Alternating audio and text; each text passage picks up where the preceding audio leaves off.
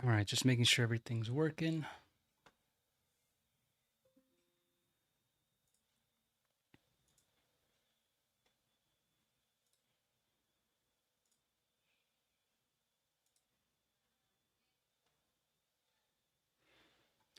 Cool. All right, I'm live. What's up, everybody?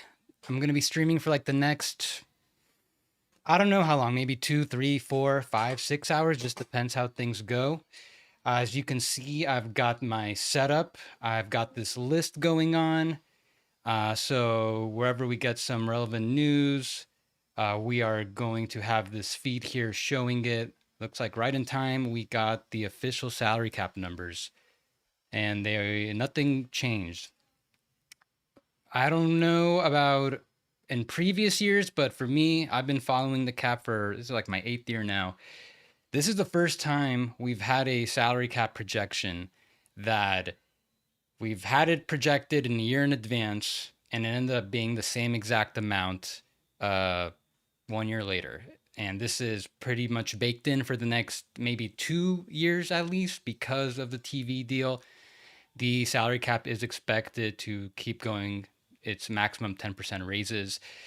So that's good for me. I don't have to do any last second changes. I don't need to update my sheets even to change a single digit. It's been nice having to be able to project exactly a year ahead. And I'm sure it's helped teams with their team building. I'm sure like for the Rockets, for example, that may have came into how they structured Jalen Green's contract, where Jalen Green and Dylan Brooks's contract works exactly so they can do this two-team trade for Kevin Durant. Like now you could really have like plan that far out ahead. So no big changes.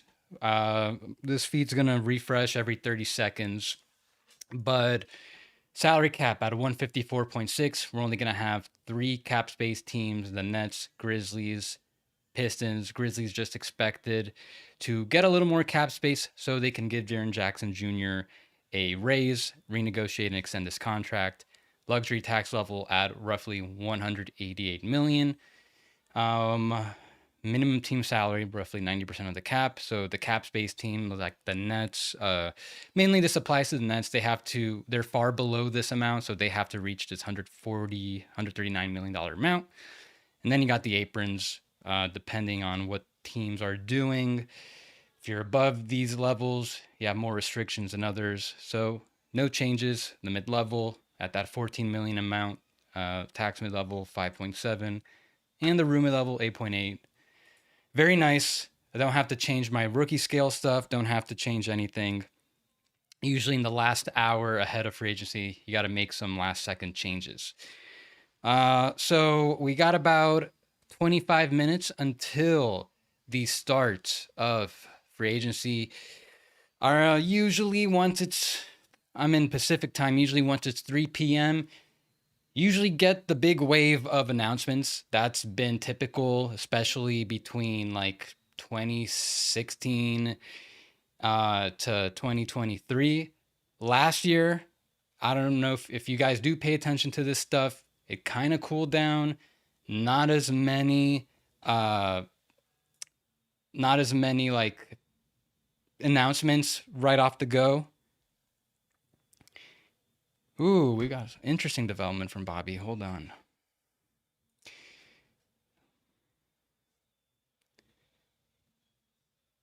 Wow. Next year's cap only expected to increase by 7%. So that's going to change what the projected max extensions would be for guys like Paolo, Chet Holmgren, Jalen Williams, and other max contracts like Devin Booker gets his max contract. That's going to change, things. So not as bad as having to change the current year. Okay, what was I talking about? I already forgot what I was talking about earlier. That threw me off. Maybe we'll come back. But in the meantime, so the way I got things set up, you guys will be able to see my sheets. And I figure might as well kind of go over every team, what to expect. Oh, yeah. Now I remember. I was just saying last year was not a rush of announcements early on. It was a little more delayed. And instead, it was like a little more paced, which was nice. let's see, maybe that'll change. Maybe we'll start to get those wave of announcements like we're used to. So Atlanta, definitely a top 5 interesting team now over the next 24 hours. They acquired Kristaps Porzingis. They traded down from 13 to 23 to select Asa Newell, and in the process got a future first-round pick, a pick that from the Pelicans that could be a lottery pick. Probably a lottery pick, more like potentially, very likely a top 4 pick.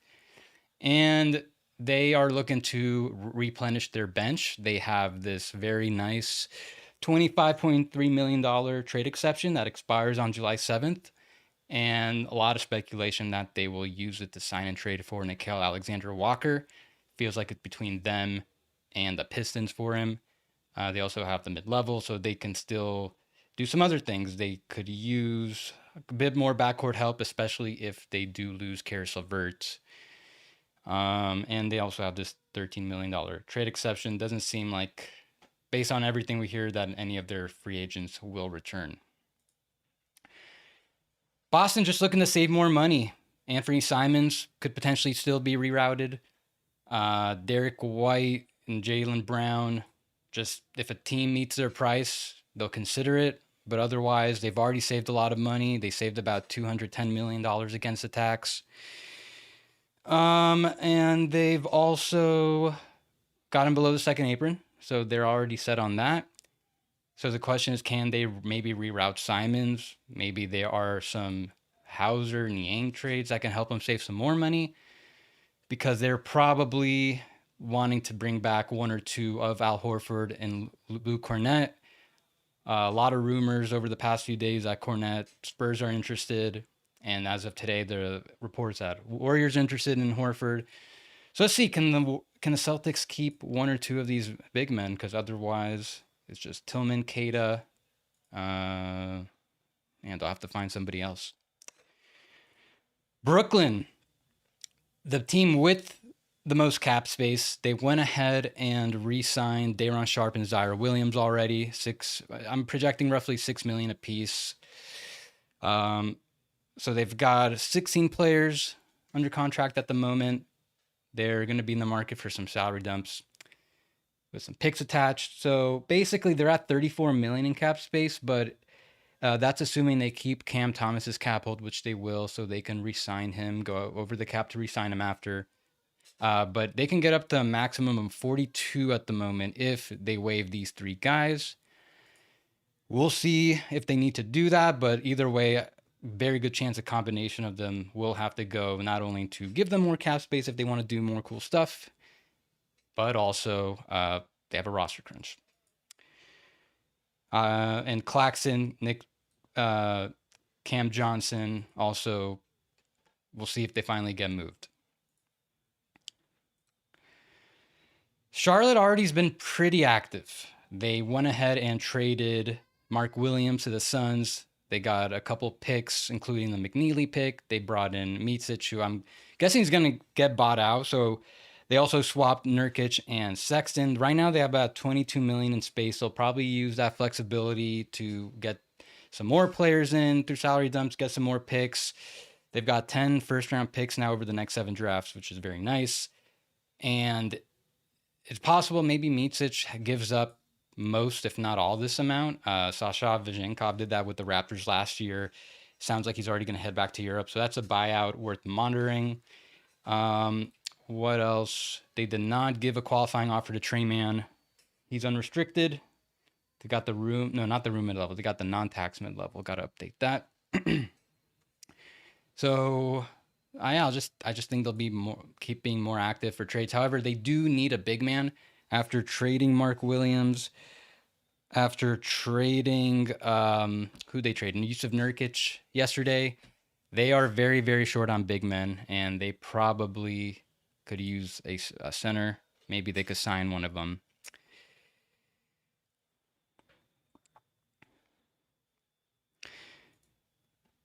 So the Bulls, I mean, I don't know what they're trying to do. They're reportedly going to bring back Trey Jones. They're probably going to bring back Josh Giddey.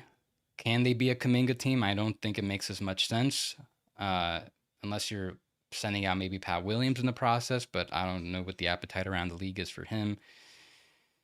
Yeah, don't have too much to say on the Bulls. Probably the most unpredictable team in the league.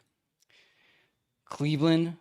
So I don't know what more to expect from them. I already have their roster projected just to get an accurate projection of what their total expenses are going to be. At a minimum, they're looking at around 390 million with Sam Merrill's contract back, with Mobley and Mitchell making their respective max salaries. Tyrese Proctor's supposed to get a rookie minimum. So I guess it's just like, do they want to save more money or not? I don't know what else they could really do. They don't really have any other free agents I could think of. So they might be done, other than like a small trade or two and some nice veteran minimum signings. Dallas, they got a lot done already. Kyrie Irving, so he is back on a $6 million discount. Took him below the second apron. Gafford's extended. They are expected. They're heavily rumored to sign D'Angelo Russell. They have enough below the second apron based on my projections to do that. The only other thing is they want to bring back Dante Exum as well. They just need to clear a roster spot for that, assuming they bring in D'Angelo Russell. Maybe that could be through Dwight Powell or Jaden Hardy, one of those guys. So, but for the most part, bigger picture stuff is done. Denver, I don't think they are really going to do anything. They could use the tax mid-level, but they have only one pick to trade. They don't have much flexibility. I feel like they are going to be pretty quiet, at least in the beginning of free agency. I'm going to answer some questions really quick. How much does Memphis have to get in cap space for a reasonable Jaren Jackson Jr. extension? So I might as well just get into Memphis already, where their situation is that they have about 3.2 million in cap space while factoring in Santi Aldama's cap hold, so they can spend all their cap space and resign it to this amount. So they're going to need to create more. A lot of reports that they're looking to shed Cole Anthony. If they do that, they would get to, what is that, 16 mil.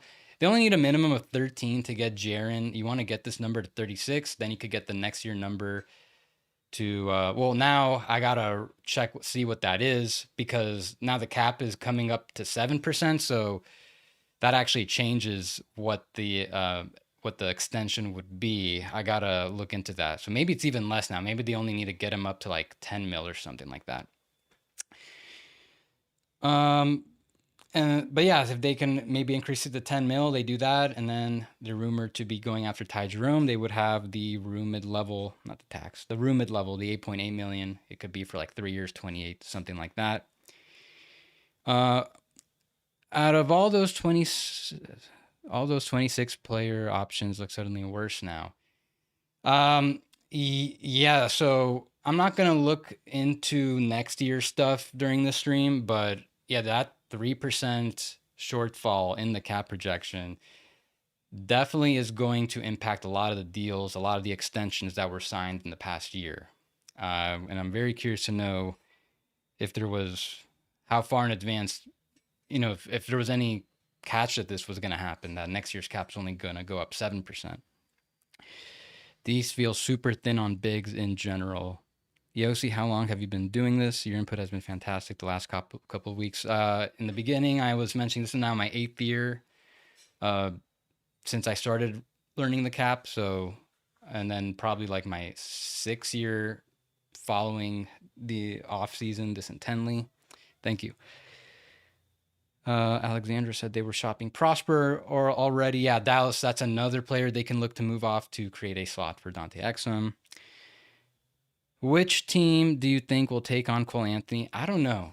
Brooklyn's the obvious one where they have the cap space, but he also makes just 13.1 that fits within the 14 million mid-level. So a team that needs a guard can take him, but it's taken a lot longer than I thought it would for them to find a taker for him. So there's clearly not much interest. We saw Colin Sexton yesterday get attached with a 2nd round pick for Nurkic. So Grizzlies might have to give up a little something to clear the space. So Detroit, sounds like Schroeder's leaving. I don't think anyone's going to touch Malik Beasley at the moment. So their plans have changed where it doesn't really make sense to re-sign their guys because, at this point, it makes more sense to do the cap space route. They can go up to 17 million at the moment. So they're going to need, it sounds like they're going to try to get a little more. How that is, we don't know exactly. Could be Fontecchio. That would get them up to 24, give them more room to bring in a couple guys they've been linked to. They can make a very big short-term offer to like Nickeil Alexander-Walker, or maybe they want to split it with LeVert and Duncan Robinson, some of the players they've been linked to recently. Yeah, I gotta like be on the feed for it to actually refresh. Let's see.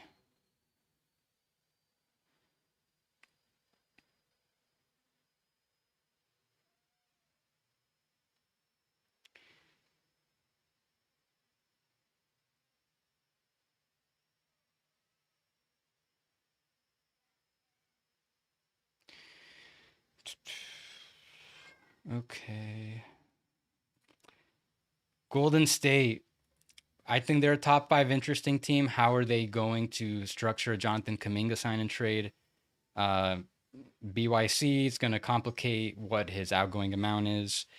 Sounds like Miami, Chicago could be interested. Can teams aggregate players and sign in trades? Yes. As long as you're not a second apron team. If you're a second apron team, you can't take back players in a sign and trade of any kind. So the goal for the Warriors, I think, is if they could combine a combination of these guys, that would let them run up their payroll up to this second apron amount. That would help them make the team as deep as possible. He's opted in. And other than that, if they bring in Al Horford as rumored to be reported, I would guess it's the tax pyramid level. That would let them exceed this amount. I think they're going to want to be able to exceed the first apron for now because they have such a top-heavy payroll. Every dollar matters right now. Is the BYC only relevant for Kuminga this offseason, or can it come into play for some other players getting signed and traded? It comes into play for any team over the salary cap. So basically just about any free agent, because the Nets, unless other than Cam Thomas, that would be the only player BYC wouldn't matter if they sign and trade him. In which case he would count up to whatever his actual salary is going to be. So if he gets signed to like a $20 million starting salary, it's not going to be a $10 million outgoing amount. He'd count as the full 20. Any guess what the Rockets are going to do with Tari Eason extension after bringing in Finney-Smith? Yeah, I don't know. That's the thing. When Sam and I discussed it yesterday, that was the big overlap where it's just a luxury to have. You're 9 deep. Might as well go into Houston. So the idea is that if they're going to bring in Dorian on the full mid-level, they can't do it as things currently stand. So presumably they cut Jock Landale, and then that would get them to enough space below the first apron to use that full amount. As far as Tari, yeah, there's a lot of overlaps between the two. I guess they're still going to try to get him on an extension that they like. Like clearly they got Jabari on a number that they view very favorably. And I think they just are going to try to see if they can extend them something nice in that set and deal with potentially having to trade him or later. Chris Haynes says he thinks Kuminga could just take the qualifying offer and bet on himself UFA next summer, obviously. What's your thoughts on that? And any player done that before? Yeah, it's been done before. But with Kuminga, what's his qualifying offer? Like 8-9 million? He could do it. I think that's going to play out for a while. I don't think we're going to get any... I'd be surprised if the Kuminga stuff resolves today or tomorrow. I know Greg Monroe did it. It worked out for him. There's a couple others who did it. Moses Brown, vet min for the Knicks. I think they're pretty set on center right now between Towns, Robinson, Porty, and if they get another one, it might be James Najee because it would be the rookie minimum, a lot more flexibility. I really think Houston need a guy who can create a little, unless Shepard is going to get real minutes. And Alexander Walker feels too good of a it. Yeah, that's another element. You bring in Dorian Finney-Smith, then you're probably taking away minutes from guys like Reed Shepard too. They don't play the same position, but still, like if Dorian's going to need to play, where those minutes are going to come from.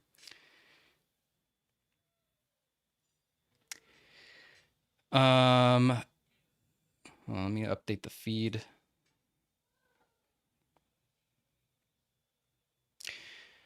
So Hornets and Josh Okogie agreed to push back his guarantee date to July 15. Okay. Alexander Walker and the Wolves need to do sign and trade. With them receiving a sizable trade exception for the future would be good for Minnesota if they can get that. Yeah, realistically, if they sign and trade him to the Hawks, let's say he gets like a $15 million starting salary, then with BYC, he's on the Wolves would only get half that, 7.5 in a trade exception. I don't know if that's ever going to get used though, because they're projected to be over the apron this year. Now with the salary cap going down, they're probably going to be over the apron next year. Honestly, I think I kind of want to see what the salary cap numbers are supposed to be. So basically, this is supposed to be the new amount for next year. I'm going to do some quick updates on this. I want to see. That's a $5 million reduction based on what the projection currently is.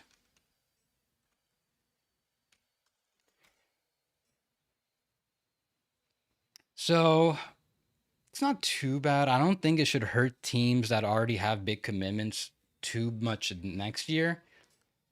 It's not like 3%, like salary cap going up to this year. But it could impact the market next year. Probably lead to more short-term deals right now. I feel like a lot of these role players that are about to sign are going to get like 1 or 2 year deals.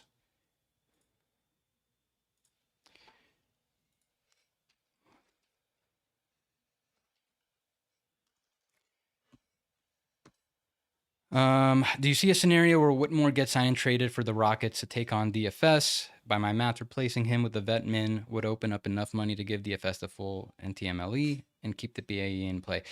The Rockets aren't going to have enough to do both, I think. And I can check. Because if you take out Jock and Whitmore, okay, you know what? They might be able to use both. Yeah, interesting. 20.7 below the first apron. So you do 14 for Dorian, then 5.1 for the BAE. Just depends who's out there for the BAE. If you can get someone good for that, then it'd be worth it. 5 minutes to go, everyone. Hawks going for wings with their TPE when 2 of their bigs usually miss at least a third of the season is kind of scary. I think the Nets are going to be the facilitator for a lot that happens in a few minutes. I think that's pretty fair to say. It feels like the Nets are going to be doing a lot of stuff. No updates. So I'm just going to chill for a second. I want to update my 26-27 spreadsheets now. Now that numbers are going much lower for next year.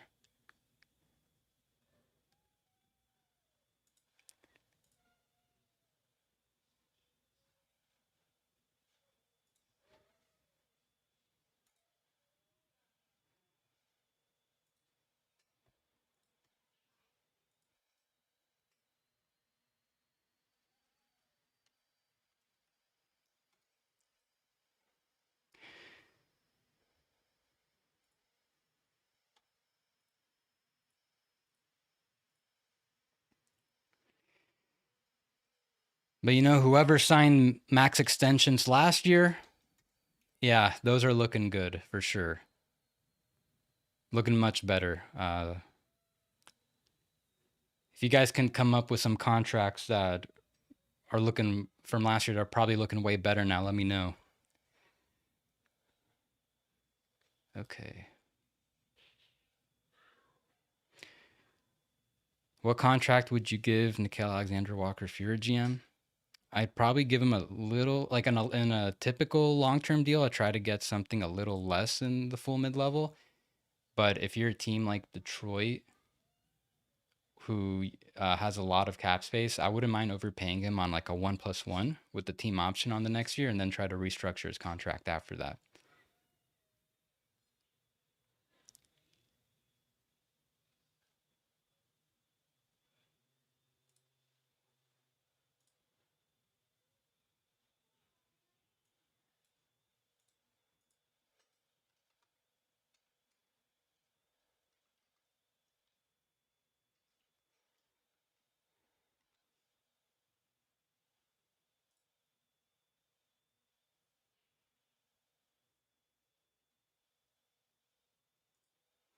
Yeah, Bam's extension. Yeah, I already wasn't liking that one. That one's looking a lot rougher now, for sure. Well, Tatum's deal, uh, because of the injury. For,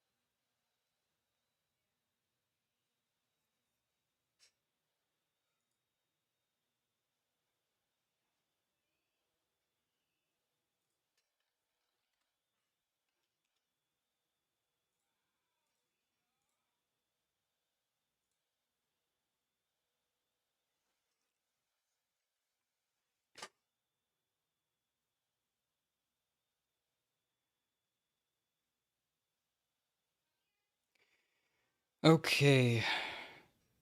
I at least know what the new max contracts are going to be. That's nice. So basically, the biggest change is for guys like Paolo, Chet, Jalen Williams. Their max amount is going to be a little less than it was projected to be. It's supposed to be like 246.6.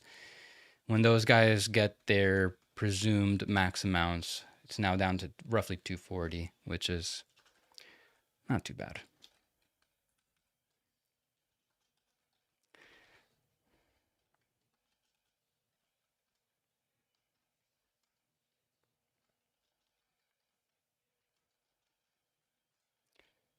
So it's now the official start of free agency. Teams can start negotiating with other players. At this point, I might have some silent lulls with news coming in, so I could try to do some of my math, put information together, and then I could present it as it happens once I have everything ready.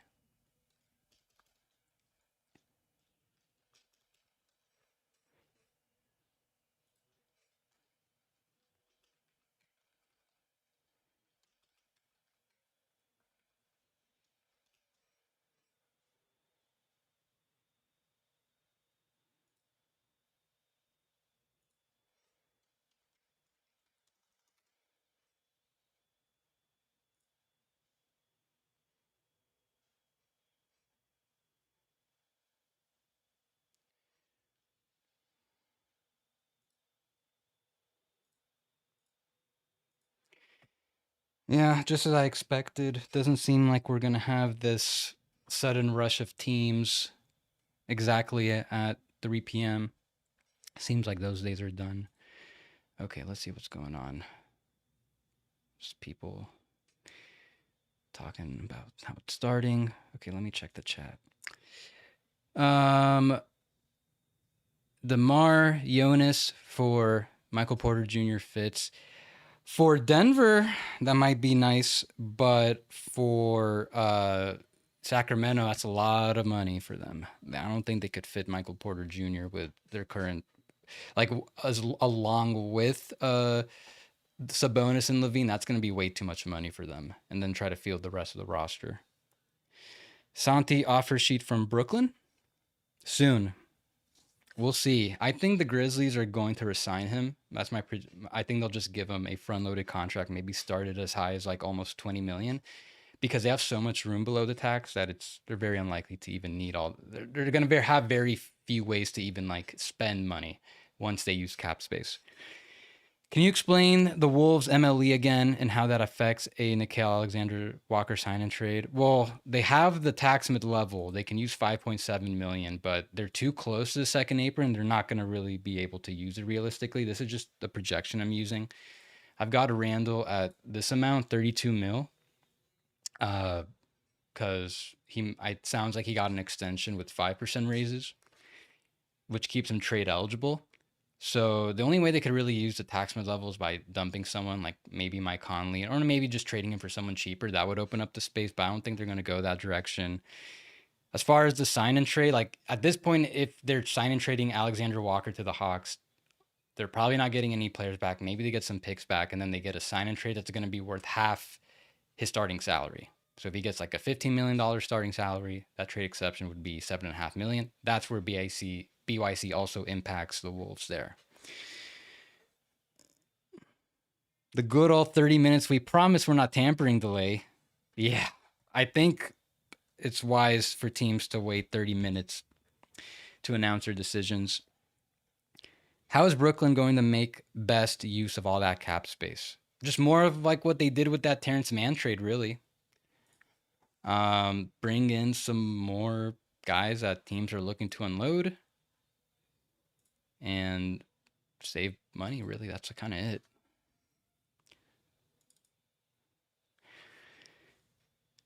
First free agency news is Jazz guaranteeing Svi Mikhailuk.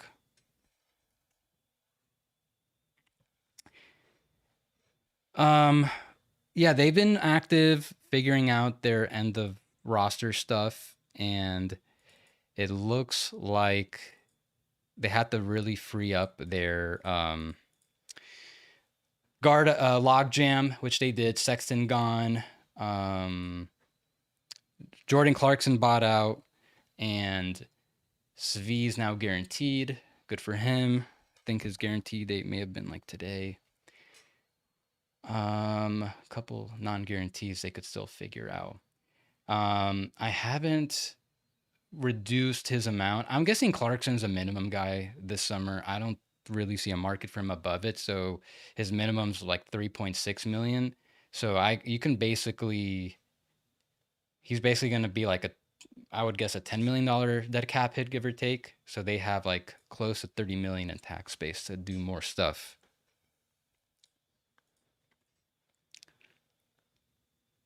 The Houston Rockets are re-signing Jeff Green and Aaron Holiday to 1 year veteran. Yeah. Kings are setting up meetings with Dennis Schroeder and Russell Westbrook.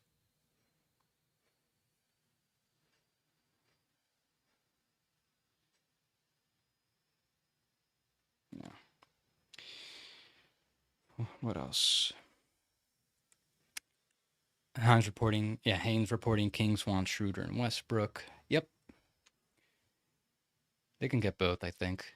Tax mid-level 1. Biannual if you need to for Westbrook.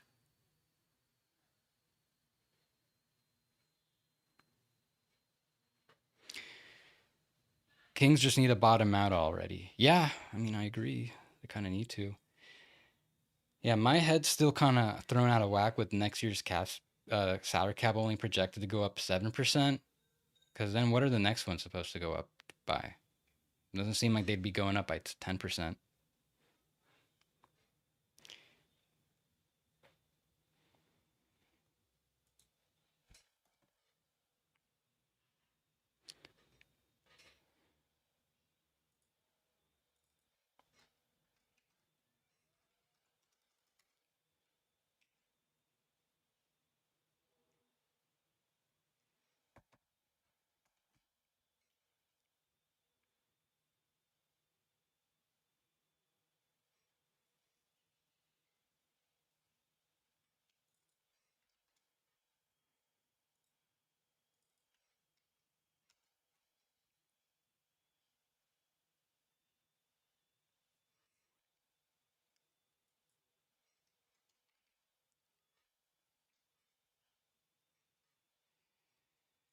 You know what it really does actually impact is 2 years from now, because next year's cap now is only it's gonna go down 5 million less than projected.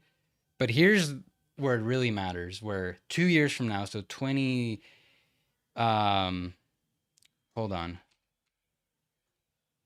Oh, hold on. Messed that up.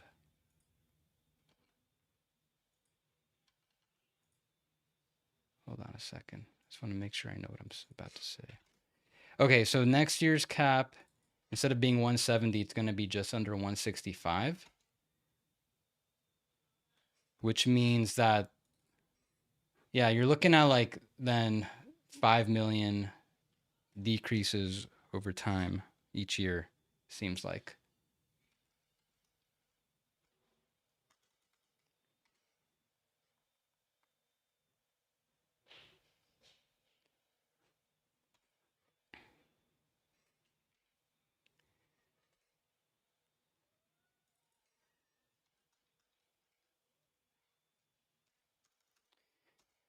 I'll breathe a sigh of relief as a Knicks fan. When Westbrook gets taken off the free agency market, palms started sweating after Ian Begley reported mutual interest. I mean, if you could get him at the minimum, I think that's fine. I would try to reserve that mid level for something different.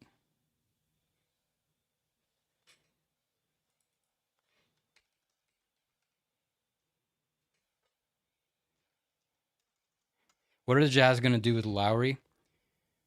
I don't know. I do know that they're probably going to do something with Collins, though, just with how fast they've acted with. Oh, wait, the feed disappeared. That's weird.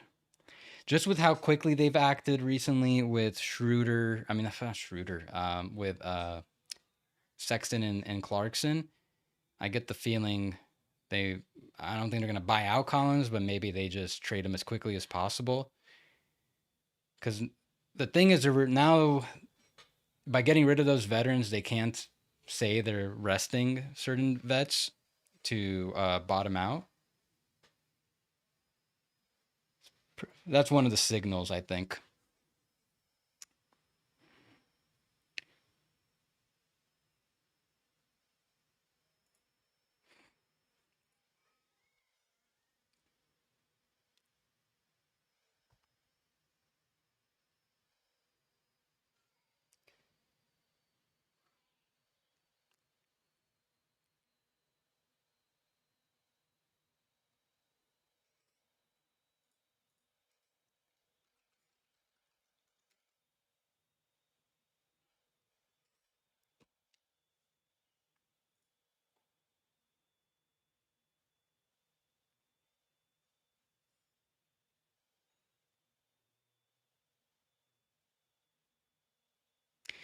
I'm praying for Rozier and a second for Collins, but I know I'm dreaming. I don't think that's dreaming. That's I if you based on what the Jazz are doing, if you can get Sexton for Nurkic, I think the Heat could very well pull off Rozier for Collins. I don't think that's far fetched at all. Cole Anthony to Brooklyn to help Memphis re-sign Triple J makes sense. Yeah, does feel like that's what could happen.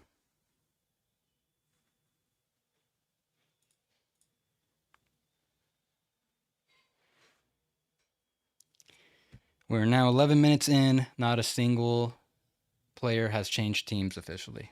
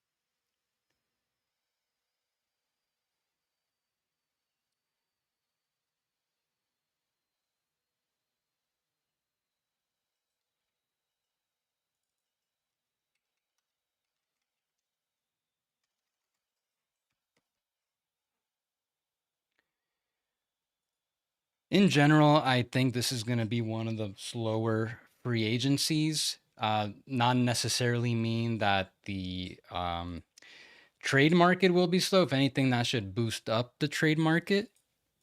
But in terms of free agents, like we're realistically looking at the best players being moved. Players like Nickel Alexander Walker, like Ty Jerome. Last year we had Paul George. A couple years ago, Jalen Brunson. I think 2023 Fred Van Vliet. Like this is the role player free agency. And I can't really recall another one quite like this.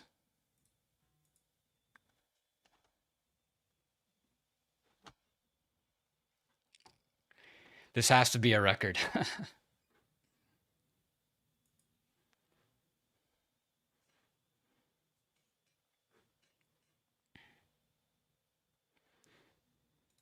I think we may have gone this long last year too without anything.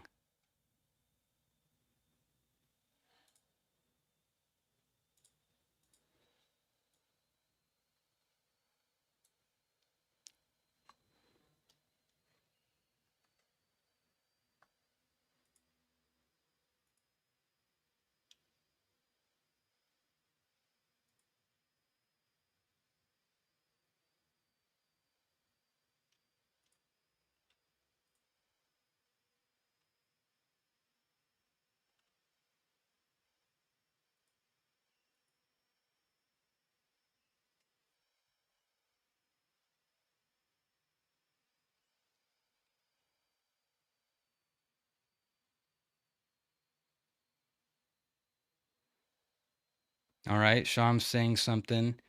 5 year, 240 million maximum renegotiation and extension. Now this is kind of tricky to know what exactly that is.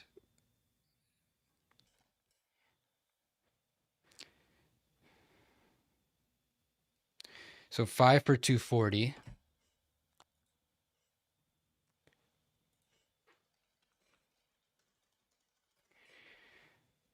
So next year's max is now slotted at to start at 49.6 for him.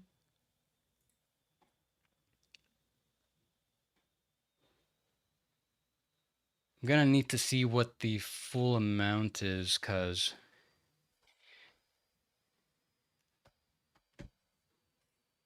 I think they could structure this where maybe they try to get his number. Um, Let me see how they could do this.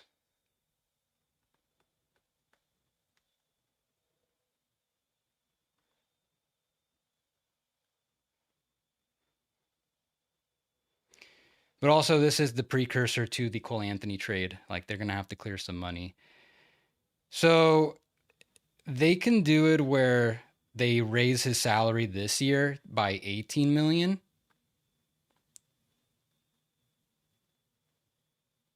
No, I'm not saying that right.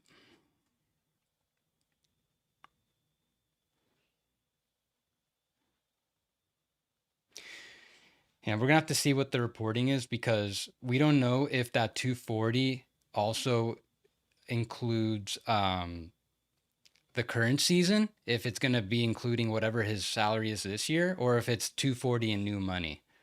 Most likely it's the former.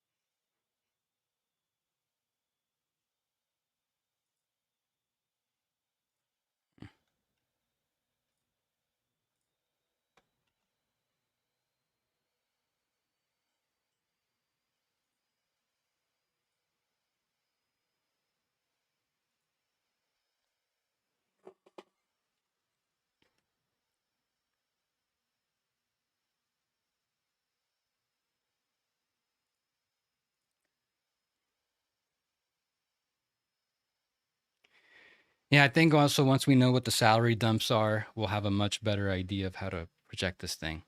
Okay, let's see. A lot of in the chat.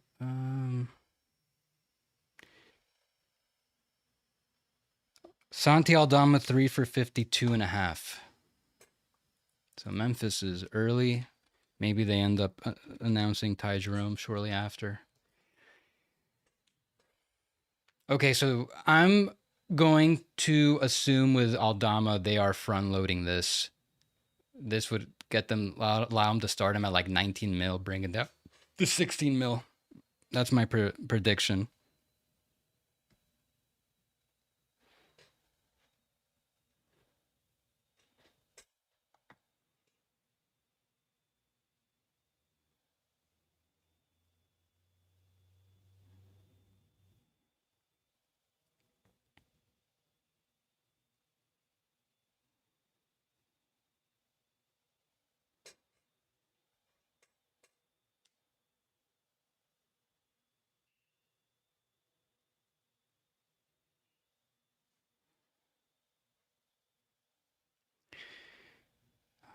Big fan of EOC. Had some cuttlefish and asparagus. That's my friend. That's an inside joke. Woj would have ran circles. Triple J 5 for 240. Says final year 29-30. With the Jaren Jackson Jr. renegotiation, what's the likelihood of LeBron being traded during the offseason? Lakers have no plan B anymore. Yeah, that was one of the only free agents for 2026.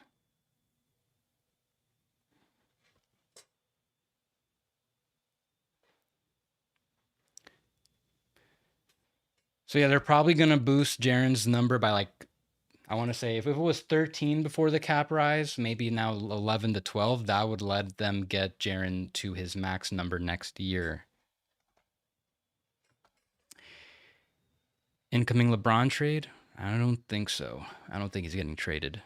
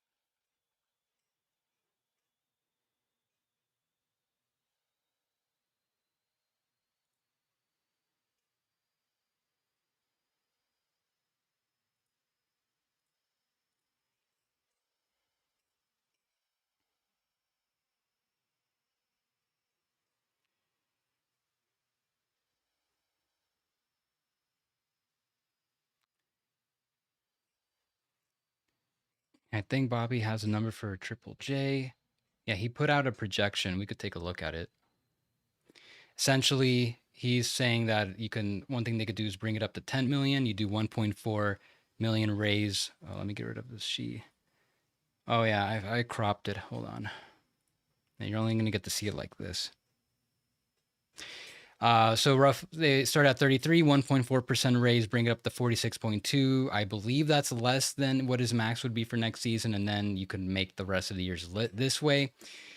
And then this would be sub max on the future years. So that'd be nice for the Grizzlies instead of getting him on the full max. If you could get him a couple percentage points before the max, this would be a pretty nice way for the Grizzlies to go about this negotiation. Instead of getting him at the minimal amount necessary cap space wise and then bringing these numbers all the way to the max.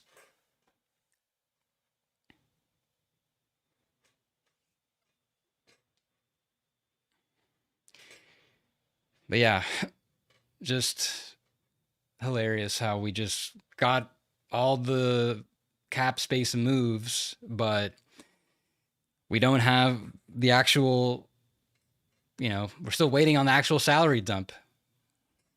How are they going to create this cap space?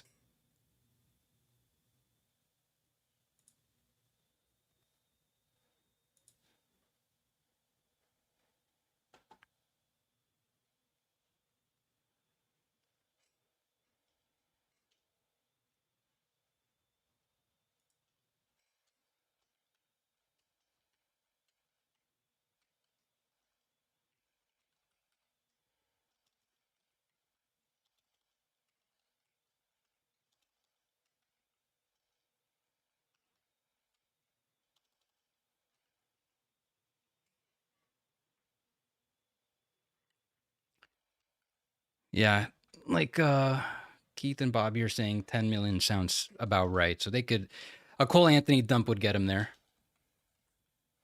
Or they could do Conchar and other smaller pieces.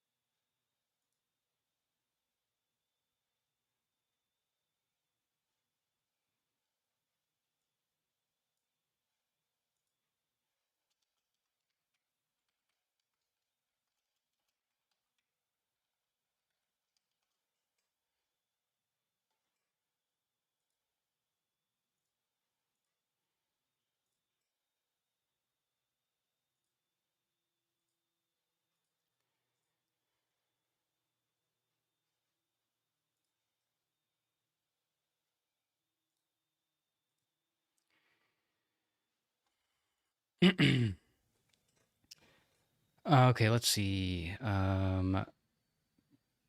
If it were Brooklyn, I feel like we'd hear about them waiving some guys by now.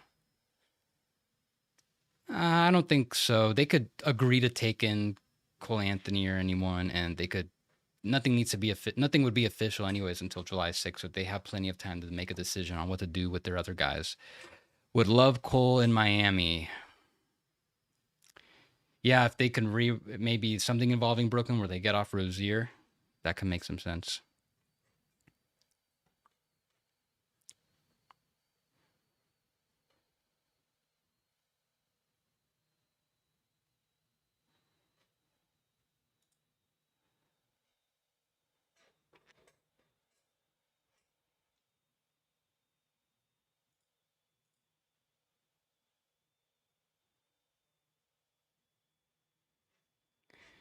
So Dorian Finney-Smith agreeing to 4-year, $53 million. That's less than the full mid-level. Nice. Pretty good value for Houston.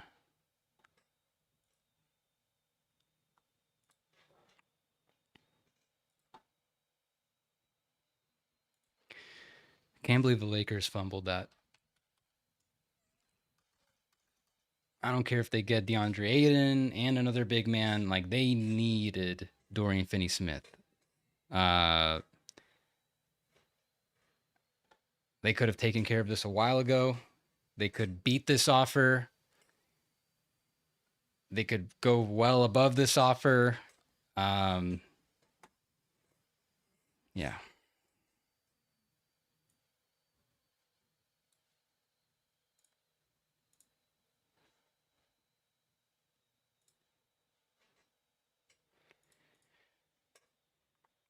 So the interesting thing about Dorian Finney-Smith joining the Rockets would be that, yeah, this presumably is going to go into the mid-level, but they could structure it where it's a sign and trade in the end.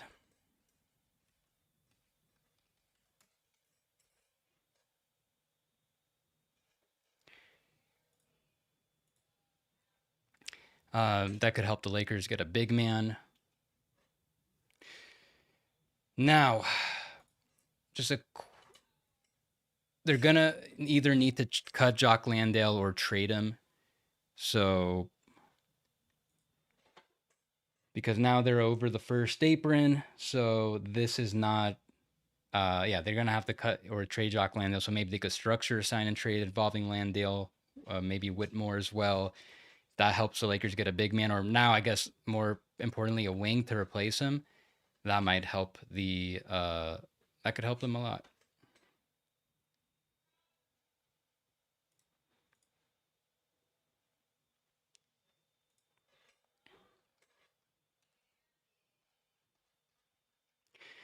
And now the Rockets are going to be in the tax. They're just within the first two levels, so their tax penalty is not that much higher than this amount, that 11 million.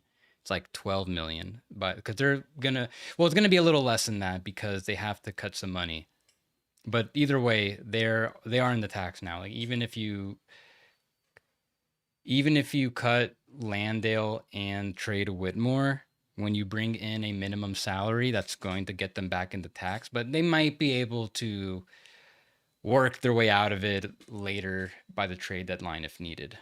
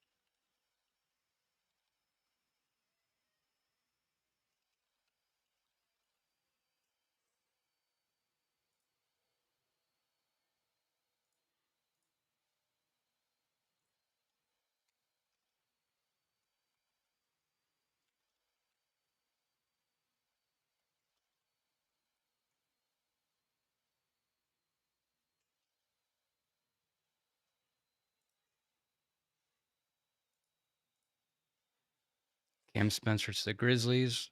Grizzlies off season's like almost done, it seems.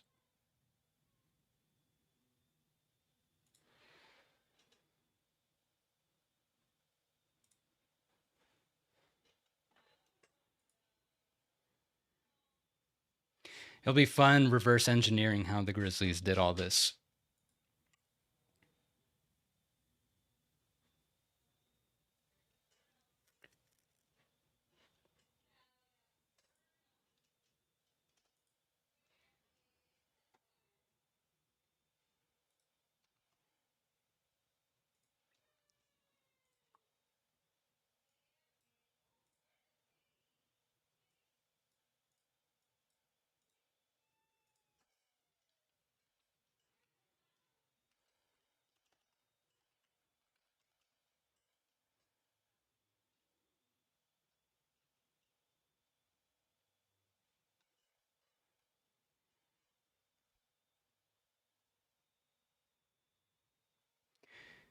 And Rockets will have some mid-level left. They'll have about like 1.8 million of their mid-level after this.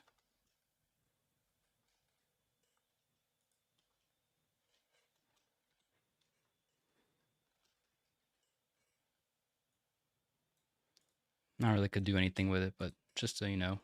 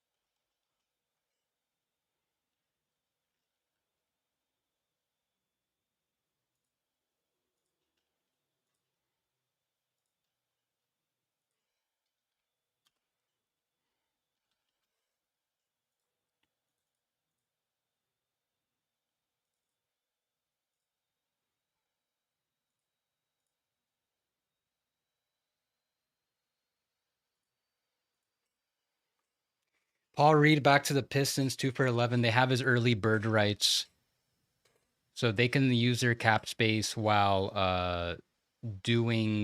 while doing that later with his minimum cap hold. That'll be another nice, fun one to reverse engineer.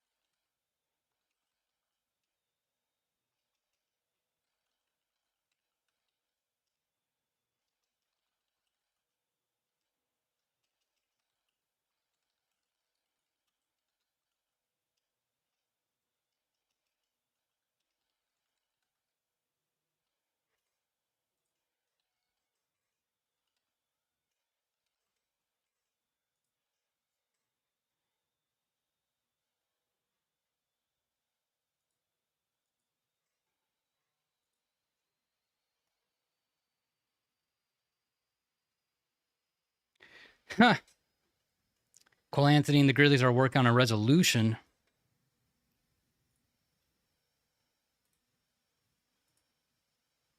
It's interesting way to phrase it.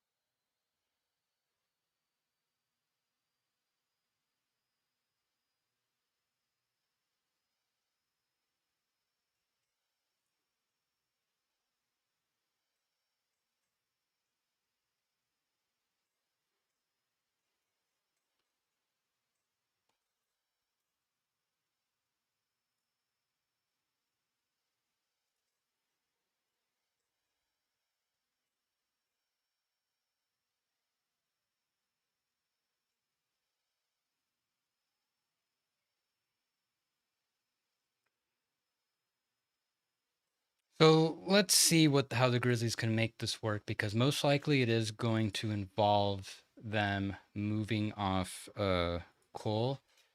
So if they get off of him, actually, let me go through the chat first. Wonder what Luca is thinking right now. Yeah, this is buddy. Houston is still third largest city in county, so doesn't necessarily mean country. But could have played into it. Lakers kind of have nothing and are gonna have to pay Reeves $35 million next year. Did you cash Paul Reeves 11, 2 for 11? Yeah, actually, I think I gave that exact contract with the in my Pistons mock off season, 2 for 11. I'm pretty sure that's exactly what I said they should do. Because the early bird can start him at what is it?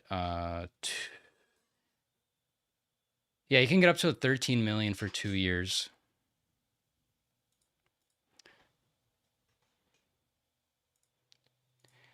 The biggest thing, though, is that it pretty much confirms that they're going to keep his cap hold on the book, so that takes away from their cap space a little bit.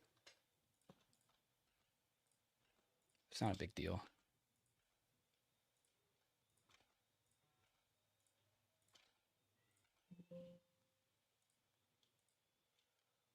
Whoa, whoops.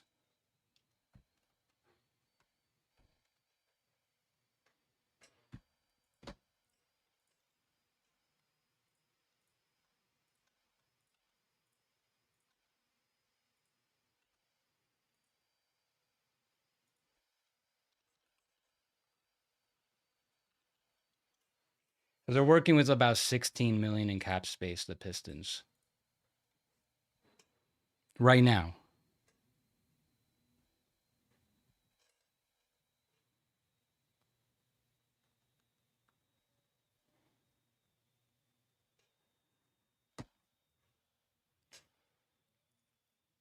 So just so you guys get an idea of how the Pistons are doing this, they'll have their 10 guys under contract. They're going to keep Paul Reed's cap hold. So this is how much they're working with right now. So they could spend this much and then go over the cap to re-sign Paul Reed to that contract that they just gave him.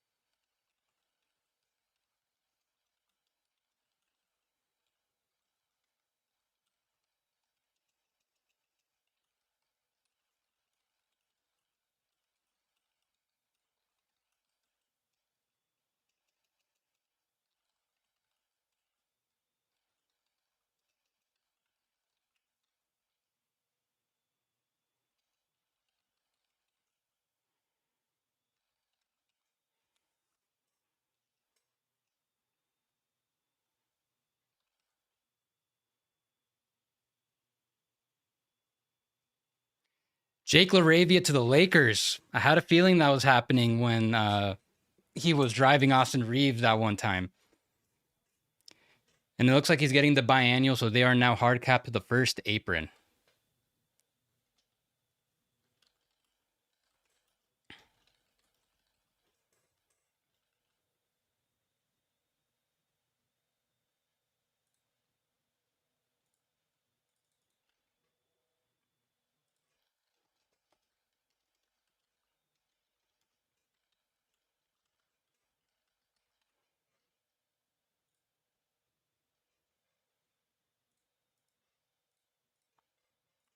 Yeah, so Lakers, let's see.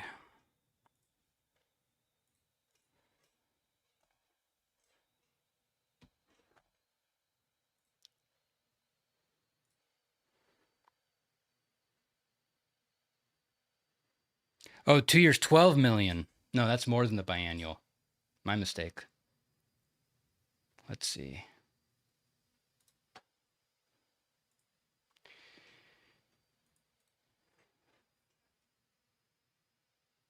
Yeah, that's like the taxpayer basically. So they wouldn't. Hold on. What? Let's see what they're saying again. 2 year, $12 million.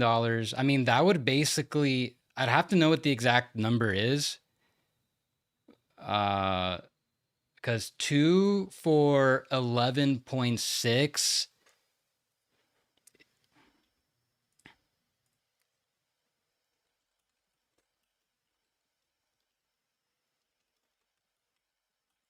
Yeah, I think this is a bit more than the tax mid level.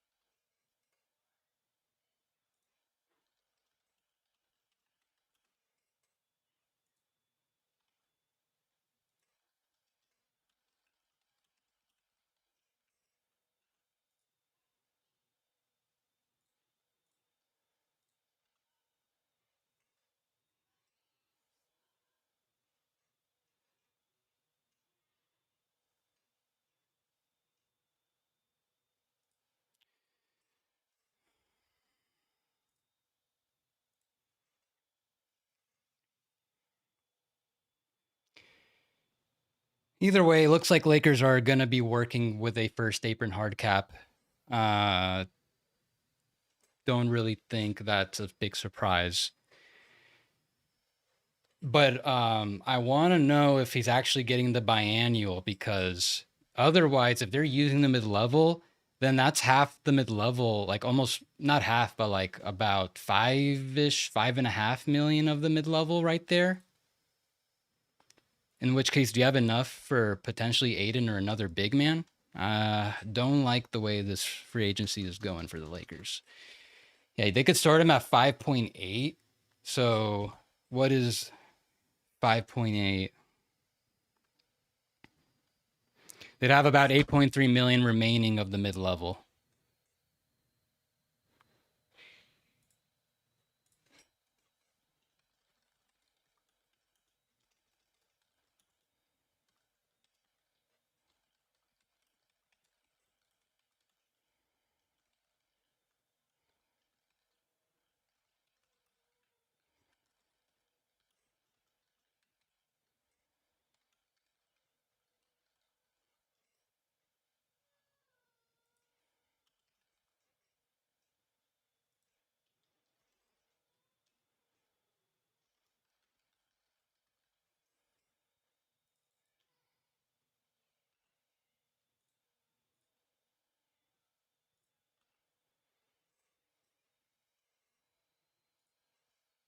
I'm gonna try to find out how exactly this went.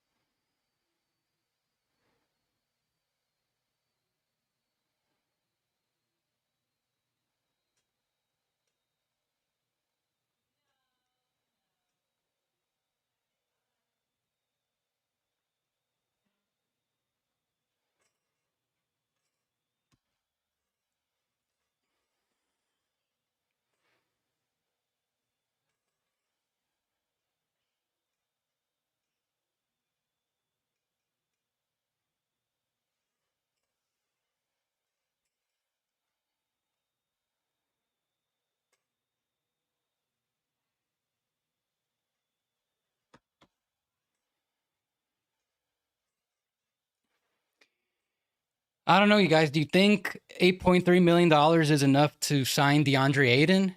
He did give back 10 million, so at this point, it's more about the opportunity.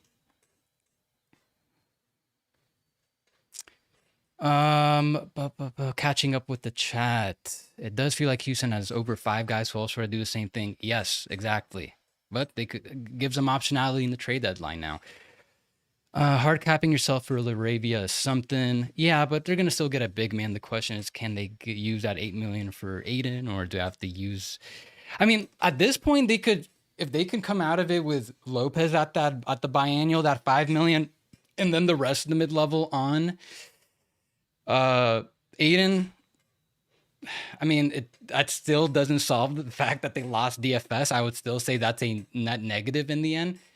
But as far as like figuring out their bigs, getting a shooter, hey, now trading Dalton Connect is a lot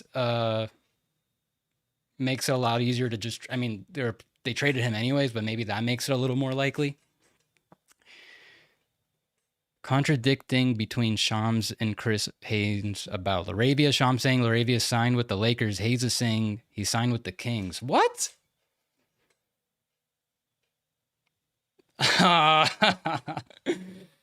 Oh, damn. If you know, you know. Yeah, I mean, it looks like he deleted. No, it's still there. Oh, no, he fixed it. Lakers. Okay. But there's that Kings Photoshop. Oh, boy. All right. Feels like Lakers are going to get Brook Lopez then. Splitting the MLE between him and Laravia feels doable.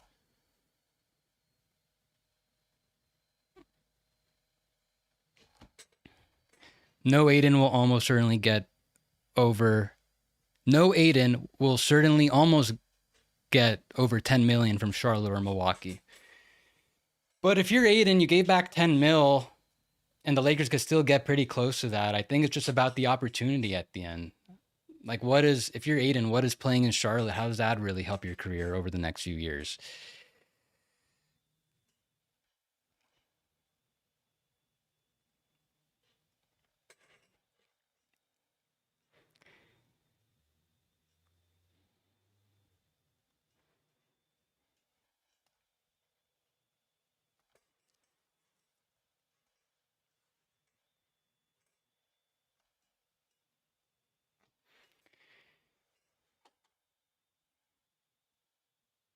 What's the value of a package with Connect and Vanderbilt in a trade?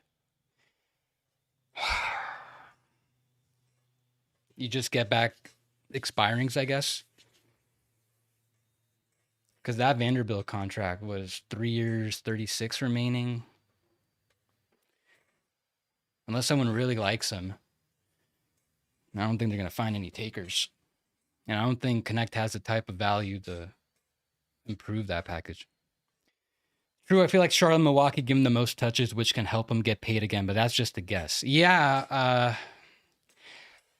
I don't know. I think he needs to be going. He needs to go back to a high stakes situation like the Lakers, like a playoff situation, uh, because the bar was so high when he played with Phoenix. They went to the finals. He was so good with them.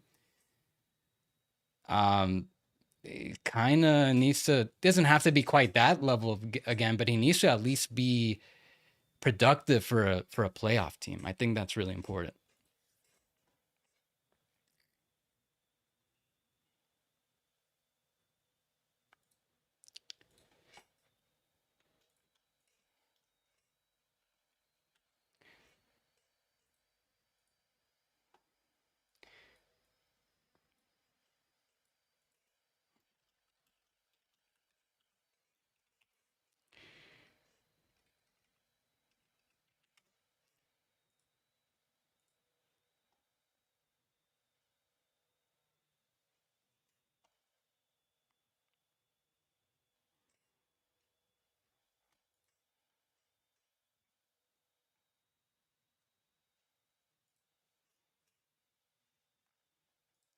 So the Lakers are at 12 players now.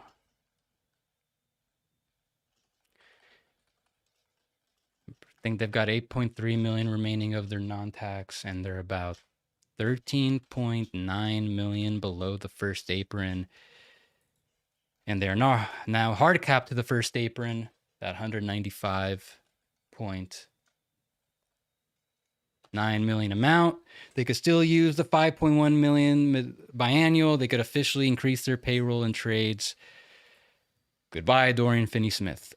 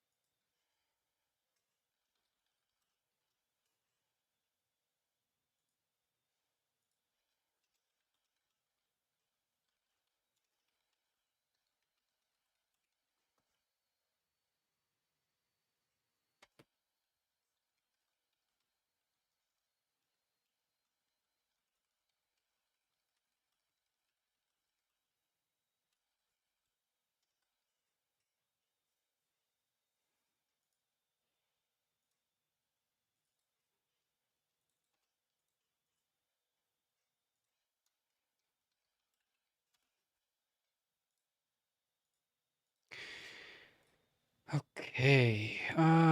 Let's see. The Bulls or Blazers, they feel like defensive wing. Oh, you're talking about Connect and Vanderbilt. The Bulls. Honestly, I did kind of think about the Bulls as a team that might overvalue Vanderbilt. Maybe they would just go ahead and do it. Um, they could they could acquire both with their trade exception. They could just straight up acquire Vanderbilt and Connect, but then what do the Lakers get back? I'm not sure. It wouldn't be that much. But real quick, here's a Lakers situation now. I put Laravia with this projection. If it is exactly 2 for 12, Lakers are probably going to give him the 5% max raises, which would start him as low as this. They're going to want to get that number as low as possible. This is slightly more than what the Kings could have offered him, which would have been like a $5.1 million salary.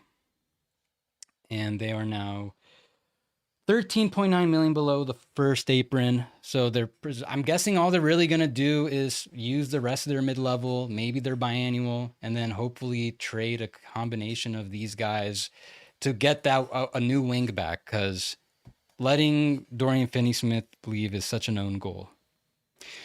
Trey Jones, 3 years, 24 million with the Bulls.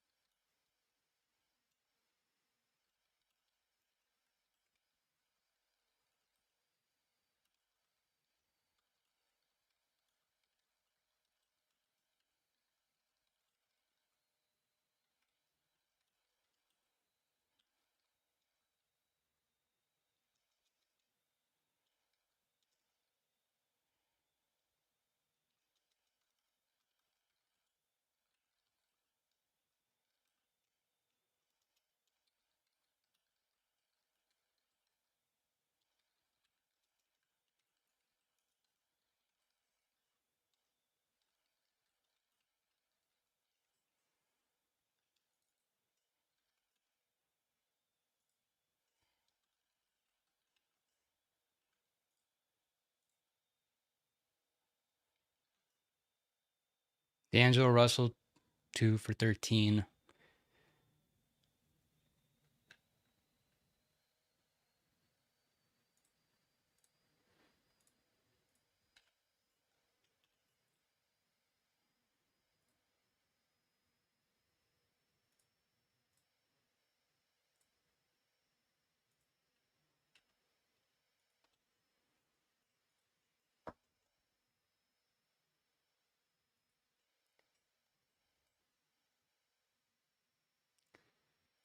Uh, I don't think it's actually 2 for 13. I think it's something a little less than that. Yeah, these guys. Okay, you know what? These guys are juicing numbers. I don't like this. The taxpayer is 2 for 11.7. I don't like what these agents are doing. I'm on to you guys.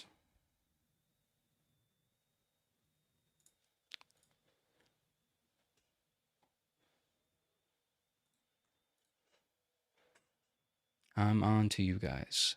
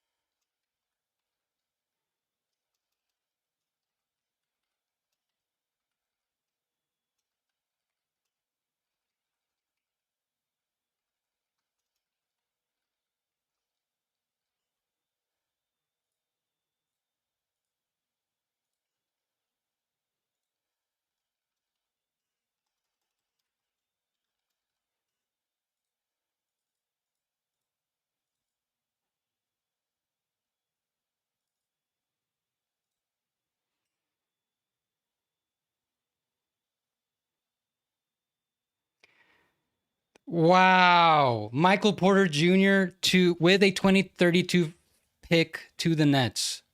Unbelievable. I came up with that trade. I was thinking of doing it for my mock off season for the Nuggets. I just didn't want to do it in the end. I didn't think they would end up doing something like that. Ugh. Well, my big prediction is wrong. I thought the Nuggets would do nothing. And there you go. They ended up doing something crazy. This is going to save them a ton of money. A lot of money. I'll look at it in a second.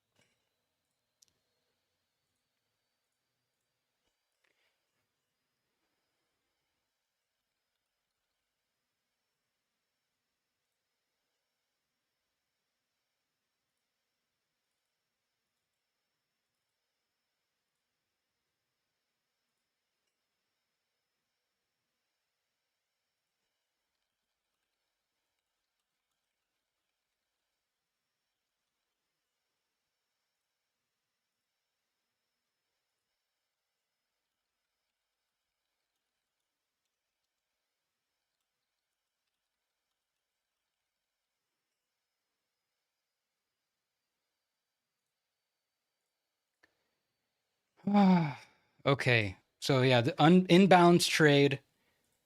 But so what are we doing here? Uh, so we're talking about Cam Johnson. He's got all these incentives.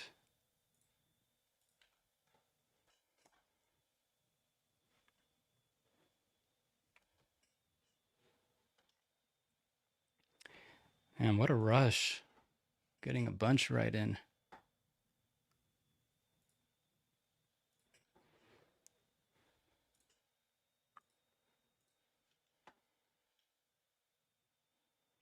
Okay, I'm gonna actually go over this Ty Jerome deal really quickly because I already have something ready on that.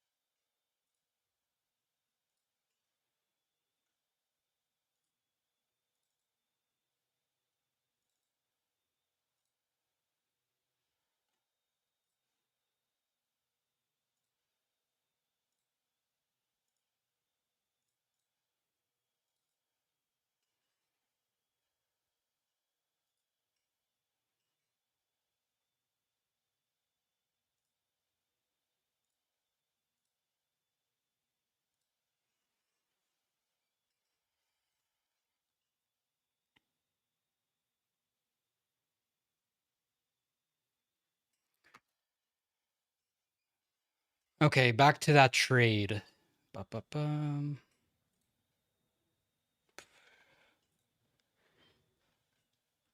Okay, where am I? Where am I? Cam Johnson.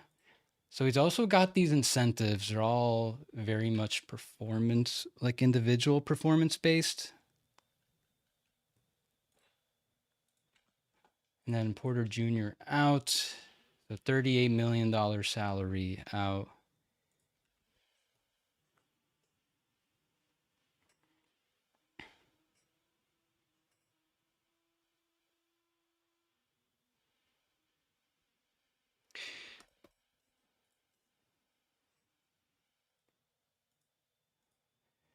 He's got a playoff bonus, so that's going to increase his salary.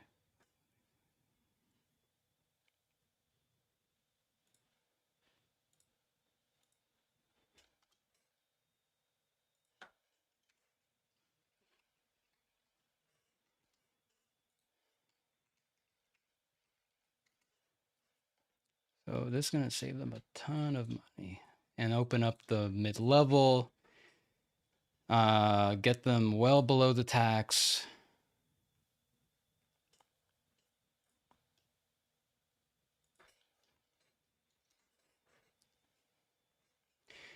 Yeah, they reduced their penalty by 25 million. They saved $40 million in this deal. But let's see if they actually use the flexibility to do something else. Kevin Porter, back to the Bucks, whatever.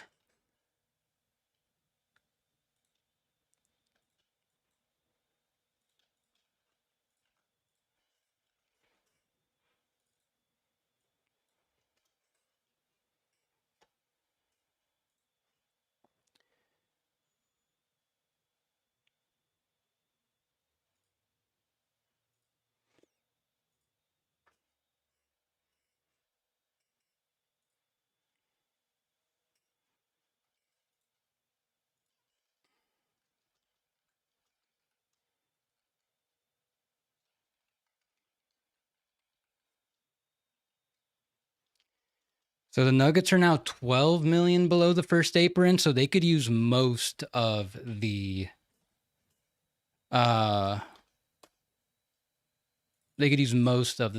the mid-level exception.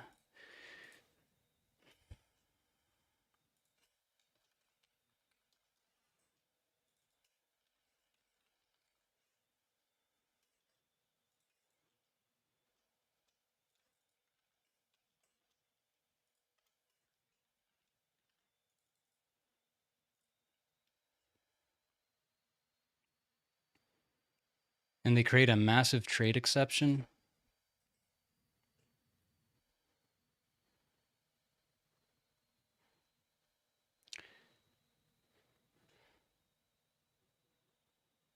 $16.8 million trade exception for the Nuggets.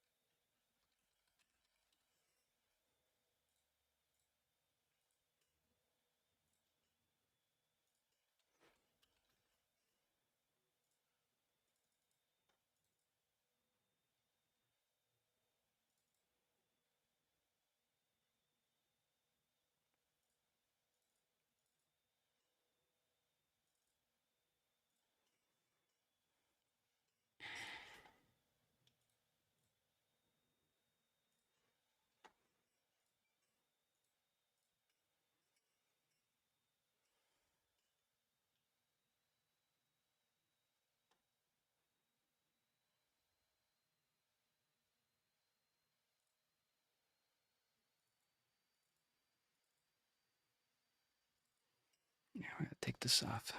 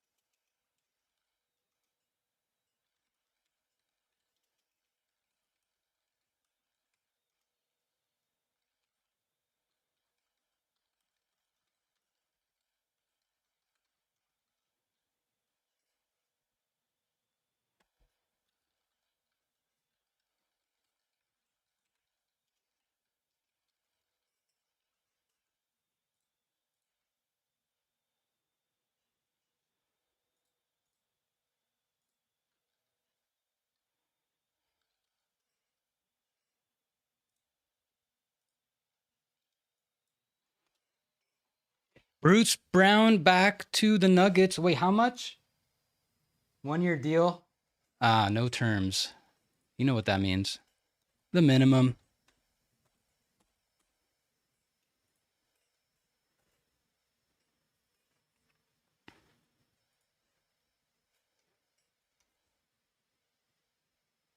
Oh.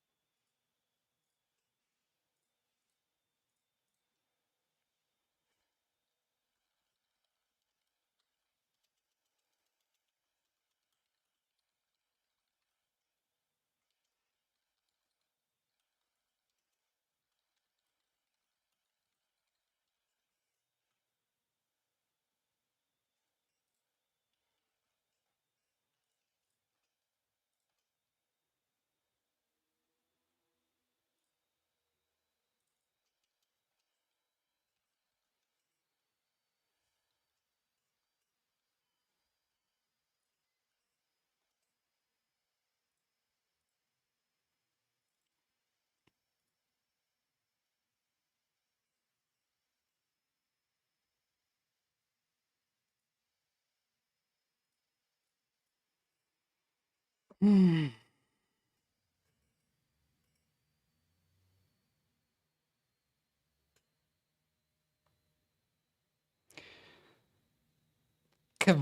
Looney, 2 for 16 with the Pelicans. Good for him.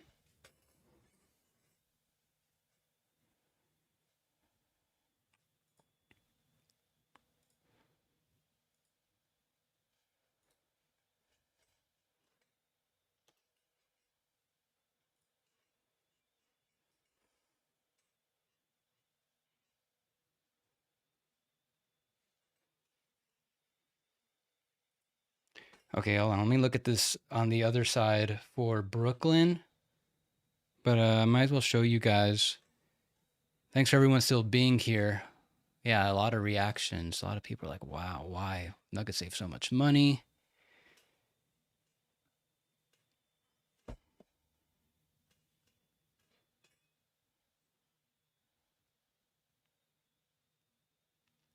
Just checking the chat. Okay, so Denver. Cam Johnson has a slightly adjusted salary now because he's getting his playoff bonus deemed likely. They are now 8.7 million below the tax. I think they'll end up paying some tax. If they don't pay tax, I think Nuggets fans should feel pretty underwhelmed. But they are now below the first apron, so they could use a good portion of their mid-level. Oh, but you know what? They're signing Bruce Brown, presumably to the minimum.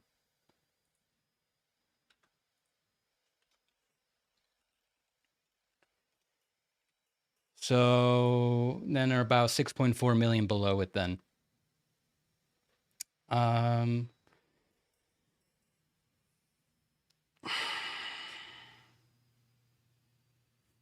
I don't know. I'm just worried that this flexibility is just going to amount to nothing. Now, this 2032 first round pick was pretty much the last thing the Nuggets had left to trade. A lot to give up to get off Porter's 2 years remaining 60 something million and get Cam Johnson, who, you know, he's better. I think he'll look a lot better next to Jokic, but makes a lot less. I think that contract descends for another year. Okay, I'm gonna process it for the Nets. Let's see how many cap space they have left.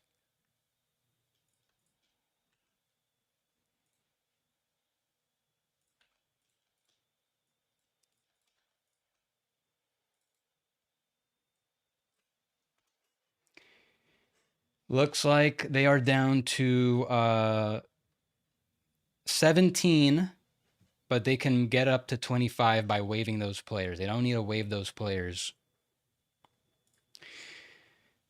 Yeah, I put in Porter. Oh, let me get rid of those Johnson incentives. So, yeah, the way I got it, basically the best way to think about it is this is just if the absolute maximum amount they're doing based on keeping Cam Thomas and also waiving these guys. But otherwise, you can cut out what 8 million from this. So they're looking at roughly 17 million in cap space if they cut these guys closer to 25 while being able to re-sign Cam Thomas.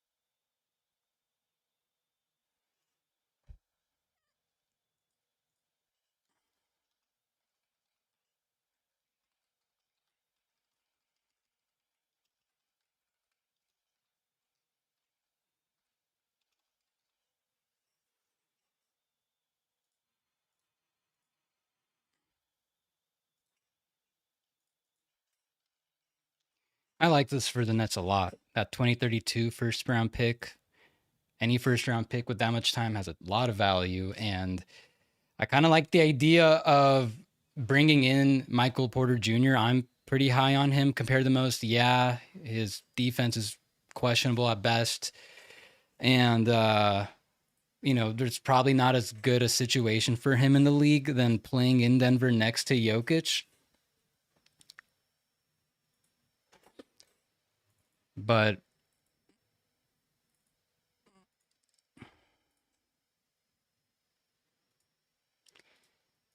I kind of like it for the Nets where they have now an opportunity to, what's the word? Rehabilitate him, his value.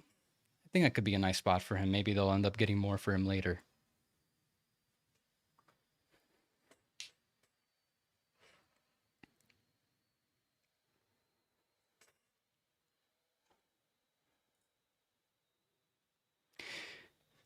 I wonder if Denver used the MLE on a big or a shooter. Kennard and Robinson would be so good with Jokic. Ooh, you mean Duncan Robinson? Yeah, Duncan Robinson and Jokic. That'd be pretty cool. Now we know Denver's serious. Look at OKC. They're coming for the jugular. I think again, I'm afraid this trade just going to amount to saving a bunch of money and getting below the tax. Like very Bucks-esque. Like we'll see if they end up doing something with this flexibility. But the thing is, they don't have any more picks to trade. I think they only have 1 second round pick to trade. This was one of their last bullets and they did it. So I'm afraid this might mainly just amount to saving money, getting some flexibility, getting below the tax. Maybe they can get like a Luke Kennard or Duncan Robinson type, but I don't even think that's really putting them over OKC. Can the Nuggets sign Nickeil Alexander-Walker with their mid-level? No, it's not going to be enough. Okay, Luke Cornett, 4 for 41 with the Spurs. So that's going to be a good chunk of their mid-level.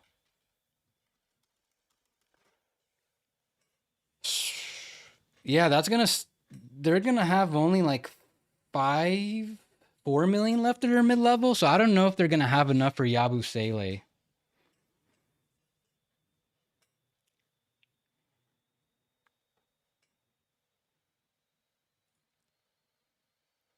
I know they were trying to get both, but unless he's going to take like the biannual at this point, don't think they'll be able to get him. But damn, that is one center gone for the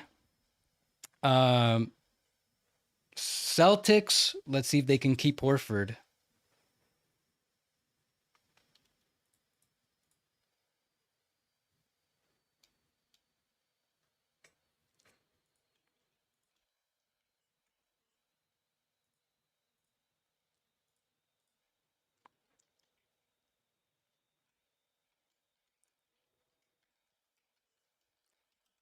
I would guess.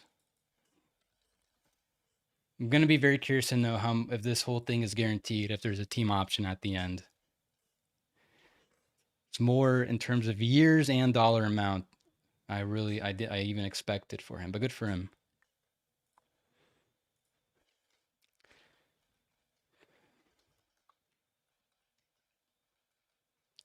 Spurs still have a lot of flexibility, about 17.8 below the tax.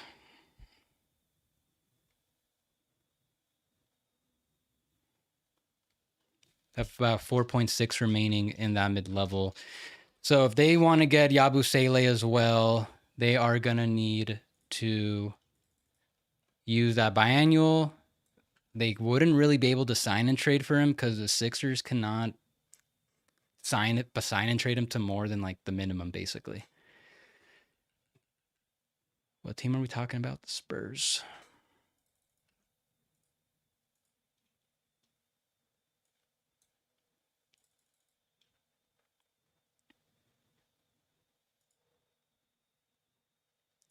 And the Spurs are now hard capped to the first apron, but that's not going to matter. They're not going to exceed the tax anyways.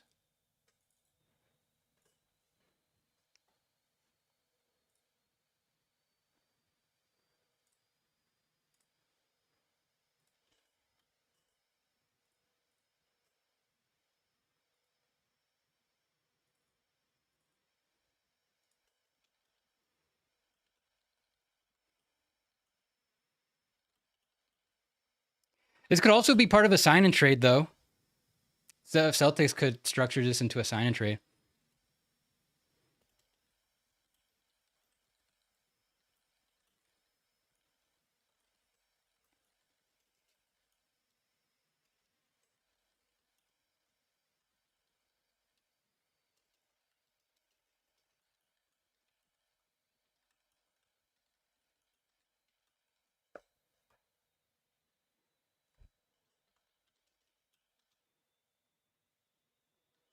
Clint Capella, 3 for 21.5 with Rockets. Okay, I'm going to look at that in a sec, see how they're going to do that, because that could be a sign and trade as well.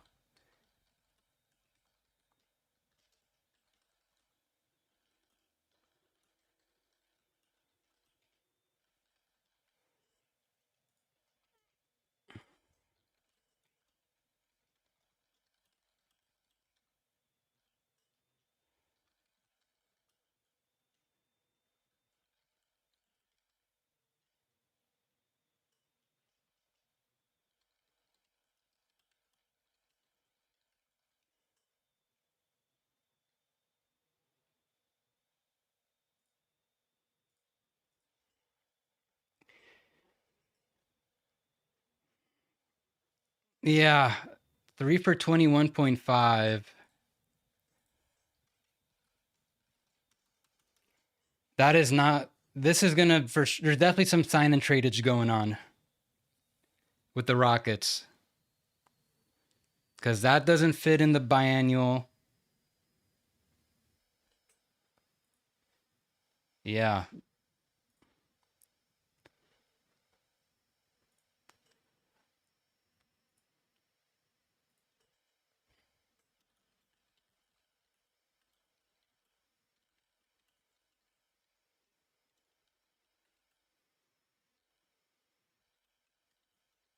Clint Capella back to the Rockets. I didn't even realize that.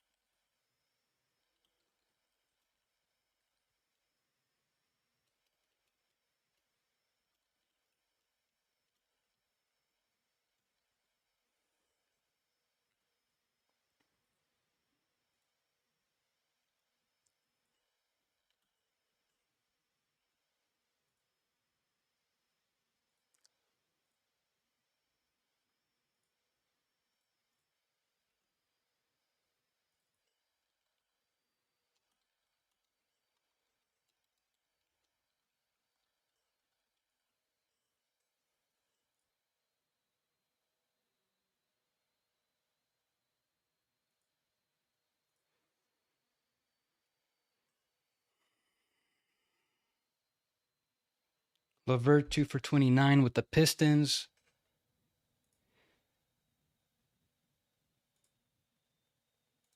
God, there's just so much to reverse engineer now. I want to know what's going on with the Grizzlies, what they're gonna do with Cole Anthony, and how are the Rockets gonna structure this? Probably means Clint Capella, Jock Landale.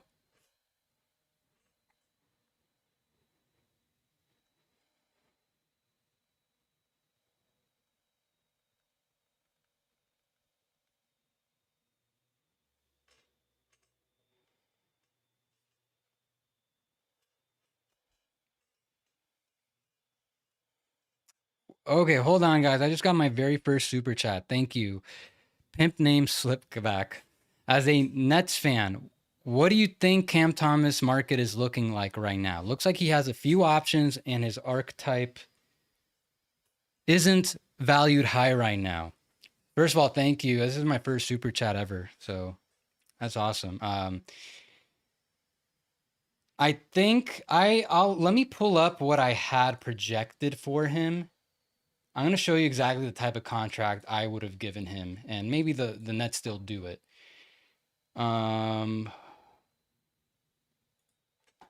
Let's see.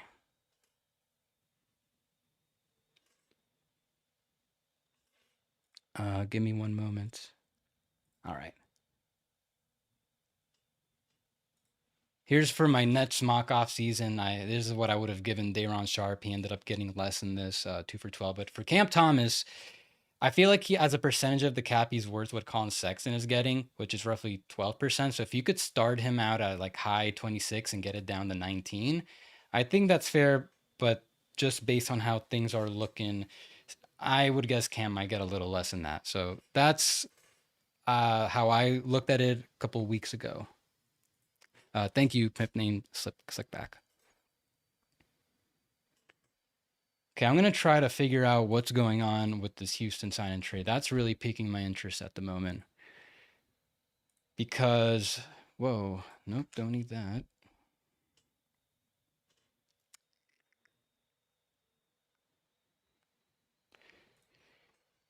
Let's see. So I'm gonna just put what Capella's numbers would be. I'm gonna remove. Okay, so Capella can start as low as 6.9.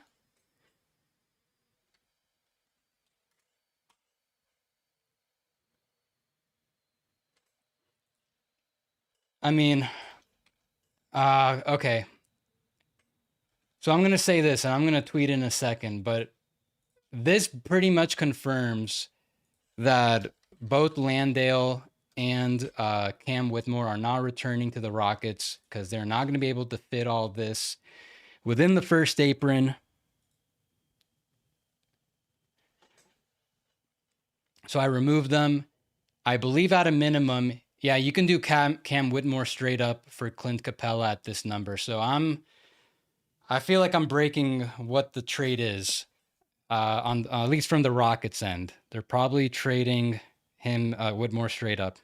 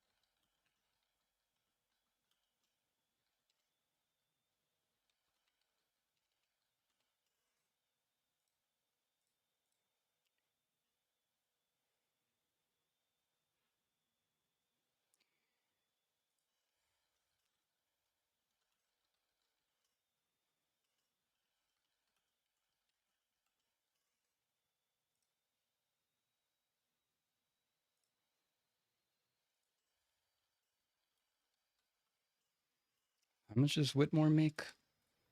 Ba, ba, ba.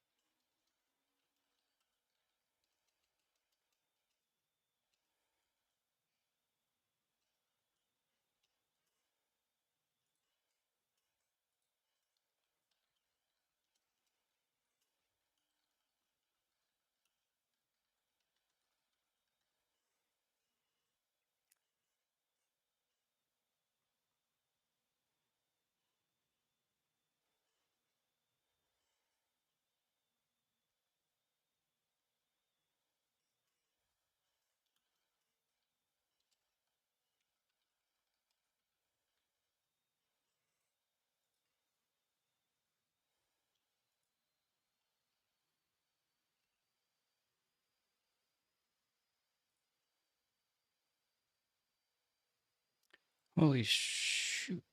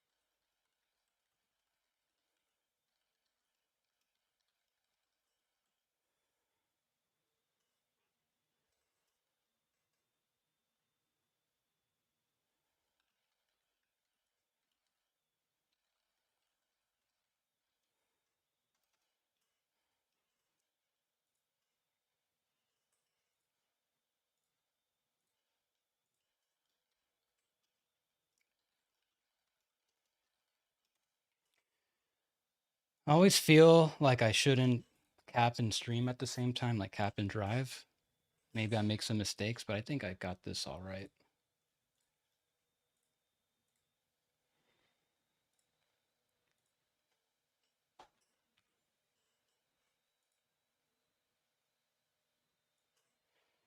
Just want to thank the Rockets for having such an interesting offseason. I've really enjoyed what they've done.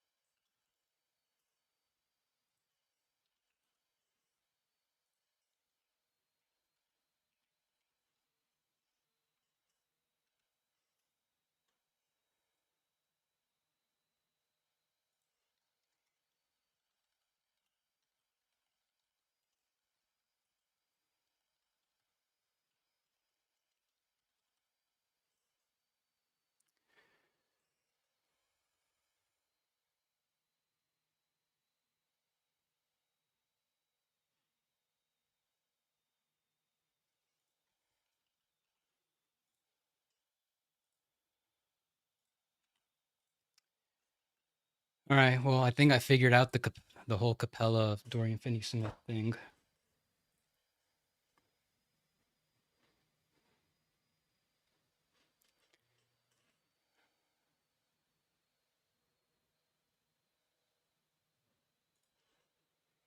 Okay. Sorry for neglecting you guys. I'm just trying to figure this out. But what do you guys think of this roster the Rockets just put together? Wow. Team is loaded. Like, this is a top 10. I already went ahead and took out Green and Cam Whitmore and Jock Landale because that's just what's probably going to happen at this point.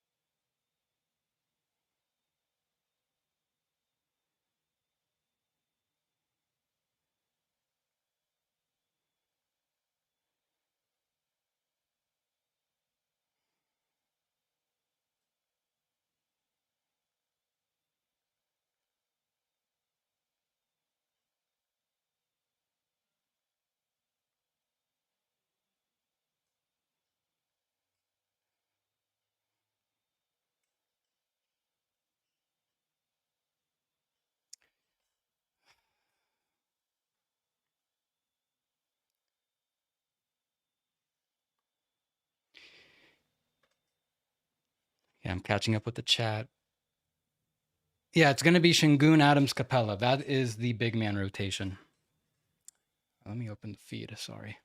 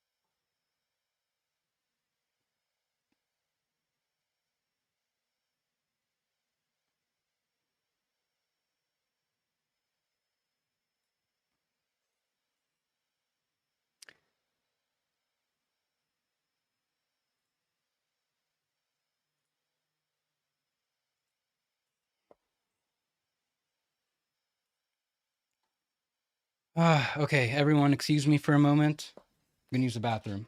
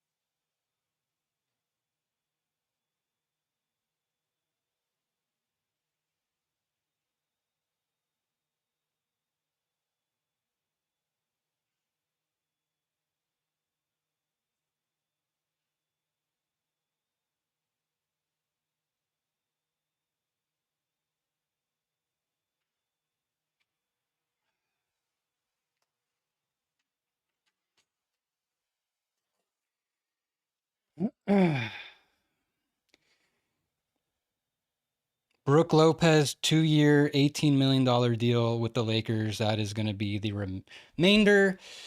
Oh, Clippers. Whoa. Never mind. Oh, almost put him on the Lakers on my sheet. That would have been a huge waste of time.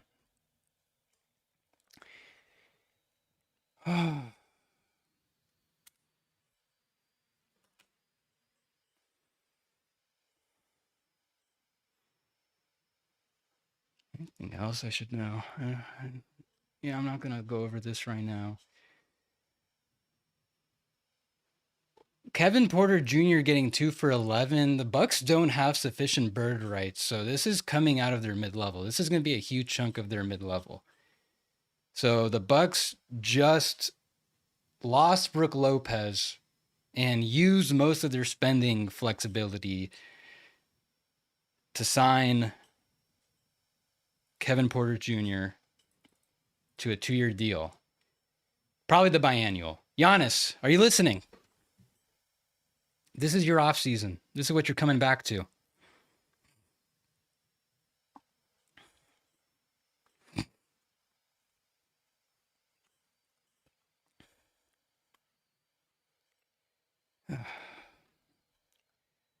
So Brooke Lopez, just instant thought, that's probably bye-bye Drew Eubanks.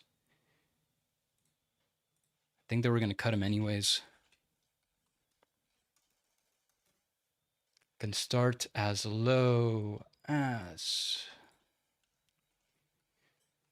8.9, which they probably do. Probably yet another I would think if you are a Lakers fan, you're feeling good that Brook Lopez isn't coming. It might just add more smoke to the possibility that DeAndre Ayton is coming. At the same time, if they somehow don't get DeAndre Ayton, you gotta be then that's not good. First apron hard cap for the Clippers.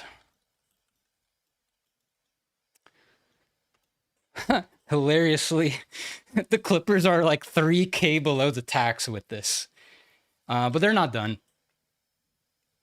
They'll probably do some other stuff. They don't have the biannual. They still have some of their mid-level left.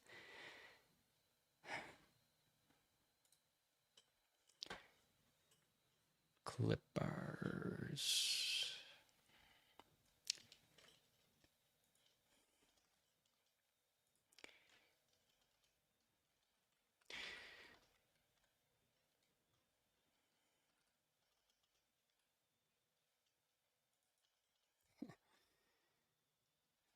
Three luxury tax base, $3,107.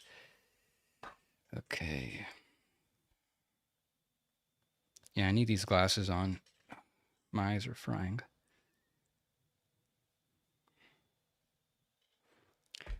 Got about 5.3 million below the first apron. I mean, below the they have $5.3 million remaining in their mid-level exception, so the Clippers could still go after somebody else.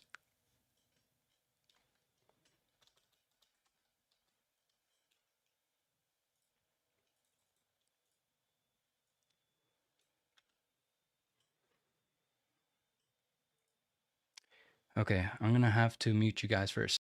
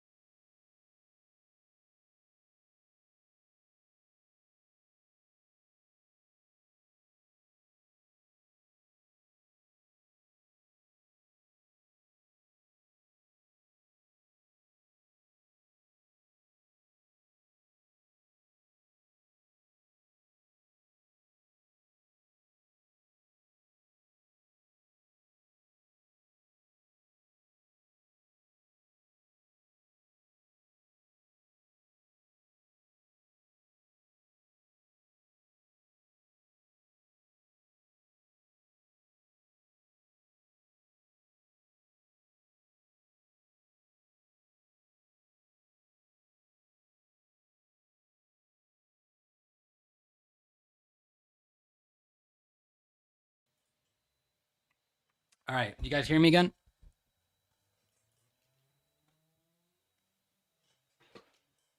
So I want someone to chat. Just let me know you can make sure you can hear me again. I had the mic muted. I just want to make sure there's no issues.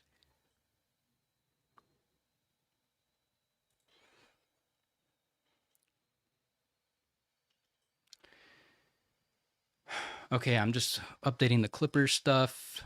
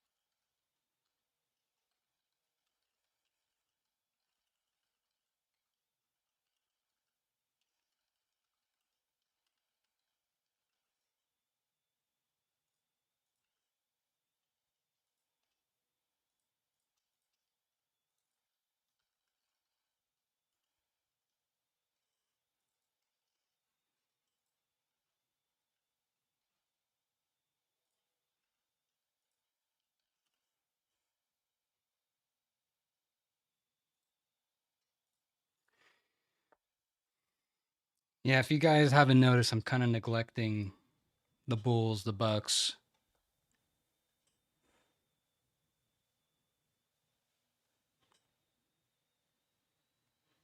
All right, good. Yeah, you guys can hear me.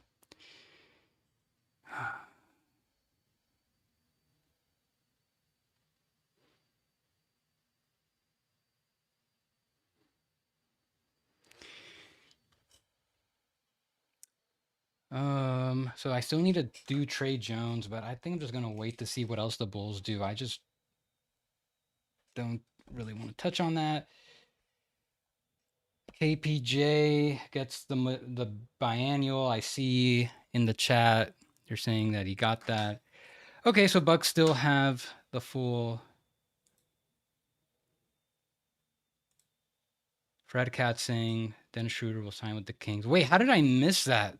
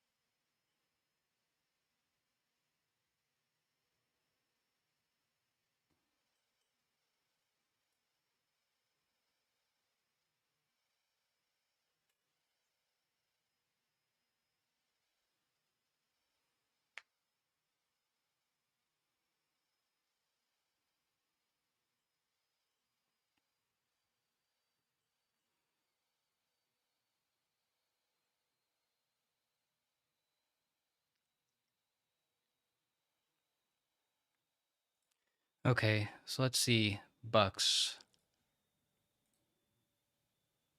Uh, you. Uh,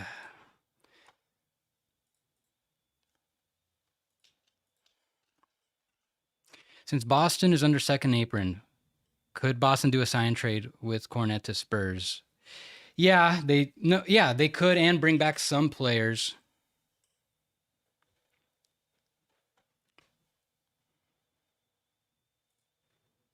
Actually, I'm gonna float the.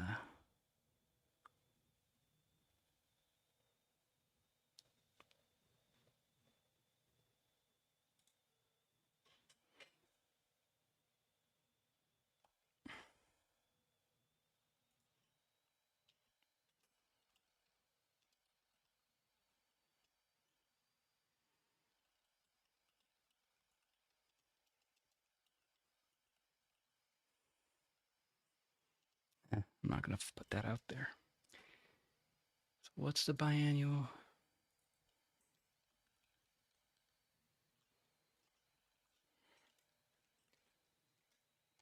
5.1. Yeah.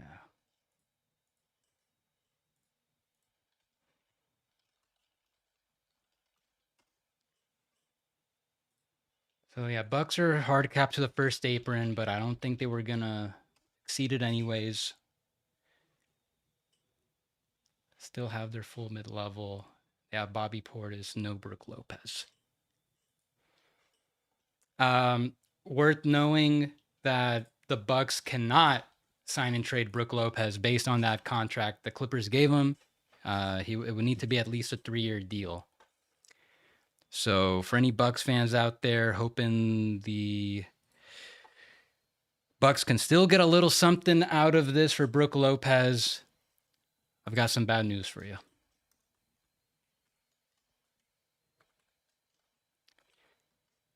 I think the Bucks will trade Brook Lopez. I mean, Giannis. This is something I've maintained for a while now. I'm not. I just don't think it makes sense for him to for what the situation is. I think they're in that stage where they are looking like they're trying to do what they can, and this is what they can do, which is not much. They're only getting worse, and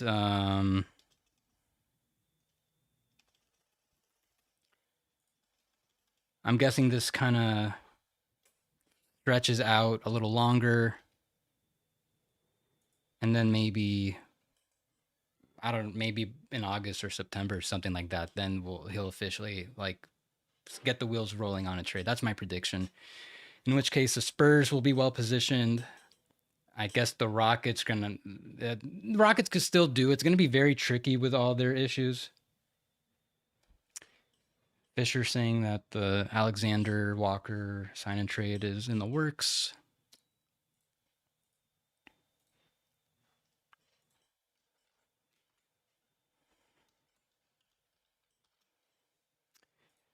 So that's my prediction. I think Giannis will get traded at some point this offseason. I'm the only person saying that. I could be wrong. I'm on an island saying that, but that's what I think.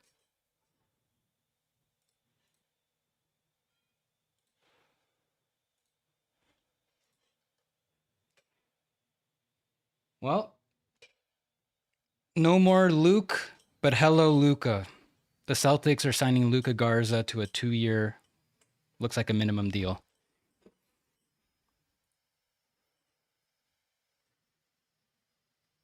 Yeah, latest updates.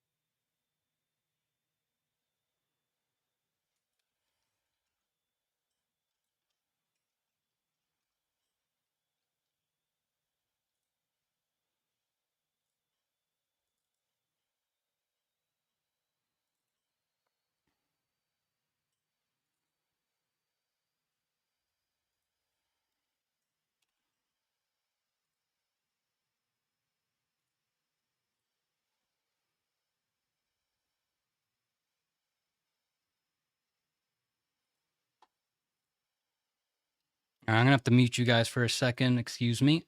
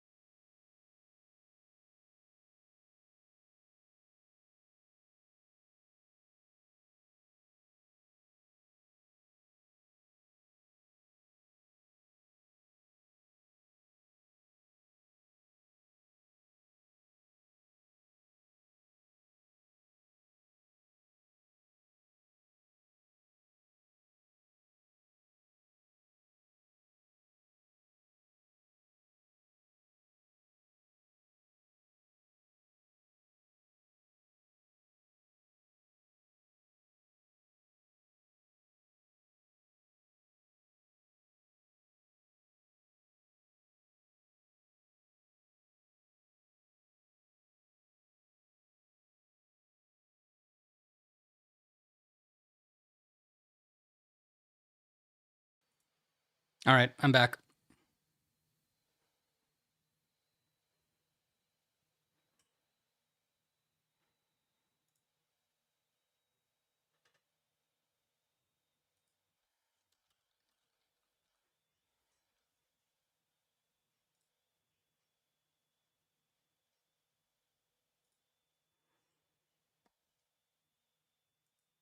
4 years, 62 million. Sign and trade, sending Nickeil Alexander-Walker to the Hawks.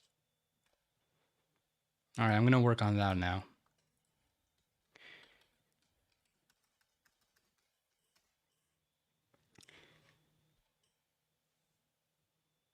So this will go into that big $25 million trade exception that everyone's been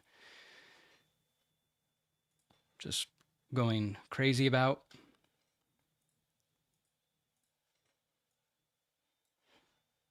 Hold on a second. Let me just refresh the feed. Yeah.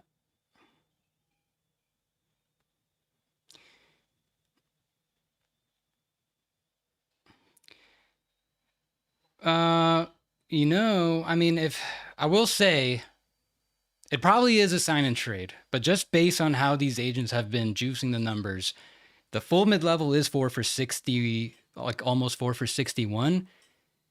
Maybe the Hawks did get this without doing a sign and trade and just use the full mid level. I guess we'll find out shortly.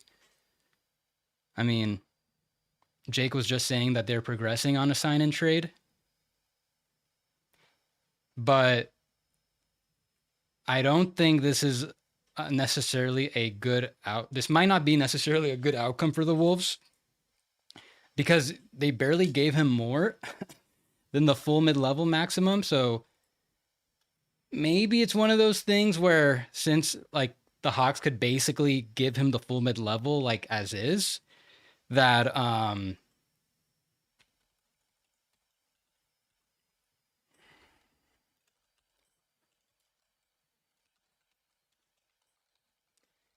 that maybe the Wolves might be giving up an asset to get the trade exception. We'll see. But yeah, first apron hard cap for the Hawks. 18.5 million below the cap, the tax, which you're not gonna exceed. Still have 3 more roster spots. They have, I mean, presumably if they have the full mid-level, they could still use that. Guess we're gonna find out soon what exactly is going on.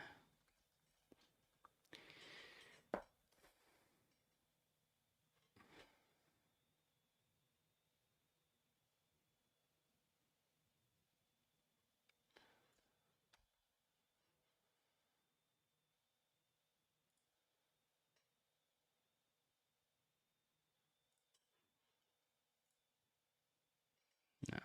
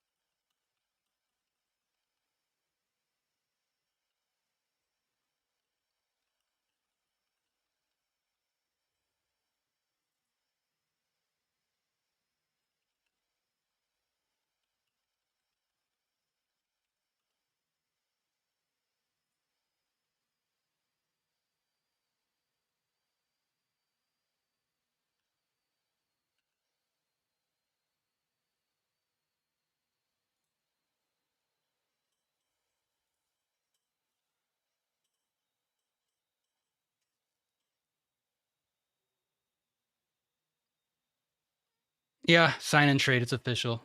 Per John Krasinski, future second, or the Wolves are getting future second round picks and cash. Nice.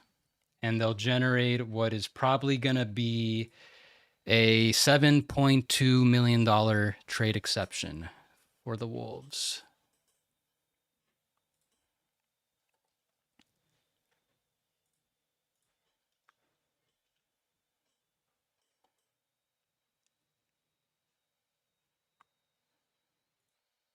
Whoa, that's not right. Where is my list?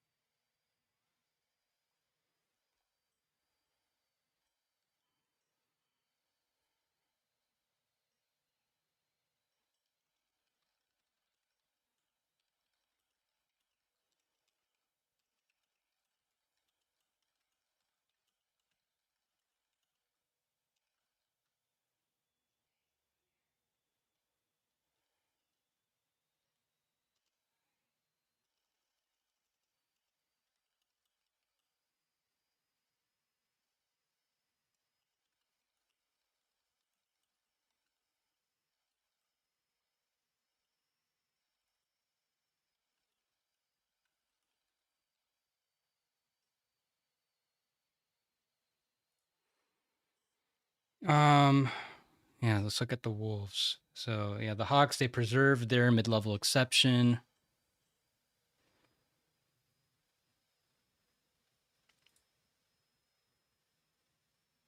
What am I trying to do here?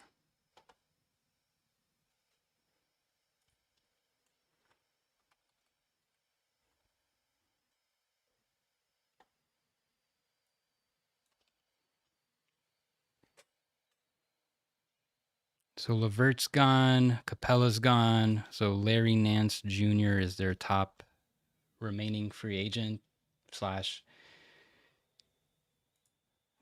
Dominic Barlow.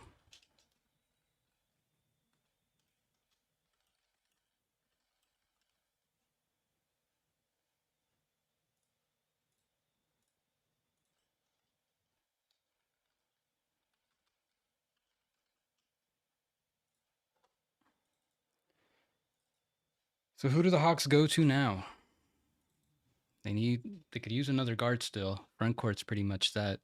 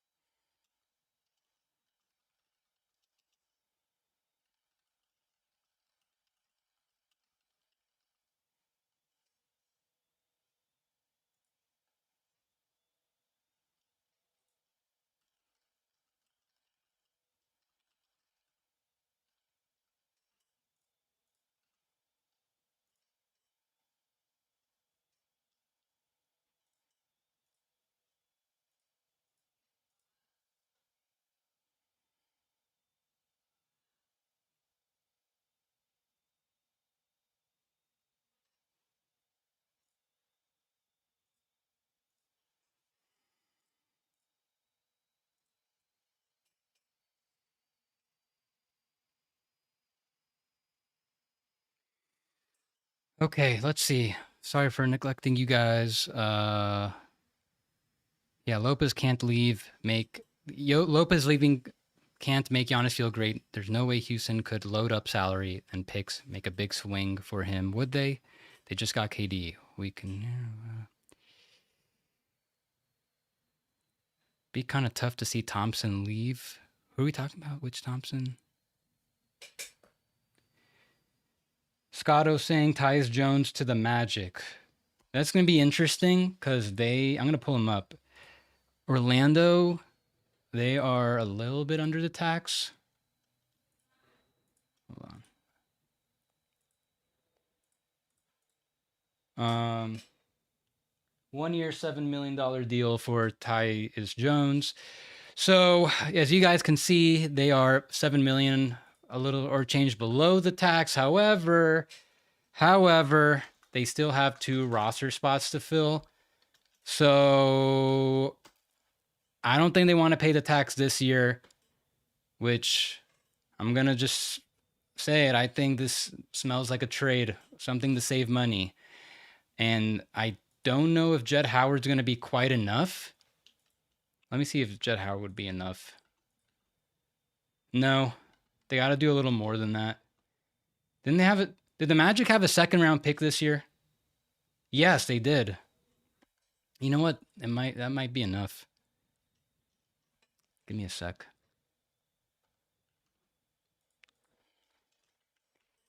Mike Peavy, I think was his name. And then let's say they dump Jett Howard and then just minimum signings. I'm just going to put these 2 guys, ignore it. Yeah, they'd fit just under the luxury tax. So that's how this would work most likely. I'm just going to put everything back the way it was. Oh, yeah, that's right.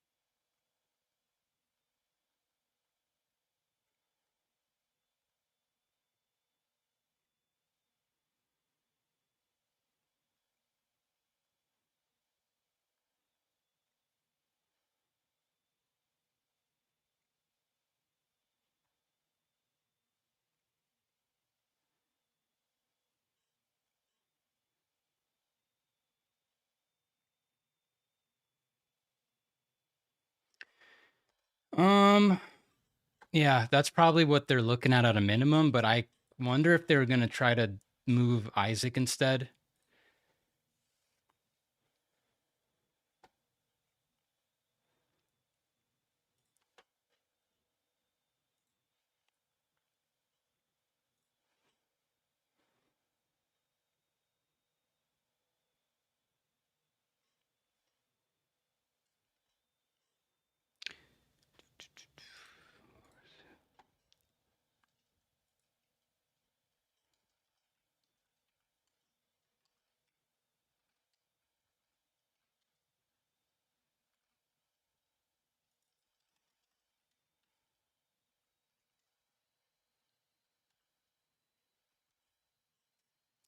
The Magic are now hard capped to the first apron by using this exception.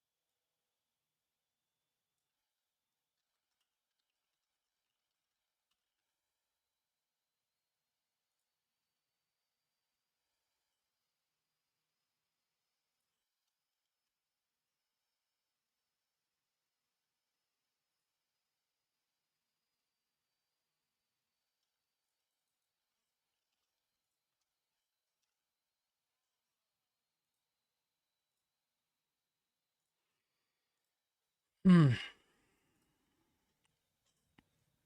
Noah, I'm sorry, guys. Which one is PV on? PV's the Pelicans. Either way, same principle applies. They're gonna probably give him the rookie minimum to Penda. But see, maybe they move Isaac, they save more money, because the other thing about the Magic is maybe they want to give Mo Wagner more than the minimum. I wouldn't be shocked if they give him something like maybe half his 11 million salary, what that was supposed to be.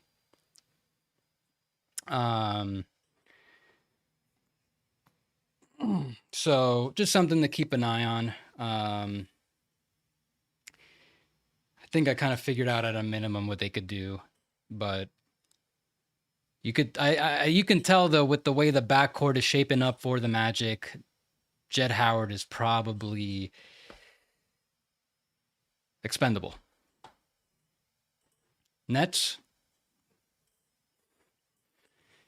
Okay, I need to catch up on Karis LeVert. I don't know how much cap space the Pistons have now. Let me see. What was the move? I gotta say, this offseason, not great for the Pistons. I mean, a lot of it was out of their control, but cannot be feeling good. Okay, LeVert 2 for 29.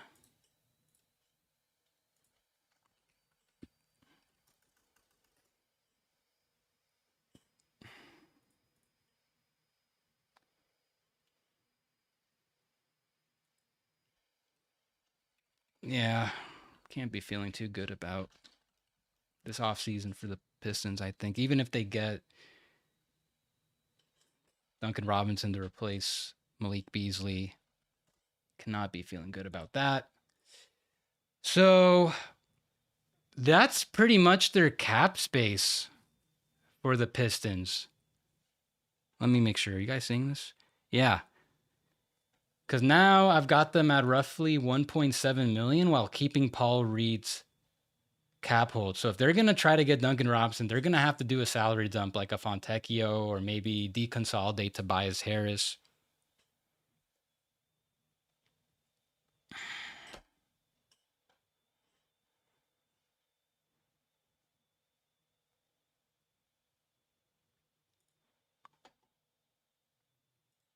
Yeah, so they're capped out more or less.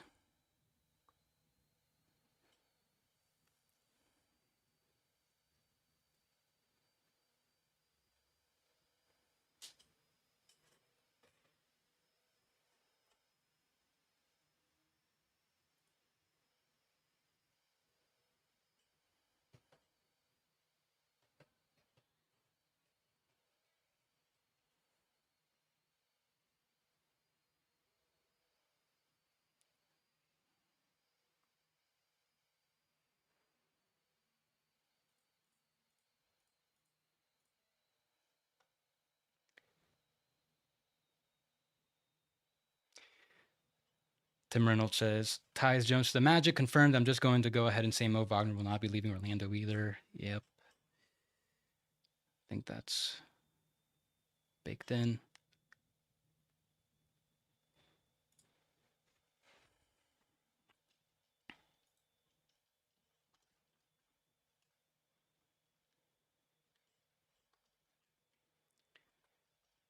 Yeah, if you're the Pistons, you're basically hoping to re-sign everybody. It just seems like Karis LeVert's just like a placeholder. Like they brought him in, yeah, he fills a need, replaces some of the playmaking, ball handling from Schroeder, but you're gonna have Isaac coming back. Um,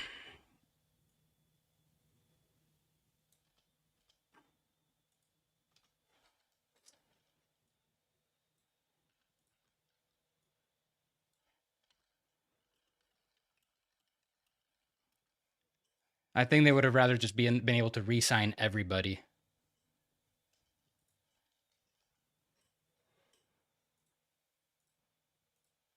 And then they have more trade salary. So now if they do make a big move in the offseason, I mean, in the trade deadline, it's probably involving Tobias Harris. They can go a long way. So if you combine Tobias Harris, Kerslivers, you could get a max guy right there.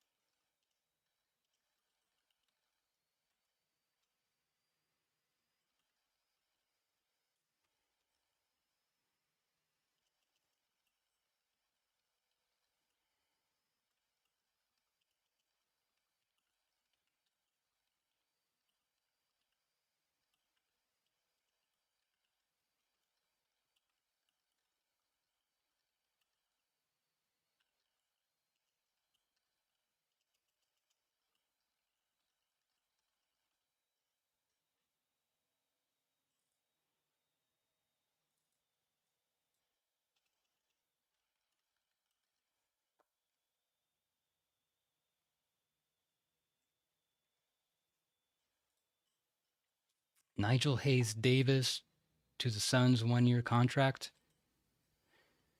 That's interesting. They're kind of out of roster spots right now. Sure, that's a minimum, but I don't know. They're gonna have to move somebody. I think they're fully booked right now.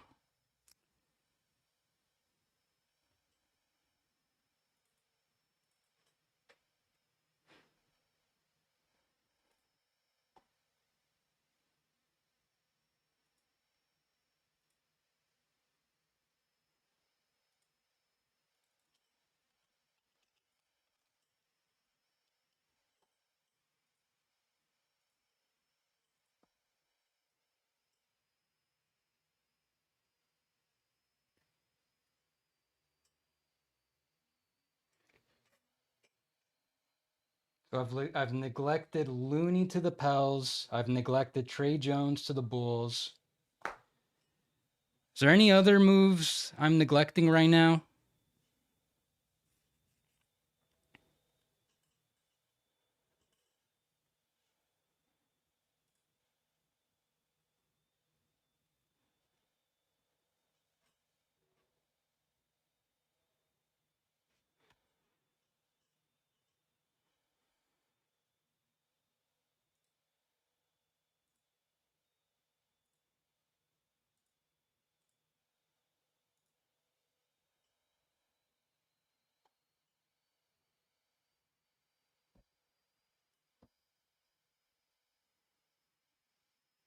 Let me see. I gotta catch up.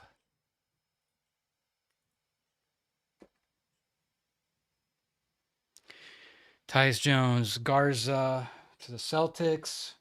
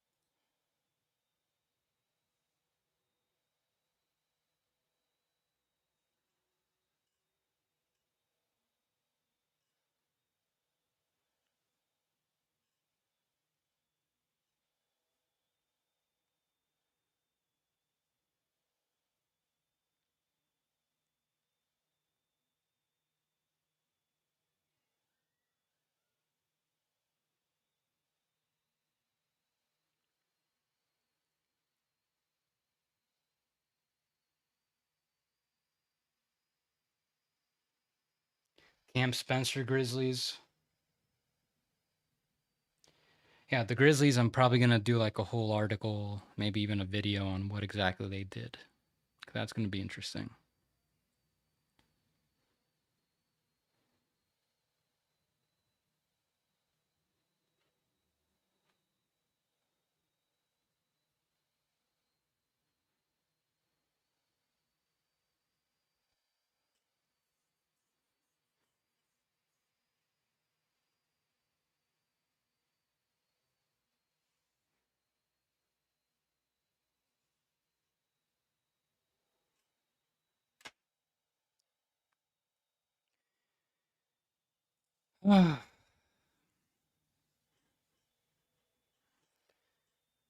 Damn, I've been doing this for 3 hours.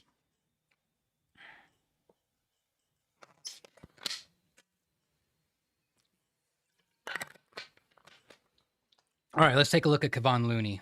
I've neglected that far too long. 2 for 16. Wow, 10 years a Warrior. Was it 2 for 16 or 2? Yeah, 2 for 16.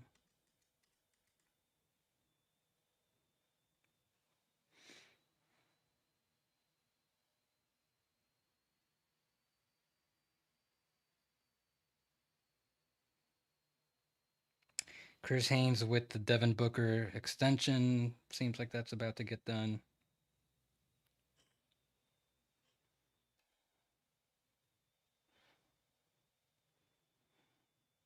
Yeah, 2 for 16.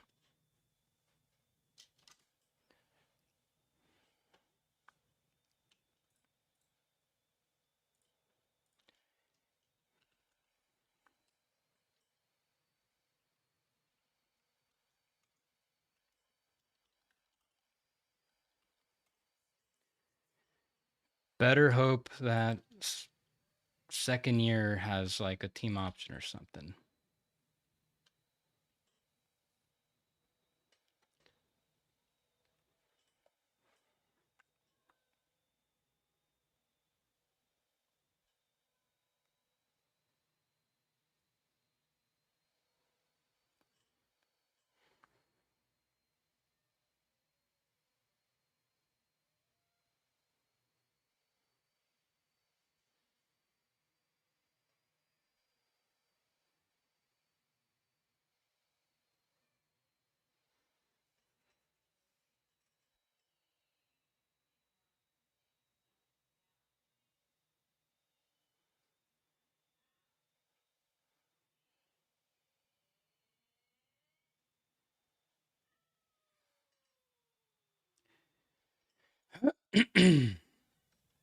Okay.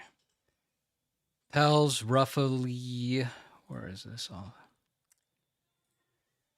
mean, they're pretty much done now. They bring in Looney, 7.7. Their center rotation's pretty much set. I was always wondering if they might be a stealth Sabonis or Şengün trade, especially Şengün if like the Rockets were gonna get Giannis. Maybe that gets revisited later in the trade deadline.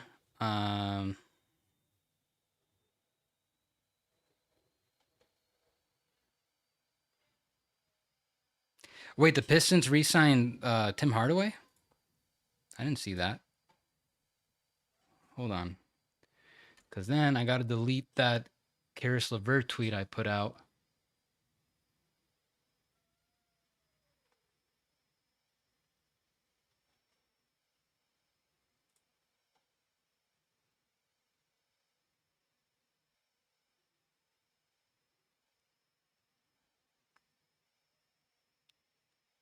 Someone in the chat said LeVert Hardaway contract make me think they used MLE on him. Wait, so did Hardaway re-sign with the Pistons?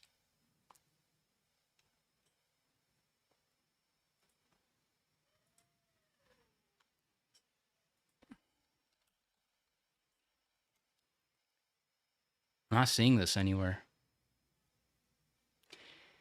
Yeah, so look, it's as far as the Pistons, just really quickly, technically the moves they've done, like they could sign Karis LeVert to the with the mid-level. Yeah, this barely is like the mid. Yeah, this is basically the mid-level. So they could just structure it to put it at the mid-level.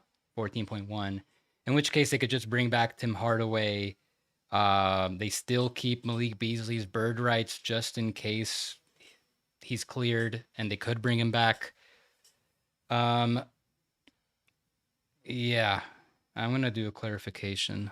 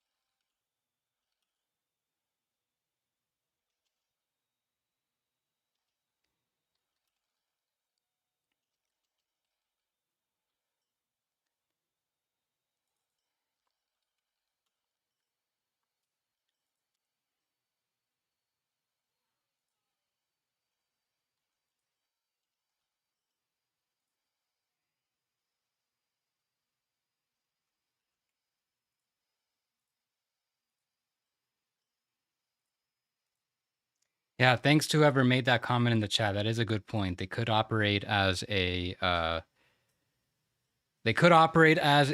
over the cap team still, the Pistons technically. So we'll see what they end up doing.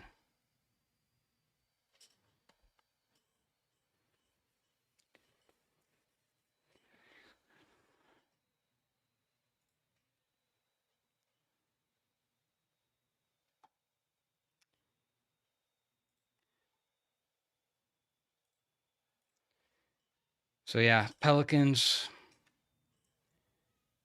I don't really see a team better than like 11th or 12th in the West right now. The Hawks are going to get a top 4 pick in next year's draft because of the Pelicans.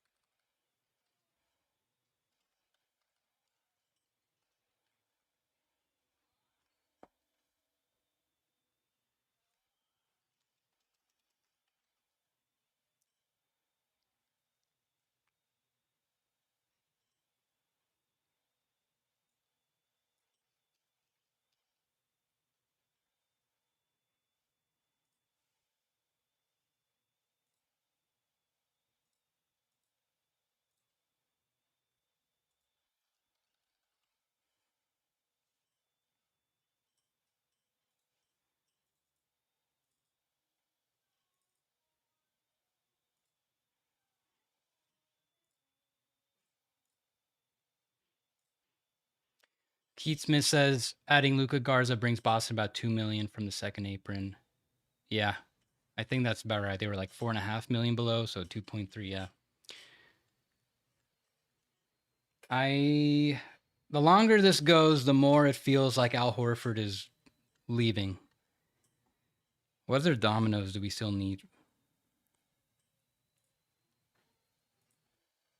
Yabusele, we still need to figure out what's going on with him. I would guess that the Spurs are not getting him now that they gave a lot of money to Cornette.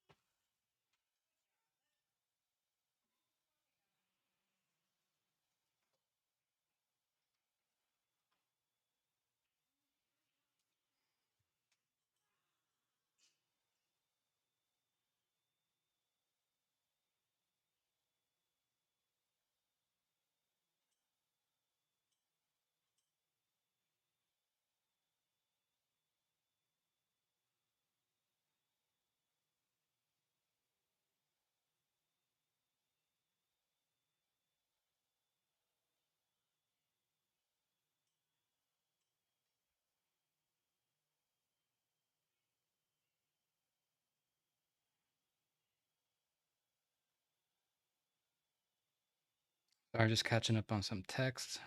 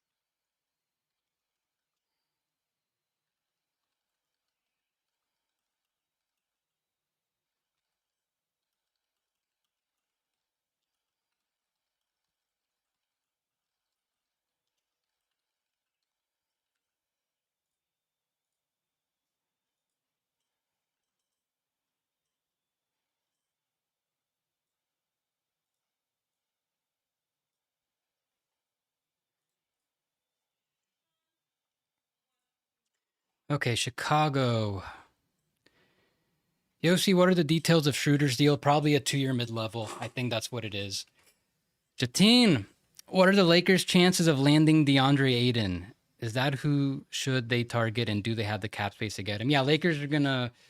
They have 8.3 million left in their mid-level. I'm guessing they're gonna use it for him. I don't think that's far-fetched. I understand Ayton should probably earn more than that, but he gave up 10 million in his buyout with the Blazers. I don't think making 1.7 million dollars less this year would be such a big deal for Aiden if the opportunity to start play for a playoff team is there. So I could still see him accepting what is $8.3 million left at the Lakers mid-level. Pretty disappointing offseason for the Wolves so far in free agency. I mean, this is pretty much what was expected. They couldn't get KD, just re-sign Randall, re-sign Naz Reid, and they're going to elevate Terrence Shannon and Jalen Clark and hope they can replicate some of what he brought.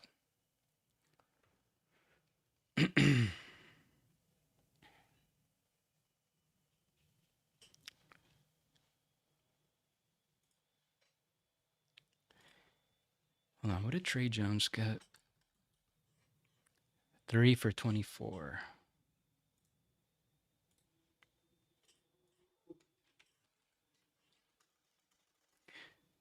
Okay, so it'll probably start at this amount. They tend to do these deals that only ascend about $39 million below the tax.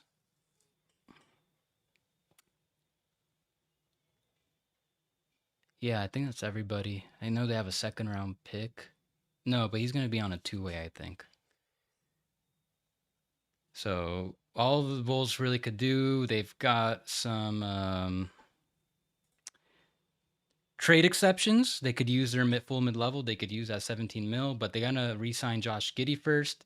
I would guess he gets something in the low 20s, in which case they could still use the full mid-level or that full trade exception. Yeah.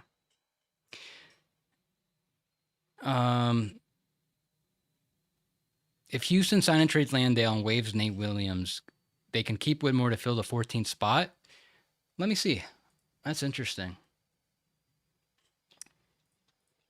Yeah, that should work. Yeah, barely. they'd be, but they'd be so close to the first apron with 14 players only. I don't think that's how they want to do it. Also, for what it's worth, Scotto reported that Jayshawn Tate got 3 million. Unless that's juice numbers as well, that would add an extra 700,000. Um, I hear you guys, but I I know it's just my speculations for what I think is going to happen. I'm pretty confident that Whitmore will not be on the roster to make this work. Anyways, he's been linked in trade rumors. Sounds like they're going to move him. How's he going to play? Look at this team. At this point, just get some seconds. Maybe you could get a protected first for him.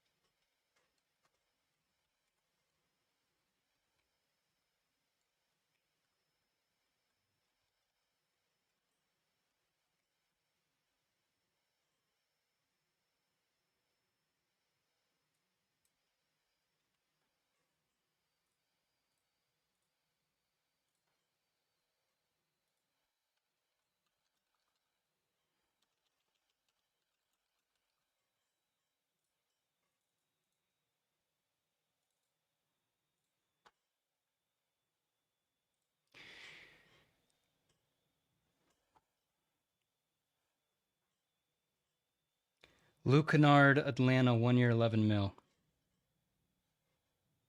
That will go into their mid-level. No sign and trade possibility for the Grizzlies because it's a 1 year deal.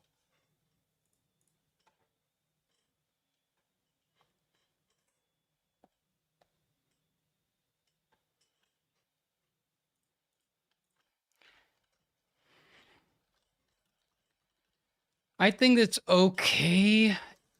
Like, at least with Kennard, like, he's kind of like Levert in a way where he does have enough passing and dribbling and ball handling where you can make stuff work. So they're going to have enough of a backup point guard cobbled together with Nickeil Alexander-Walker and Luke Kennard. But come playoff time, you can't really count on Luke Kennard being able to play. I mean, it's okay. I know there's not a lot of it's you can't pick and choose everybody you want to get, but you know.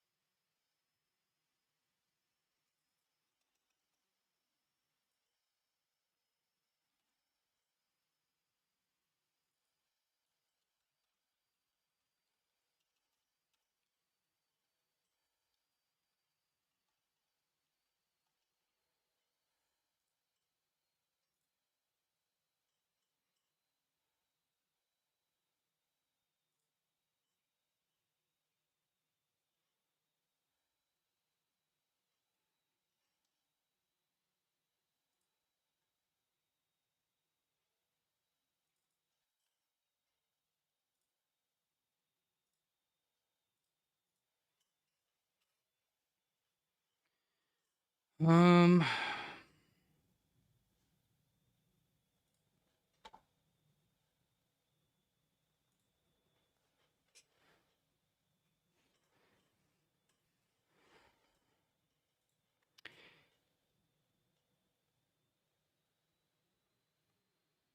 I do like their moves, but two of their three NBA level bigs are injury prone. Like get Yabu or something. Yeah, Yabu would be really good for the Hawks at this point, but they could make it happen with a sign and trade, but that would put him over the tax at this point because they're 7.5 million below. So you got to send somebody out. I mean, you got to send up someone making a good amount of money out, is what I mean. So I think the Hawks are mostly done. They'll probably just do a couple minimum signings. Maybe they use some more of their mid level to bring in somebody else, but I think they're mostly done. Interesting how so Sham's tweeting how Hawk star Trae Young reached out to wait, where's the tweet?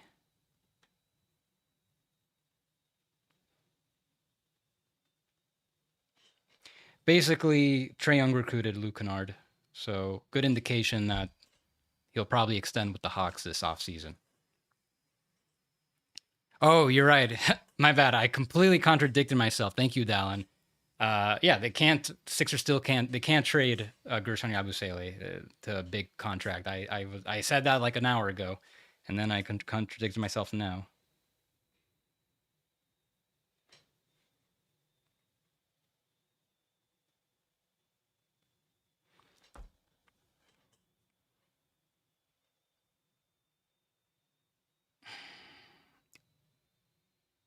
Oh my God, this.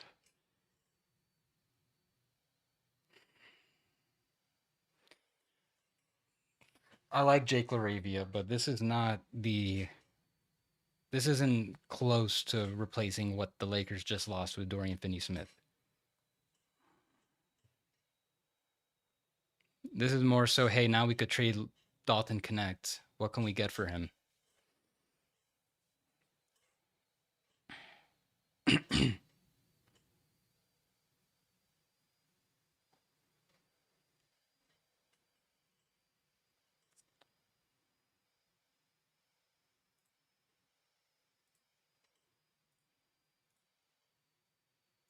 Oh, look at the Bulls again.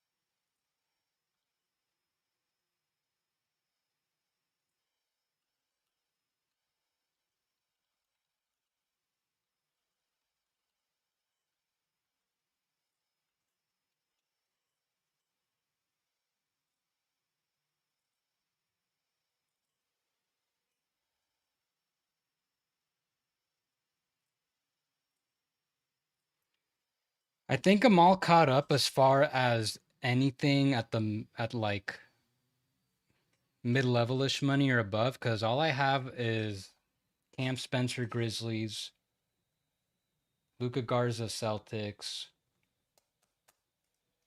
um, Nigel to the Suns.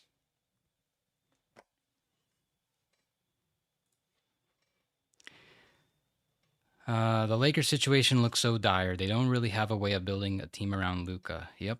The gap around DFS and Laravia is very, very small. And they got him at a fraction of the cost? No. I'm going to have to disagree with you.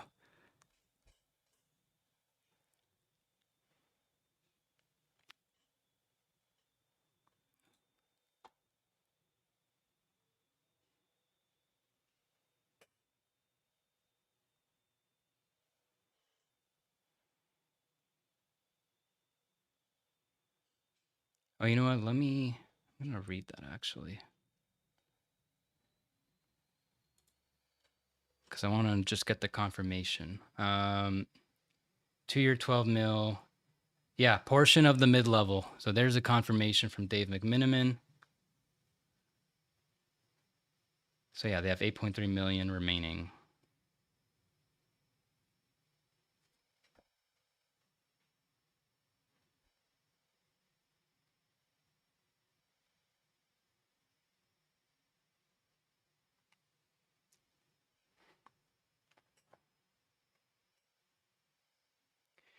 So interesting how the biannual has gotten so big now.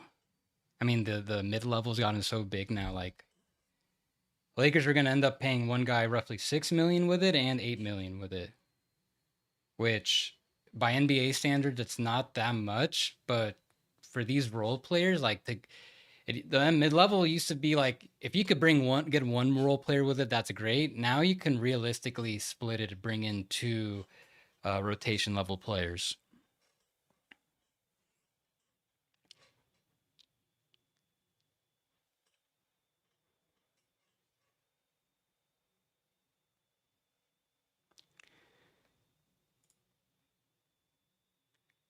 Um, Let me see. Yeah, I want to check out the Luka Garza contract.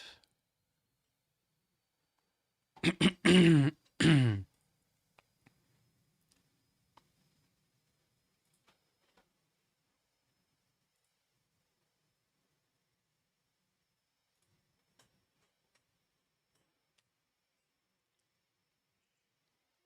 think he has 4 years of service now.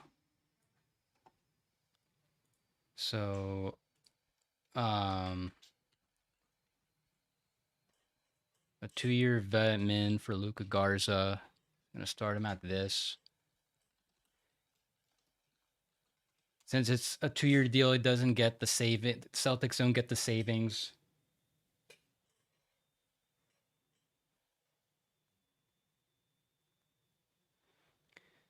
So that leaves the Celtics approximately 2 million below the second apron. Yeah. Yeah, they have all these trade exceptions they're expected to create, but they're probably not going to use them.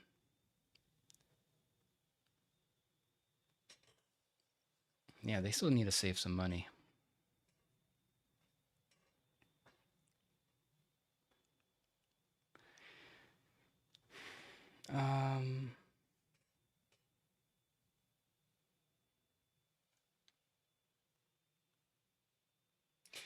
Okay, let's have some fun with Memphis. Let's see if we could figure out what's going on. So, first, I want to go back and read what Sham said exactly about well, hold on. And what did he say exactly about what's his name? Cole Anthony. Gotta go way back.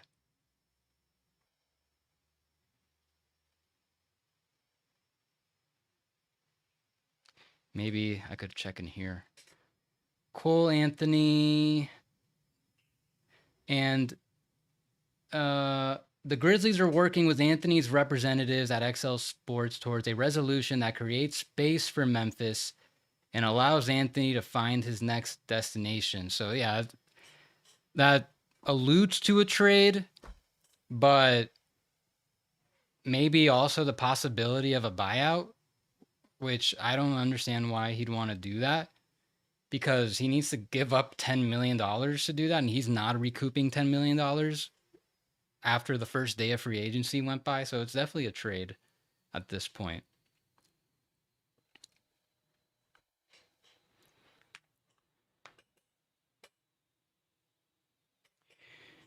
So Cam Spencer, what did he get? 2 year. Yeah, this is a minimum. So they can just sign him to this after they use their cap space. I'll double check if that's his minimum. I think that is, though. He has 1 year of service.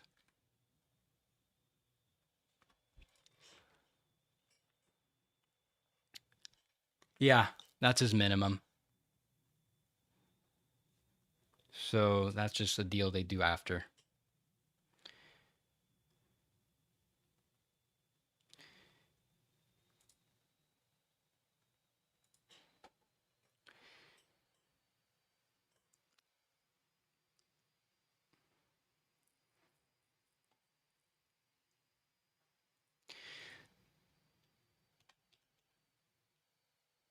I'm going to try to project what the Grizzlies' actual payroll might end up looking like. So let's say Jaren gets, let's say they just boost him up to like 35 for fun. So you're looking at him getting 35. Cole's gone. Cam Spencer's looking at he goes.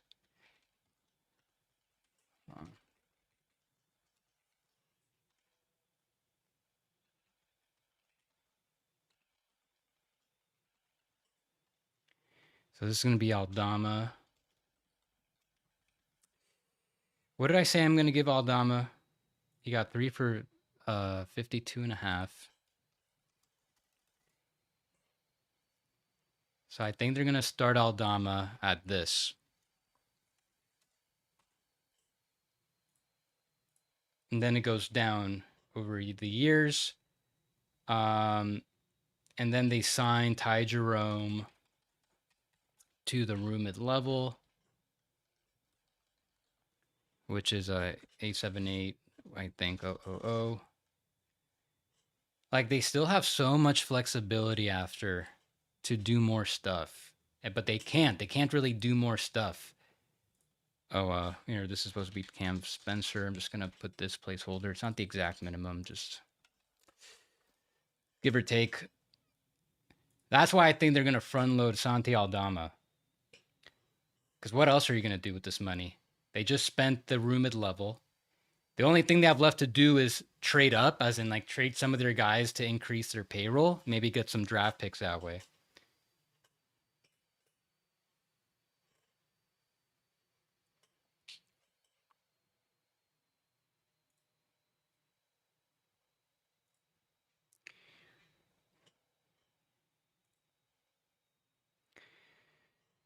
Yeah, we're still waiting to hear what's going on with Al Horford. Sounds like there's a real bidding for him. Celtics, Warriors, Knicks, Nuggets, Cavaliers, Lakers.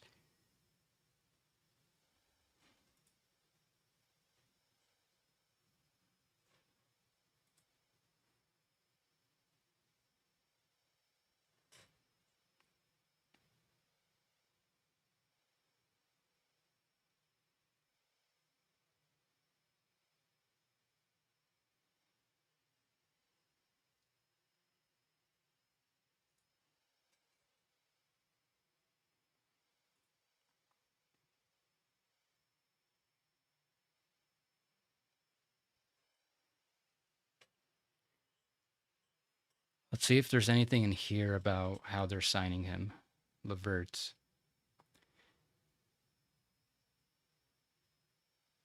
Second year fully guaranteed. So yeah, Pistons are still very much in flux. We don't know what if they're gonna be a cap space team. I think at this point it doesn't really make sense.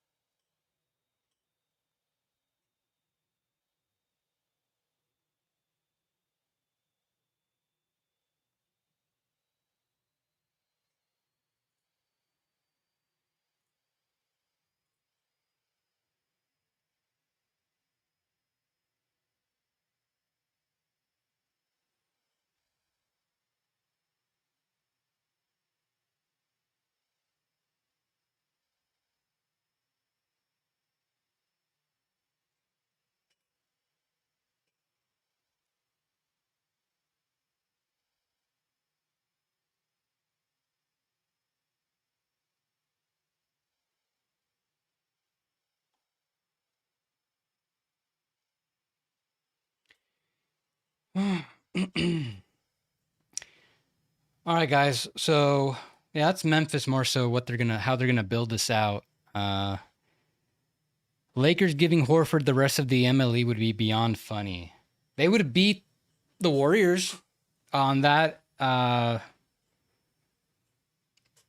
think if you're Horford, you're trying to get a second year because the Warriors can offer 2 for 12.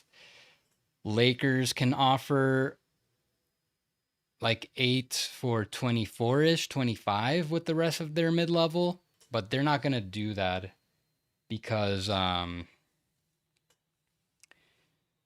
you know, they're trying to maximize 2026 cap space, which some of you guys in the comments are talking about. JJJ at the max hurts the Lakers' chances. They were never going to get JJJ. Because here are the top free agents available now in 2026. The Lakers have one of them in Austin Reeves. Kobe White's another one. They don't need him. Then I guess Mikal Bridges. We're still waiting to hear if he's going to sign his extension. Maybe the Knicks look to trade him early if he's not willing to extend and he wants to hit free agency because he could get more money that way. Like I like Mikal Bridges. Getting him for free would be great. I just don't see I think the 26 cap space plan for the Lakers, for any team really for that matter, should be taken with a grain of salt. It's more so, okay, keep your flexibility open for trades, for other stuff, because that's how players move around now. Most likely, none of the free agents that are going to be available, that like you can see, oh, he's going to expire, probably not going to make it to free agency because they're all probably going to extend, which I'm surprised. We've gotten like no extensions so far. I'm glad we've gotten a lot of free agency signings. No extensions like at all. Other than Jaren. And surprisingly, Jabari Smith Jr. is the first rookie extension. Mason Plumlee minimum Hornets.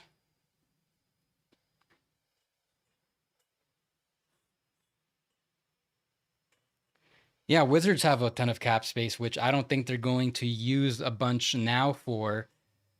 I don't think they're going to like save 80, 100 million in cap space. I think they're going to try to make trades now. Maybe trade Marcus Smart, Chris Middleton, bring back worse money over in the future.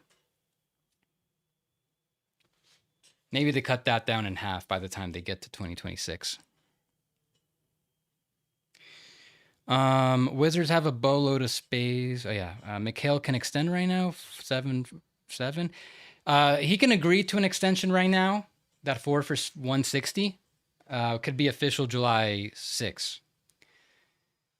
And if you're a Knicks fan and you've been following some of the rumors going on, like just subtle trade rumors about where if Mikal Bridges might be going somewhere, it might be because of that. Like, if there's any truth to the rumors that the Knicks are open to trading Mikal Bridges, um, it, I would guess it is because he's not willing to extend, or they're far apart in an extension. Because the Knicks gave up 5 firsts to get him, they cannot lose him for nothing. Worth noting that they technically could have traded Mikal Bridges straight up for Jaren Jackson. Not that the Grizzlies would do that, but just with their restrictions, he makes just a little more than Jaren, so that works. Jaren Jackson Jr. also cannot be traded for 6 months upon signing his extension. Um, so just another thing. I don't think they're going to do the Lowry Markkanen where he signs it in August. I think he's going to sign that thing now.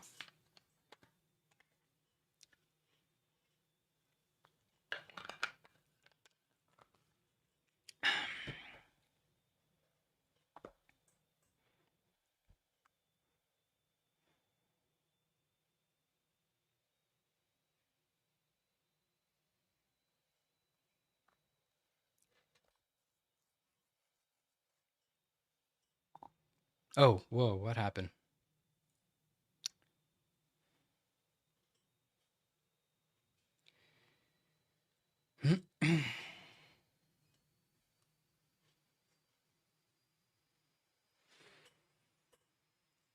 So what can they do to fill out the roster? One full tax mid-level, two minimums, and wait 2 weeks into the season to sign their second round guy Diawara to stand under the second apron.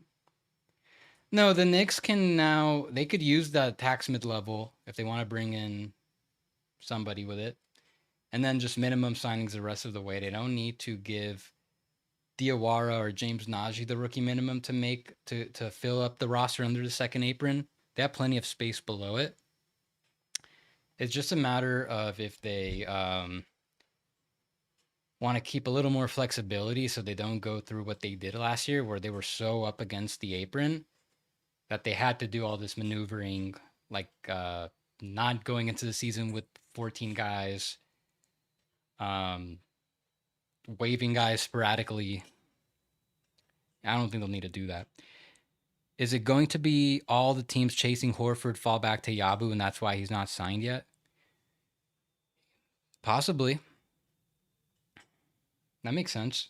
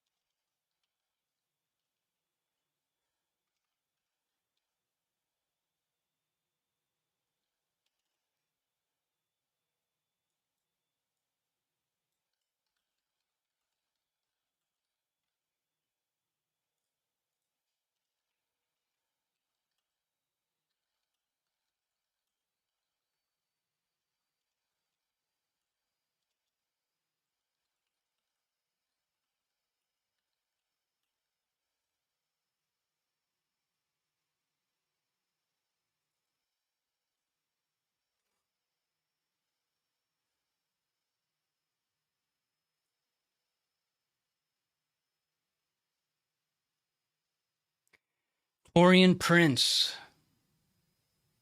I let's see. Question is if this is mid-level or non-bird.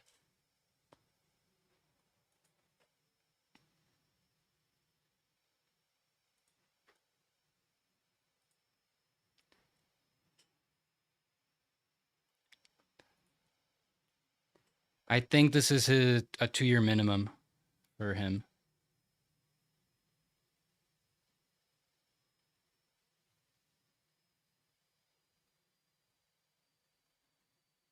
Yeah, 2-year minimum for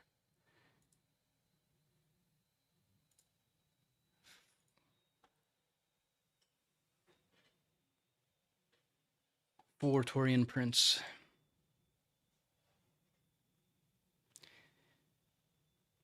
Oh, wait a minute. No, yeah, that is a 2-year minimum.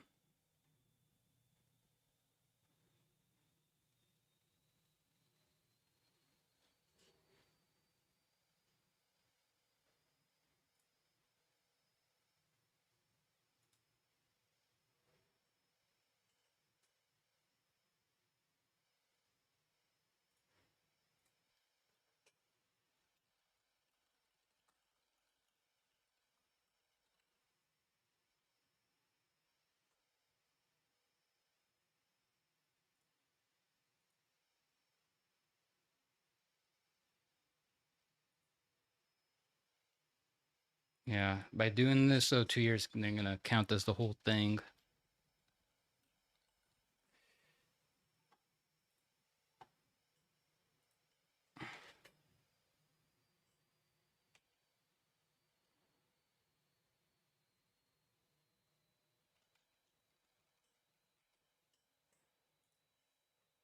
17 mil below the tax.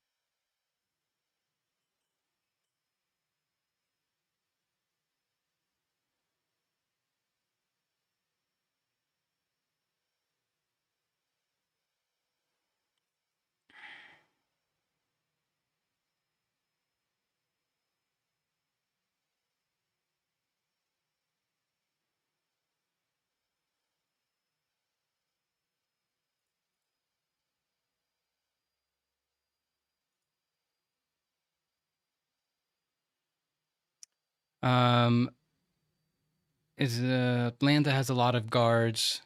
Has Gary Trent Jr. signed? No, I would guess he's probably also going to get a minimum to come back to the Bucks.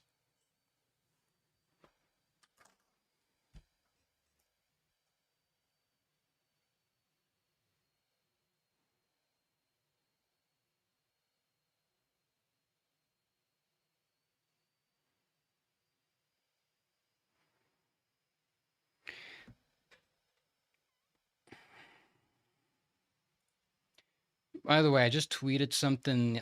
Yeah, I tweeted something about the thing just now. About this Cam Whitmore. Oh yeah, I did show it to you guys earlier. That's right. I showed you the whole thing. That if they would be right up against the first apron doing it.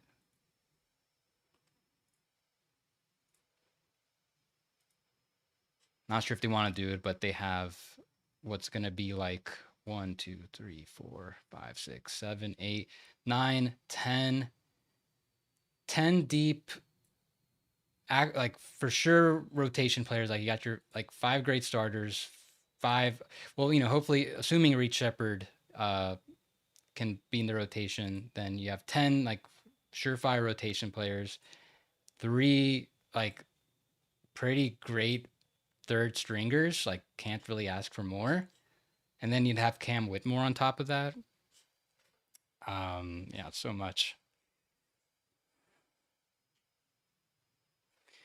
Feel like Gary Trent Jr. can maybe sneak into a bit biannual. He had a really good year. I don't know. I just don't know who, like, I just don't know what the appetite is for him.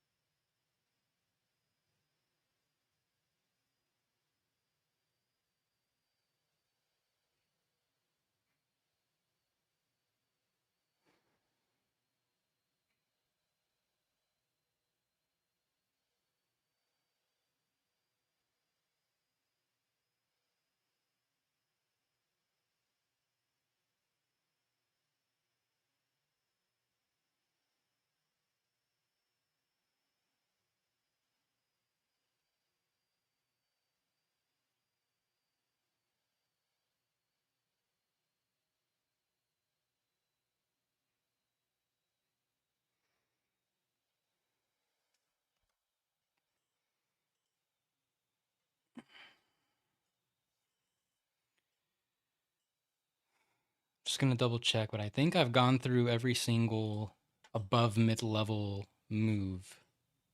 Jerome. Did I go over? I mean, D'Angelo Russell is pretty simple. Um, yeah, 31 million in the tax now, right up against the second apron, which they are hard cap to.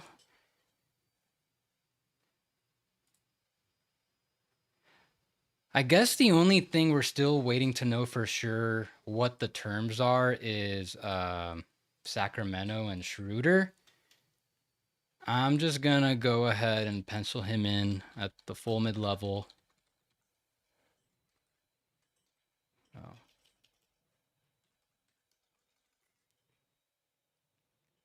That would leave the Kings just 3.8 million below the tax. They need to do something. I mean, cutting Terrence Davis would be one, but they need to probably still shed some payroll either through one of these four guys. Minimally, I'm not asking like dump them, but they're gonna want to stay below the tax.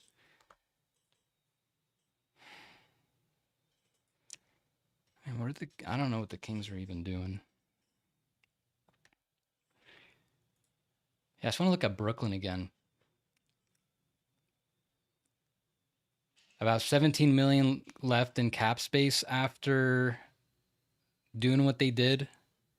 They can get up to 25 million.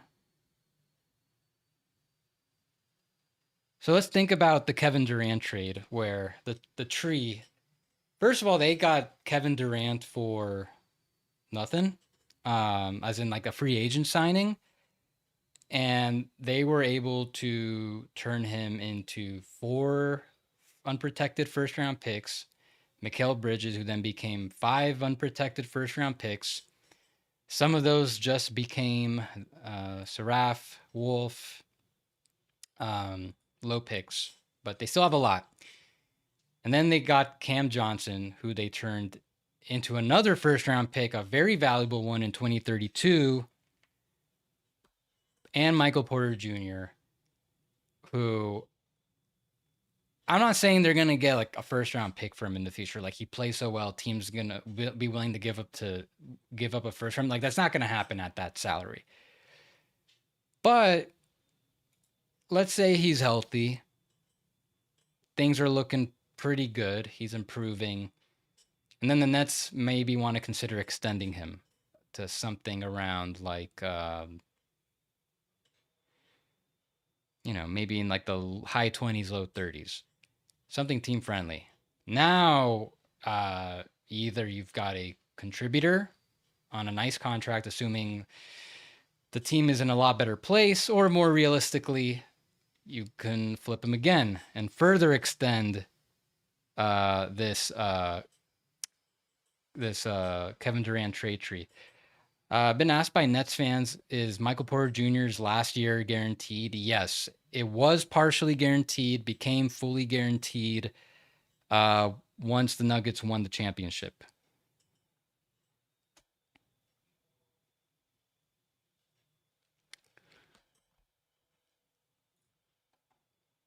But again, Denver, it's nice that they're able to open up a bunch of flexibility, get under the tax, open up the mid level. Now they could increase payroll and trades. Again, they only have like 1 or 2 second round picks to trade. That 2032 first round pick they traded was their last pick they had available to them. They have first round picks, but they can't trade more first round picks with the Stepien rule. They have a 27, 29, now this 2032 outgoing. The soonest pick they'll be able to trade is their own 2026 next year once the pick is made. I'm just not inspired. I don't think this team will be good enough to beat OKC. I know it was close, but I think you got to factor in that OKC, like, this was only their second playoff run. Like, I I don't think I think like they don't get enough credit for like improving how much they played. Yeah, they kind of slipped against the Pacers too. That shouldn't have gone as long as it did, but the Thunder got better. They're going to be a better playoff team after the playoff run they just went through. So, I would I just think the Nuggets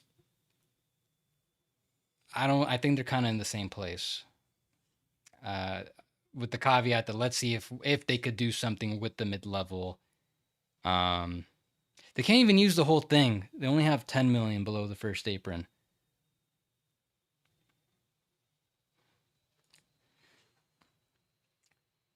Clarkson to the Knicks to the vet min per Stefan Bondi. Ooh.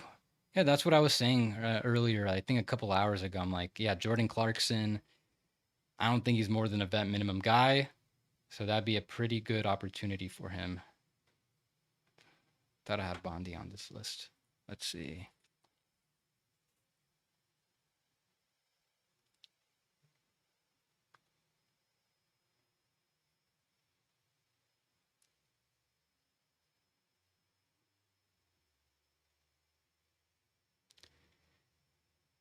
From Anthony Irwin, seems like Aiden signs for the remaining 8 million and change the Lakers have left of the mid-level.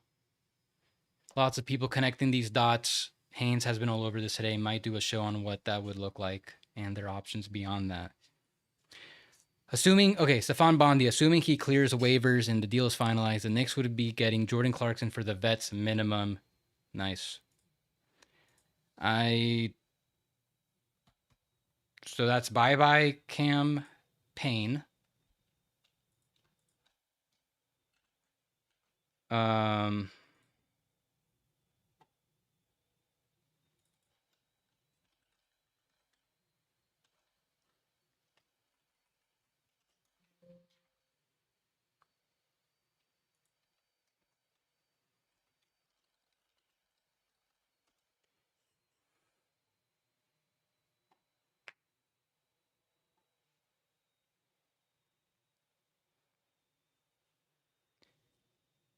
I don't think Westbrook makes sense at this point. I know he's been linked there. I think Clarkson is the best outcome, just like a much better version of what Cam Payne brings. Because then you got McBride. Like, if you bring in Westbrook, then you have to diminish McBride. That makes no sense.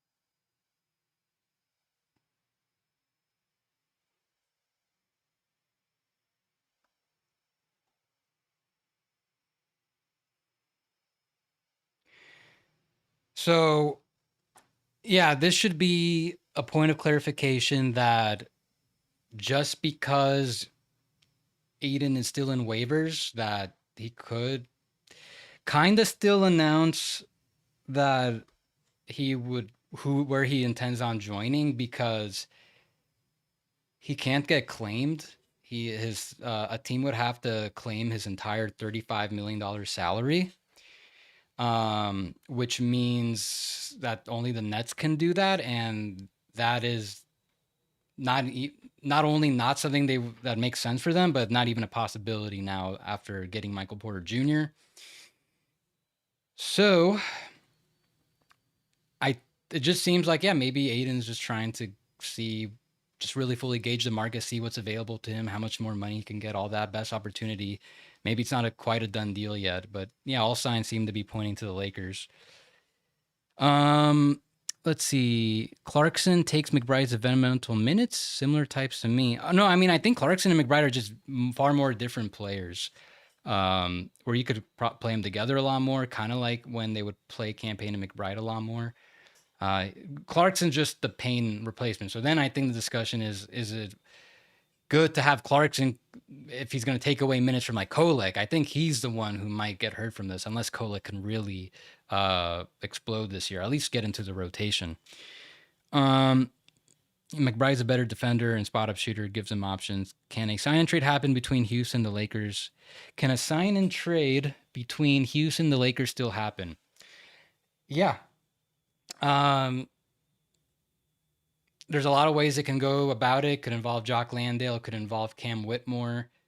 But I keep in mind, like, we still don't know what there's also the Atlanta portion of it where Capella is involved. So it's like, is Dorian Finney-Smith coming into the mid-level, or is Capella coming into the mid-level? Because then that changes, that makes a big difference in terms of uh, how the Rockets structure this. Because if they're sign and trading for Dorian Finney-Smith, for example, then they're going to have to guarantee Jock Landale's like full $8 million almost to make that happen. Is there a taker for that?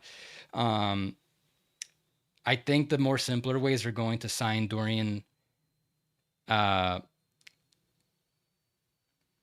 actually, it could be like a bigger 4-team trade where like the Lakers could sign and trade Dorian Finney-Smith into the Rockets full mid-level.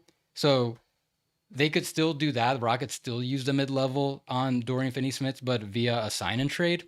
And then they trade Whitmore in that same trade for Capella, or a combination of Landale and Nate Williams to bring in those guys. There's a lot of different ways there's like 3 or 4 different possibilities at least I can think of. But we got to find out who the teams are first. What are the Lakers getting out of it? They still need a backup big. If they're getting Aiden, they have Kleba and then they have Vanderbilt. Like, they still need a backup big at least. I don't think Landale makes sense getting that $8 million amount for the Lakers, but can you expand the trade? I know the Lakers, they make sense for like Nick Richards. Nick Richards is available. Maybe they could expand the KD trade there, because that's not official. Bring in Nick Richards. I don't know. Lots of ways. This is going to be probably like a 3-4 team trade at least. Any word on Kuminga? I wonder if he would take the qualifying offer. I would be surprised. I think something will get done. I just think it's going to take a while. His qualifying offer is like 7 or 8 mil. I think this just takes some time. I'd be surprised if there's a sign and trade done today for the Warriors. I could see this dragging into next week. Honestly, even longer. I wouldn't be surprised if this goes for like a month.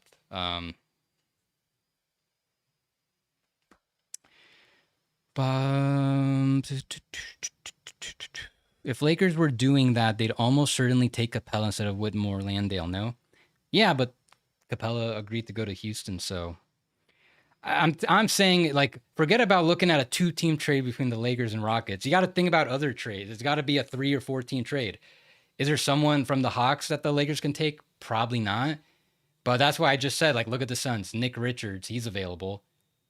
For $5 million off the bench, it's not the greatest return at all, by any means, for Dorian Finney-Smith, but that's just one way they can go about it. Who else? Goga Batadze. If the Magic, if that's how they want to go about saving money to fit Tyus Jones and get a full roster under the tax, I don't think so. But you got to think outside the box. Who else under contract? Even a free agent. I mean, there's no more free agent bigs. They're all taken. But basically, like, think about any backup big the Lakers have been linked to in recent months. This could be their opportunity to get that guy. Trendon Watford, 2-year minimum Sixers. Okay. SROS, how do you think the new look Grizzlies would fare with Robin K at point? I don't know who that is. Are you allowed to use the MLE in a sign and trade? I was wondering if the Warriors could try and turn the Looney signing into a sign and trade to create more outgoing salary and the possible John. Yes, you can use the mid-level in a sign. I was just saying that like a couple minutes ago. The Rockets could sign and trade Dorian Finney-Smith into their mid-level exception. That's allowed. In regards to this specific example with the Warriors and Kevon Looney, Looney cannot be signed and traded anymore because he got a 2-year deal. A sign and trade needs to be a 3-year deal. So actually, thanks for bringing this up. I'm the best nerd because that kind of hurts the Warriors now. That would have been nice if they could sign and trade him and the Pelicans structured this deal where they couldn't. Now, they could change the terms. The Pelicans could make it so the 3rd year is non-guaranteed. That'd be a good way for the Pelicans to get a little extra asset from the Warriors, like an extra second or something. So now with the Warriors, when you're looking at who they can sign and trade, it's basically Kuminga and Payton. All these other guys cannot be signed and traded. All these other guys that are, you can only sign and trade your recent free agents. So they could do Taryn. They can do Pat Spencer. He didn't get his qualifying offer. And Kuminga, obviously. So, no, that's a good point you brought up. Would you say the Jabari deal is the absolute ceiling for Jonathan Kuminga?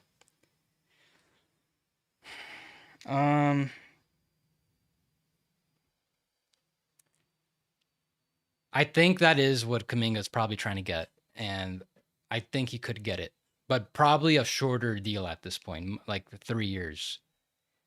Yeah. In which case you can start him at like 25, 27 at the highest ends. So you could, that's outgoing 12, 13 million. We'll see. With the Clarkson signing, if they use the full tax mid-level, wouldn't that put the Knicks under $3.5 million under the second apron with 2 more roster spots left? I believe so.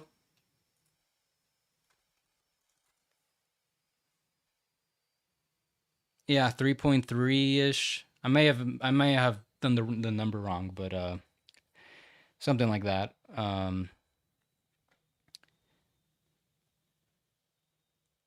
In that case, then they probably need to do a rookie minimum, I believe.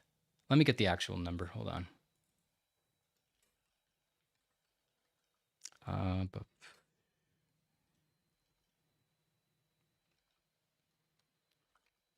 Yeah, 5.685. So can you do 2 minimums after? No. So yeah, then you got to do the rookie minimum. That's where Diawara comes in. Oh, that's still short. So you know what? I was wrong. They can't do the whole thing. Not quite the whole thing. Just a little short. About like 36K, but still more or less the same amount. So call it 5.6 flat they can do.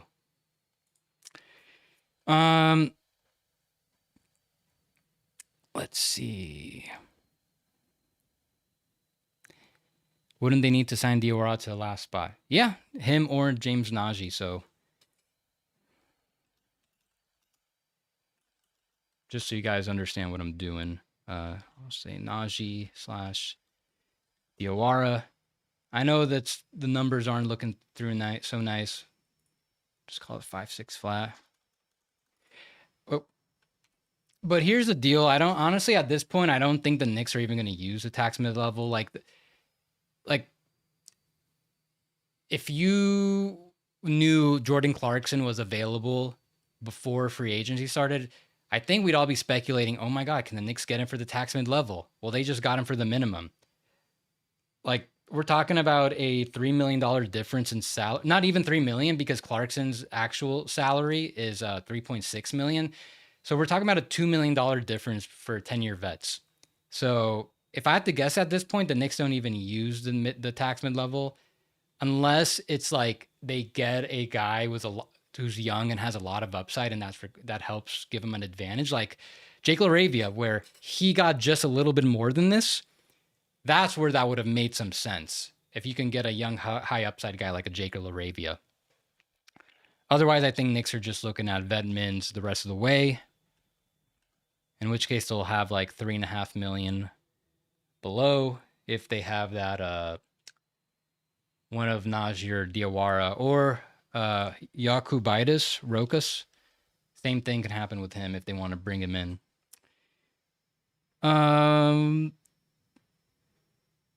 Thoughts on Gary Trent Jr.? Does he sign back with the Bucks or other suitors in play? I think we talked about it. I feel like he'll just come back to the Bucks for the minimum. Maybe the non-bird. I think add Braxton Key and Kevin Knox to the freeze. Yes, Warriors. It's just like it's a bungled list, but yeah, Knox, Key, whoever was on the Warriors roster last year, they can be signed and traded still. Peyton, if you're just tuning in, I'm talking about how now sign and trading Looney is unlikely because the Pelicans gave him a 2-year deal. Sign and trades require 3 years. Yeah, Clarkson, vet min. Can the Lakers make a sign and trade and send Rob Pelinka to China? Yeah, I got to read these whole thing first sometimes. So it would have to be 2 weeks into the season or something, or take the mid-level. Thank you for the work you do. You're welcome. So they're not bringing back Achua, I guess. Yeah, I don't think they're bringing back Achua. I was on Knicks Fan TV with CP this morning, and I brought up like a very small possibility. Maybe the Knicks want to re-sign Precious Achua to like an inflated 1-year balloon salary. Like, let's say they give him a $10 million contract, then they could trade him for a $10 million player around the trade deadline. But then that puts him over the second apron. That's going to shoot up their tax bill. I don't think that makes sense for the Knicks, unless they have a real good inkling that they're gonna be able to get somebody in the trade deadline. Does the Watford signing mean Sixers are out on Yabu?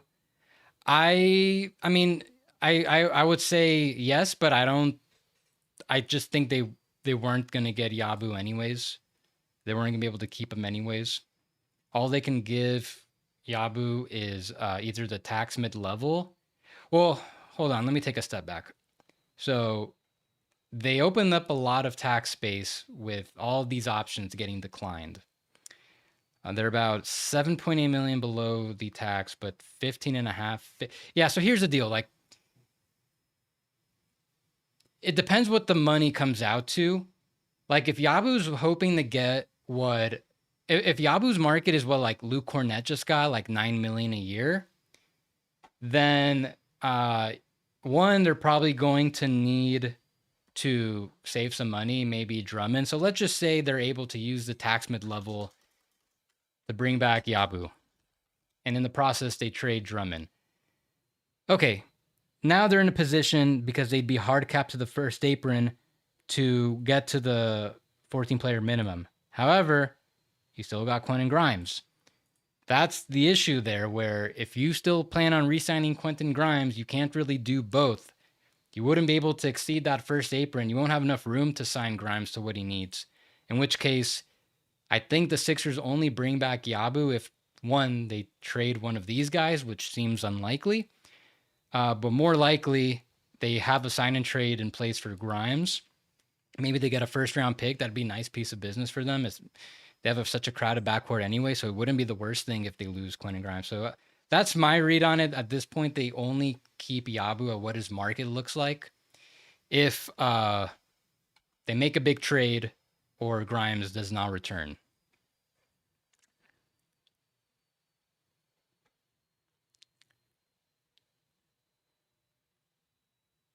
Yeah, no, you can make the argument Grimes is kind of a luxury signing at this point, which is why I think the Sixers are probably interested in Grimes sign and trade. I would bet they're listening. Let's refresh the feed.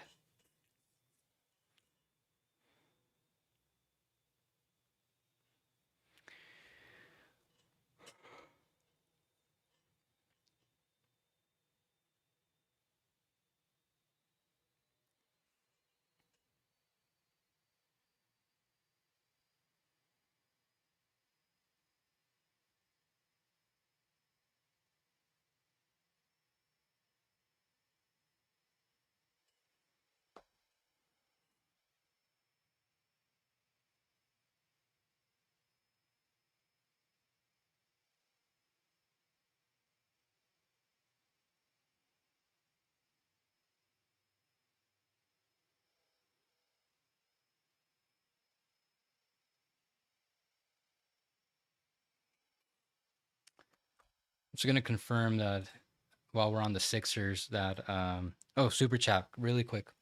Yossi, thank you for staying on for 4 freaking hours. I know how that feels. Warriors fans out there, I'm going to live later to go through all my old Looney footage. Thank you. Any Miles Turner's news? No, I forgotten. Miles Turner technically still available. I think he'll still resign with the Pacers. Yeah, let me just see. So it's Trenton Watford 2 for 5.3. I'm very certain that's the minimum.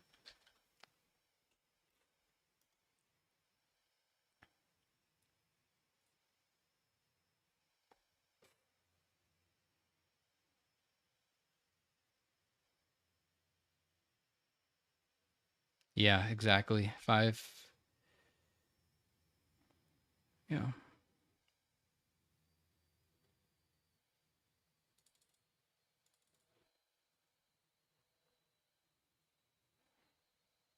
5.3 exactly.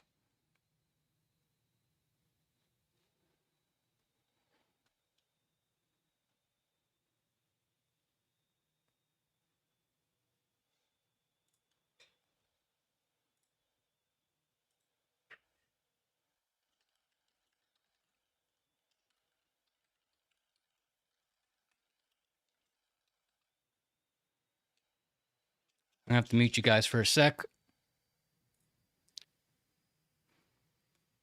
Yep.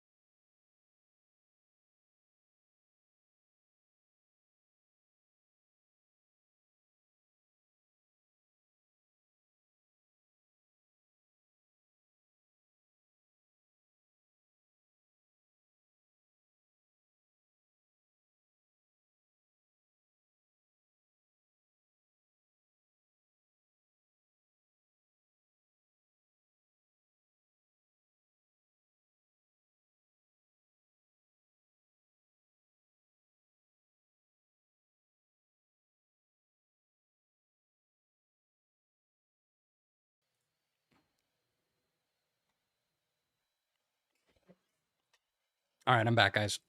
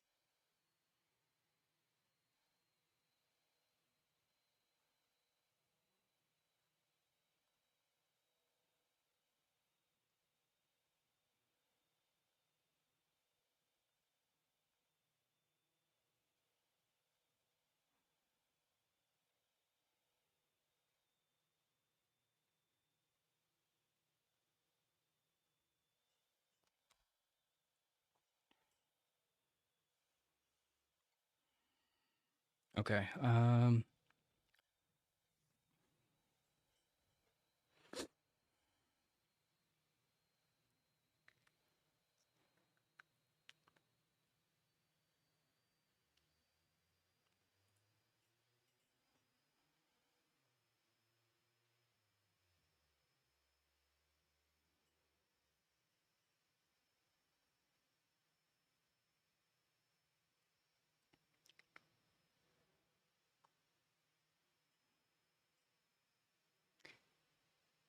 Oh, Tony Jones saying leak sources tell the Athletic that Gershon Yabusele will not return to the Sixers. Sounds like we might be getting.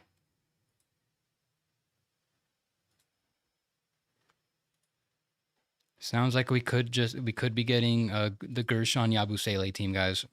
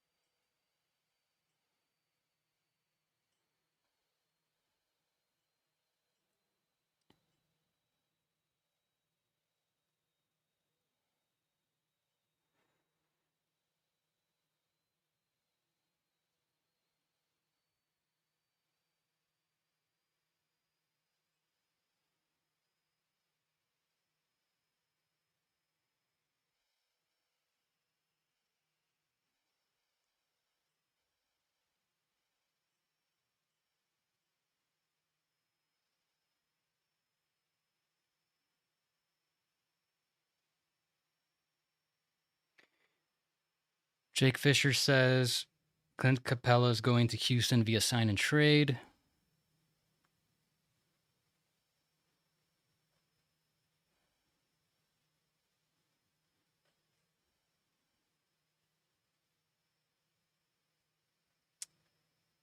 The Rockets are sending a 2031 second round pick swap plus cash to the Hawks in exchange for facilitating the stop. Yeah, I mean, we still need to know who the Rockets are sending out, though. Biggest mystery of the night so far.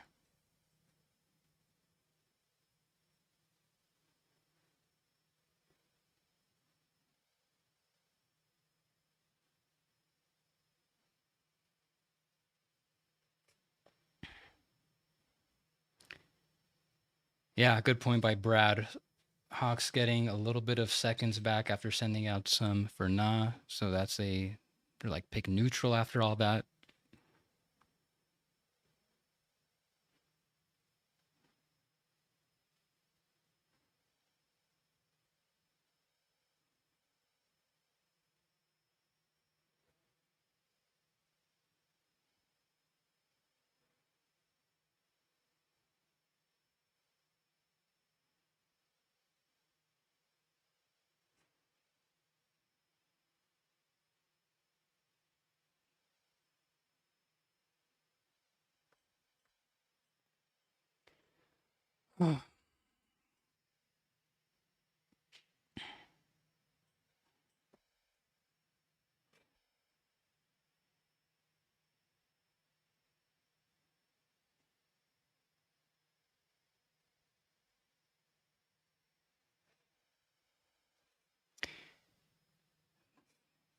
Okay, Dallin says, here's my big trade prediction.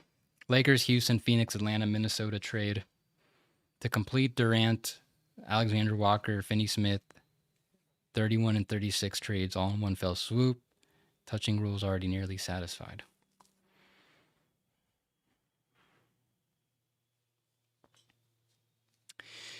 That's interesting. I think Minnesota could be an interesting Cam Whitmore team. Just with Cam Whitmore makes so little that he could plug into all these teams. But he'd probably never play for Minnesota, actually. Scratch that.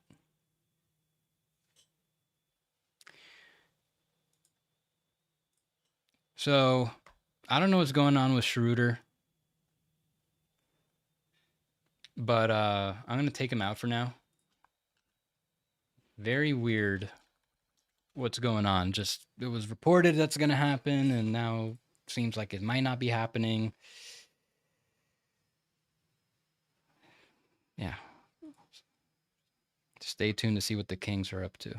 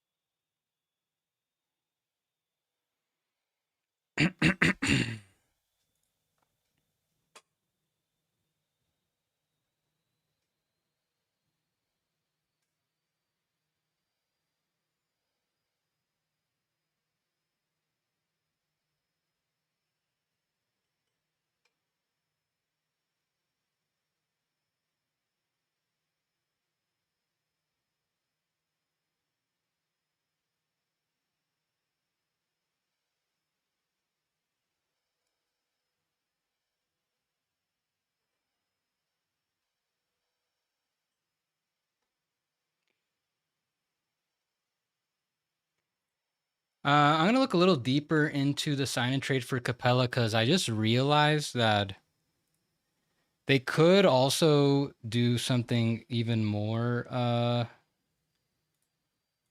wild. So you can do Nate Williams. You can do N'Faly Dante and Jack McVeigh. They could sign and trade those two guys. So this is like, so basically they would cut Landale and then it'd be Nate at his minimum. So what is that? 270,735. Capella is probably 6.825. You just need to do One of those guys. Yeah. So that's just another way then they could keep Whip more.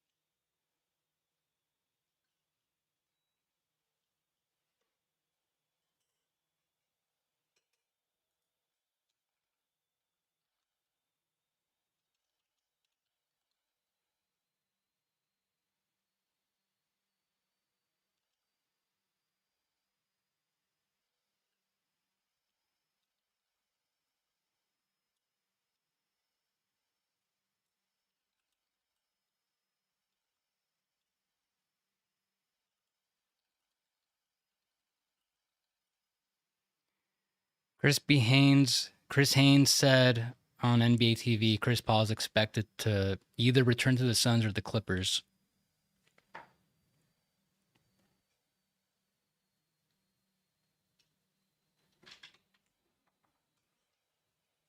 Hey, babe. Thank you. Chicken nuggets for Abby. This is my wife, everyone. Oh my God. She's the best. Just brought me food. Sorry. Water bottle?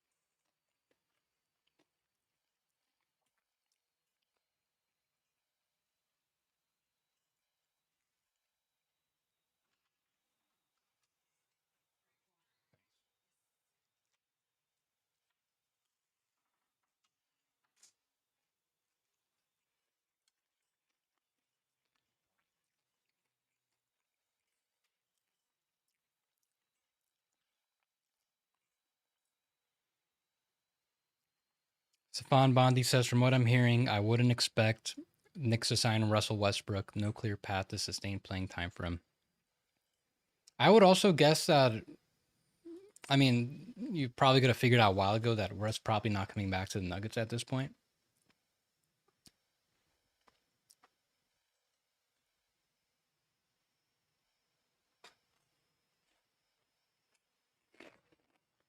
Especially now that Bruce Brown back.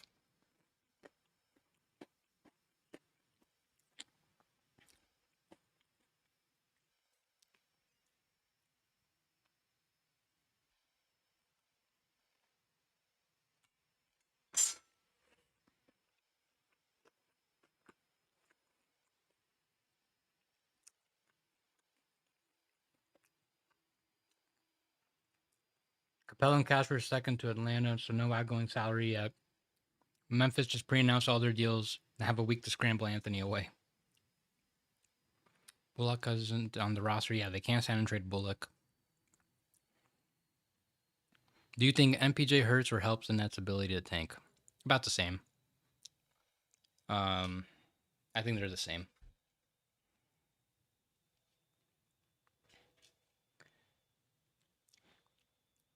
Can Houston and Atlanta complete a sign and trade where Houston sends out no players and has no cap space? They have to send out some players. At a minimum, at like the bare minimum, they can do what I just said.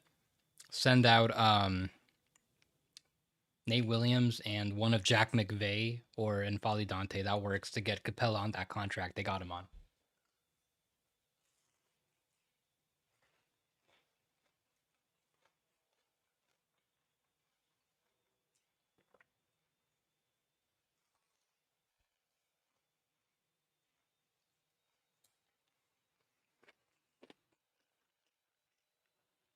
Yes, this is good food.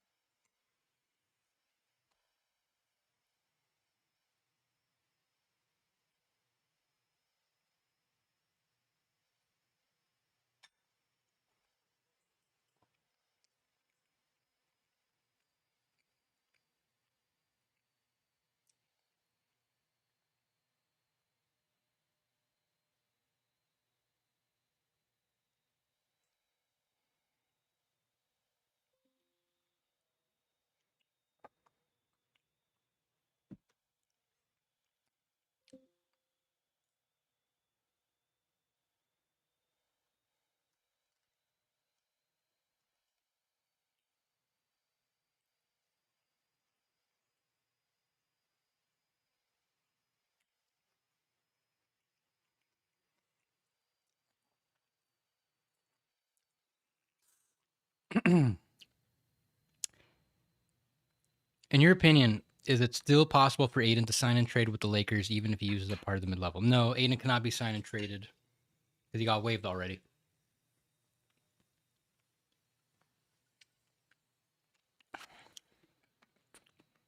If Aiden doesn't bail out Lakers, are they cooked, assuming Kessler's never leaving Utah? I mean, I think losing Dorian Finney-Smith is the biggest thing that's going to hurt them. If Utah wanted to move on from Kessler, they could have gotten better offers than what the Lakers have anyway. Yeah, probably.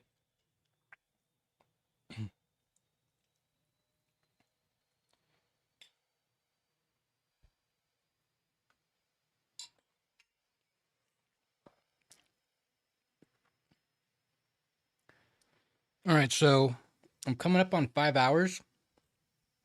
I didn't think I would go this long, but I do only have an hour left on the timer. So just so you guys know.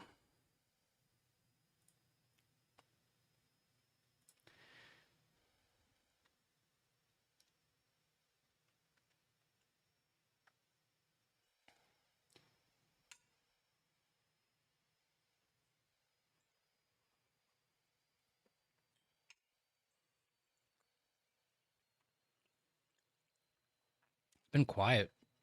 We've only got a minimum signings the past hour or so.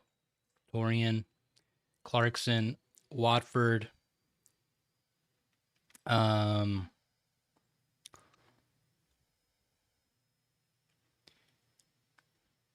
Feels like Chris Paul probably heading back to the Suns. If now that they lost Tyus Jones, just speculating.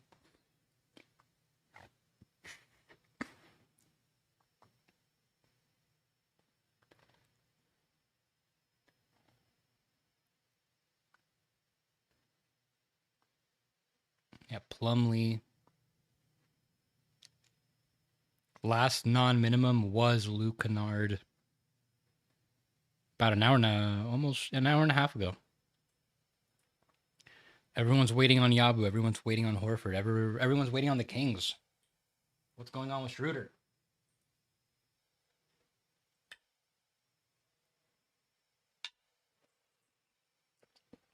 Okay, this is really helpful. Actually, let me open in a new tweet.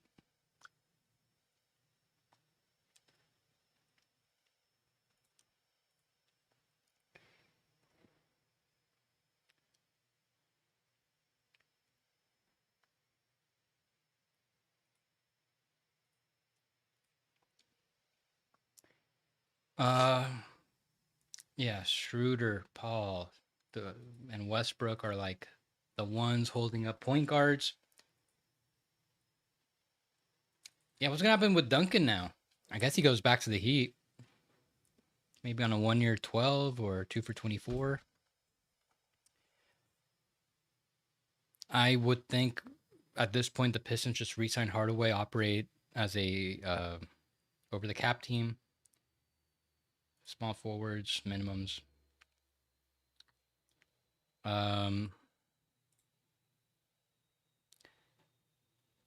Kaminga, Yabu, Turner. Yeah, he's staying. So really, we're just waiting on Horford, Yabu, these guys, and then Schroeder, Paul, Westbrook. The most role playery free agency of all time.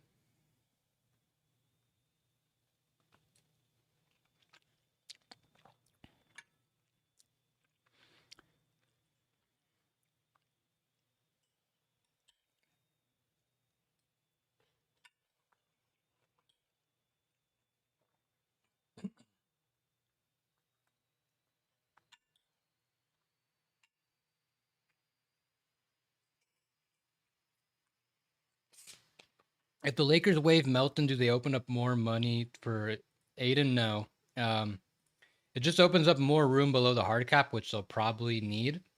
So maybe they could use the biannual after or do another trade. But it's not going to increase how much they have in their mid level. They still have only 8.3 million remaining.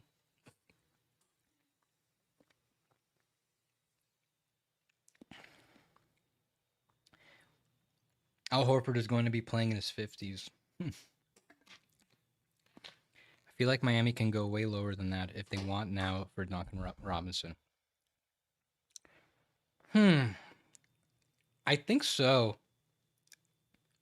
But yes and no. So like if Detroit was the team, all they could really give him is the room mid level now if they are cap space.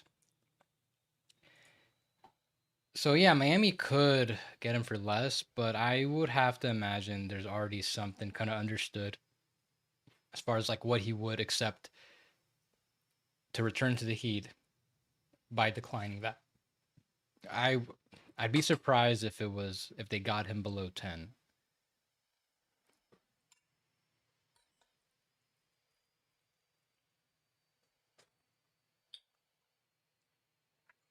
Is it possible Marks was wrong and Laravia was BAE?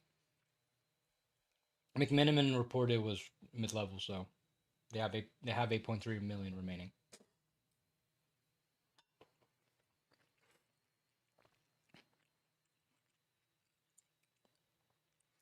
If you gave Duncan Robinson 27 over 3, who can really top it besides sign and trade? Yeah, exactly. So Duncan, yeah, Nugget. So then the Pistons could sign and trade Fontecchio and get Duncan much higher. That's another way.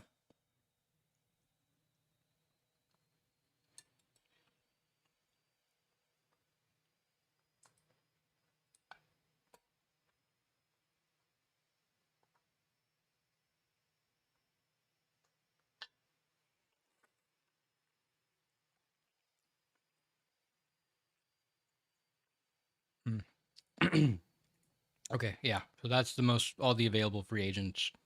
Oh, you guys can't see the whole thing?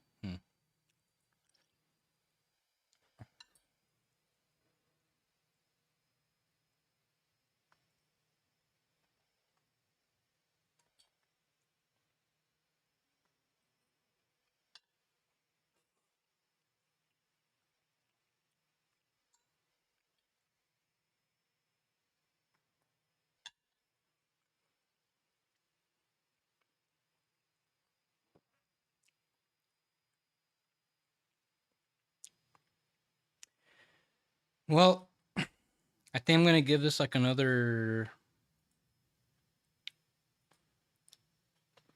I think I'll go through like the next 20, 30 minutes.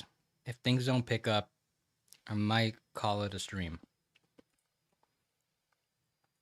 A lot of downtime right now.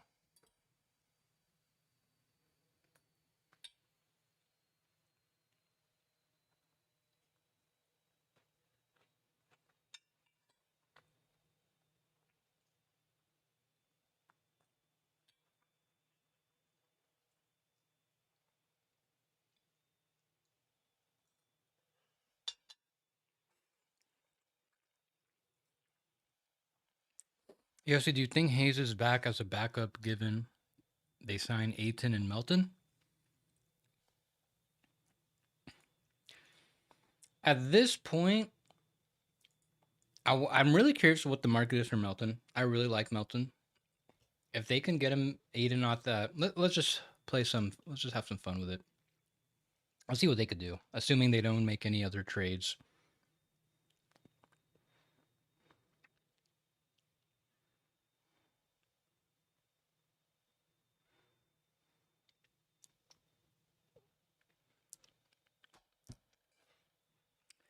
Okay, so let's say yeah they're gonna waive Shake. You signed DeAndre Aiden to that remaining amount. You still have your biannual, which is let's see, it's like 5-1, something like that. I'm just gonna say 5-1 for now. Just gonna copy and paste what I got for Kevin Porter. BAE / hopefully Melton. Yeah, this works. They could still do one more minimum signing below the hard cap.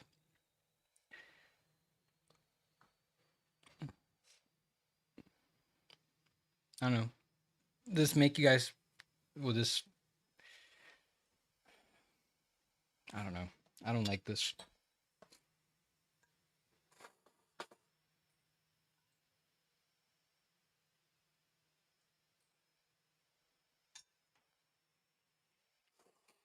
But yeah, they can get Jackson back at the minimum at that point.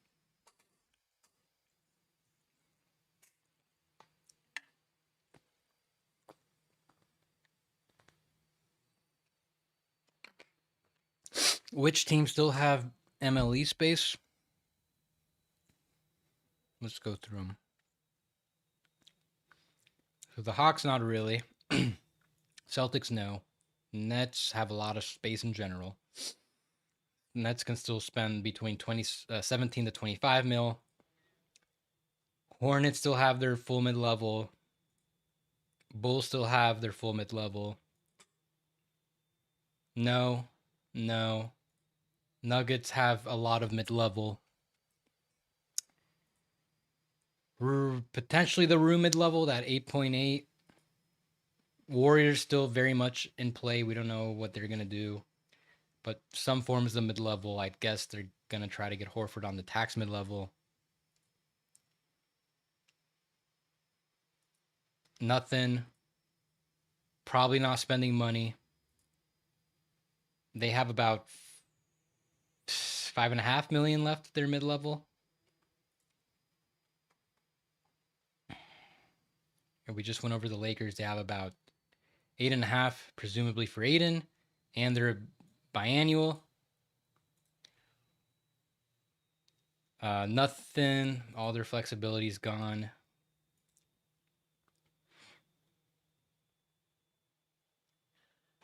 Um, the Heat, yeah, they can use their mid level, but I don't think they're gonna use it. I think they're gonna just make a big trade involving Rozier, most likely.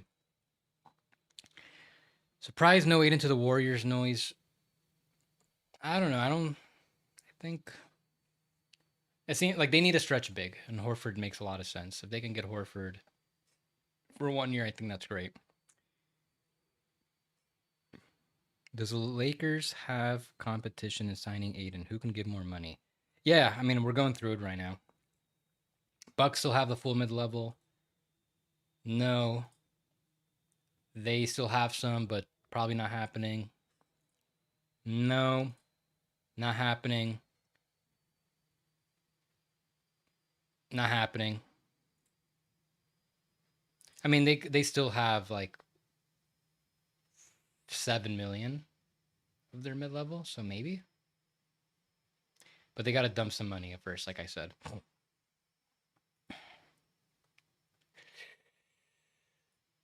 Probably not, unless Grimes is gone, but and Drummond's gone. I don't see it.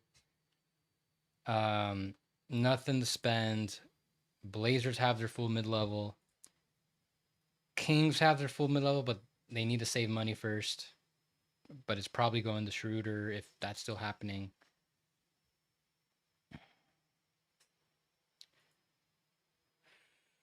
Most of it went to Cornet. They don't have that much left. Um, yeah, the Raptors need to do something. I was thinking they would be the potential, like what the Nuggets just did, swapping Porter Jr. for Cam Johnson. I was thinking the Raptors might end up doing that with RJ Barrett to save money. They need to save money. They re-signed Garrett Temple to a guaranteed deal. Like they could get below the tax by waiving some of these guys, but it's not going to be a nice fit. Jazz have their full mid level. Wizards have their full mid level. That's everybody. Lots of mid levels available. Most of them won't be spent.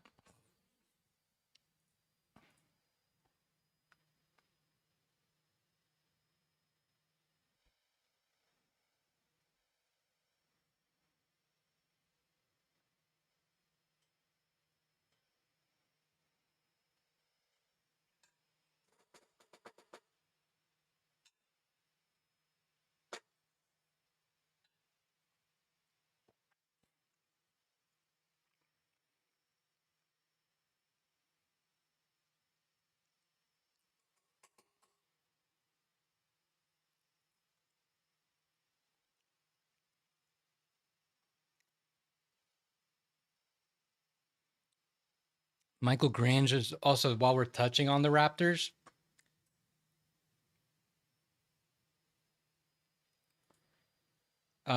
Jameson Battles contract becomes guaranteed. I guess there's like some guarantees going on. Like it might get more guaranteed tonight. Gary Trent, 2 year, 7.5 million. That's probably a minimum. I'm gonna double check.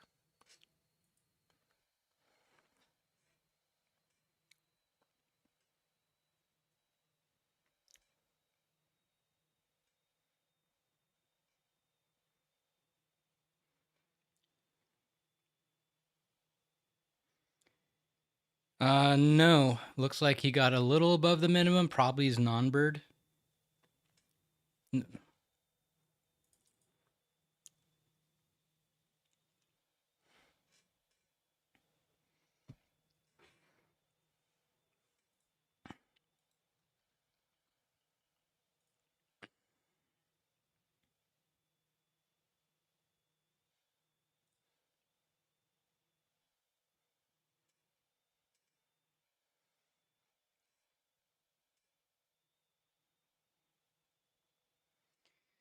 Yeah, I told you guys I didn't think Trent's really making more than the minimum. Technically, it's more than the minimum, but not exactly.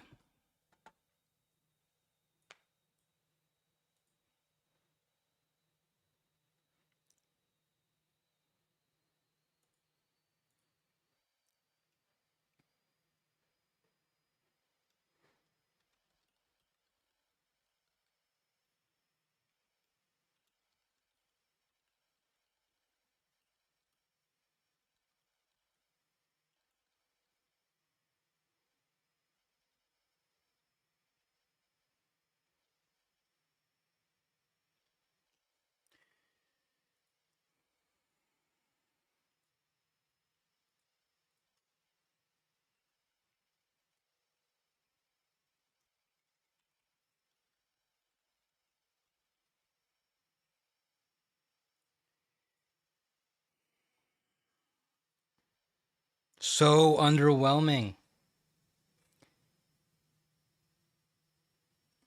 Like, what are we coming back to, Giannis? And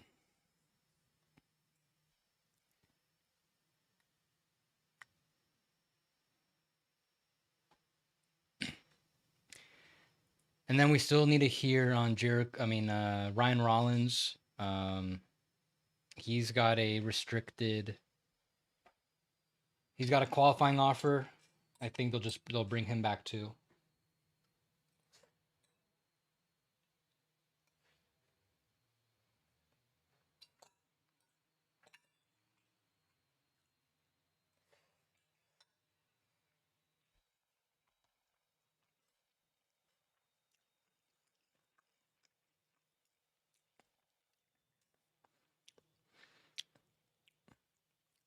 Chris Boucher's a depth piece flying under the radar, perhaps Knicks.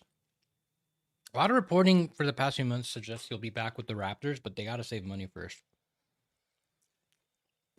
If the Lakers turn Gabe into Tybal, combined with moves you already outlined, Aiden, Melton, etc., what would that more or less mitigate the loss of DFS? I don't think so.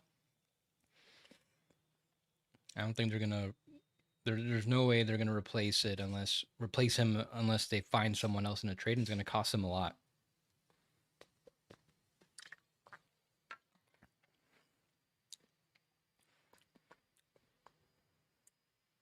I don't think Tybal might be worth the shot doing that. You're gonna have to probably give up something to the Blazers. Like, would the Blazers do Tybal straight up for Gabe Vincent? The money's even. I guess they could use another guard. I think the Blazers would probably want something. A couple seconds, maybe. I'm surprised a team like Detroit wouldn't throw a little more at him. Basically, could replace Hardaway's production for a quarter of the piece. Well, see, they could still bring back Hardaway. Luke Kennard better than Gary Trent? I'm confused. Both not helping you in the playoffs, but Kennard's gonna bring a lot of playmaking, a lot more playmaking, a lot more ball handling. Better of a sharpshooter. I get it, but at least for 1 year, it's not too bad. What teams do you see Giannis looking to leave to now?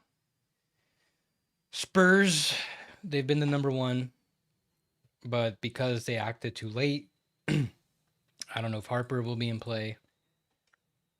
I think the Warriors technically have a chance because of the Butler salary slot. Not that he'd go to the Bucks, but that's how they can, a big part of how they can make it work. Plus 4 picks, get more value to Milwaukee with Butler going to a third team.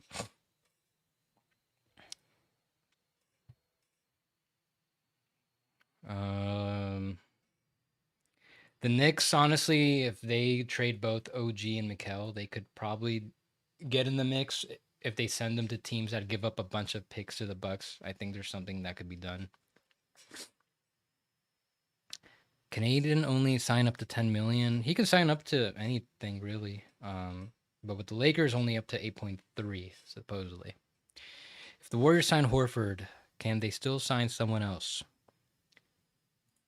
If they sign him to the tax mid-level, then they won't have any more signings exceptions. So then then it's up to the Jonathan Kuminga sign and trade. Try to get as much as you can back for him. I've always said the Bulls seem like a natural trading partner for the Warriors. Guys like Vucevic, they've been linked to him. I think Kobe White makes sense for the Warriors.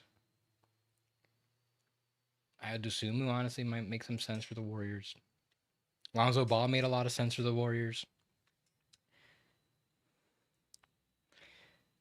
So that's what the Warriors are looking at if they use one of their exceptions, most likely the tax mid-level on Horford. What's your prediction on where Aiden goes, LA or the Bucks? I think LA. It's the best opportunity and enough money for it to make sense for him given the buyout.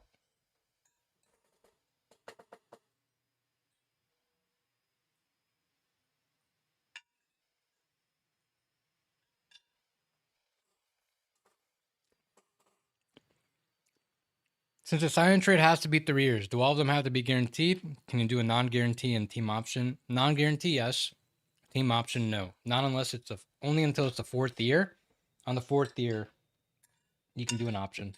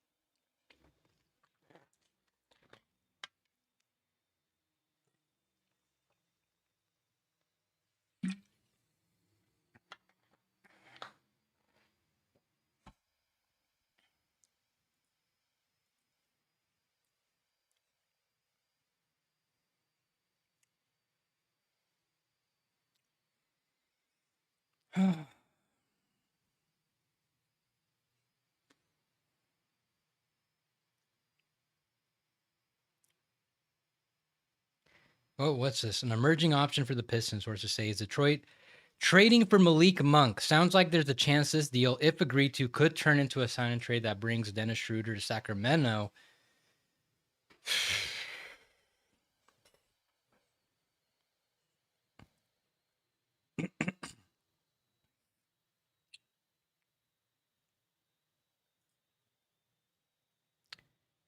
That would mean Detroit's going to be an over the cap team. That changes a lot about what is going on with their offseason. I'm going to bring back all these cap holds.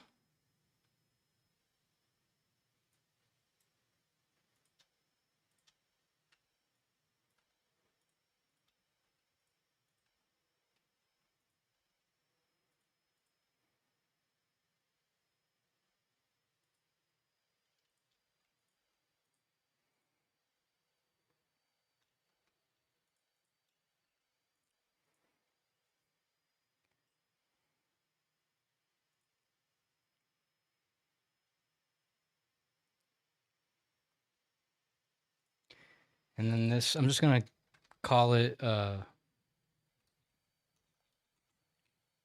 amount because that's all they can give him now with the actual mid-level.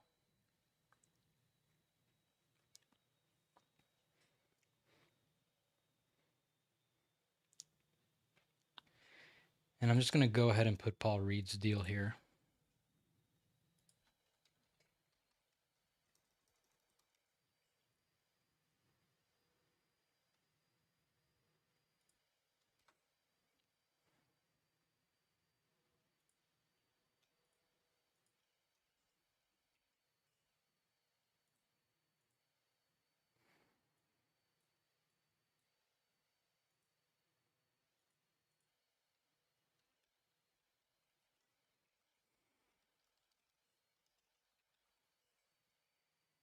Okay, so Malik Monk, I mean, it's pretty straightforward. that they'd probably give Schroeder the mid-level, but they could technically start Schroeder a little lower in a sign and trade.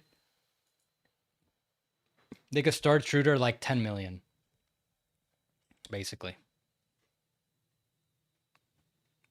That would help the Kings a lot.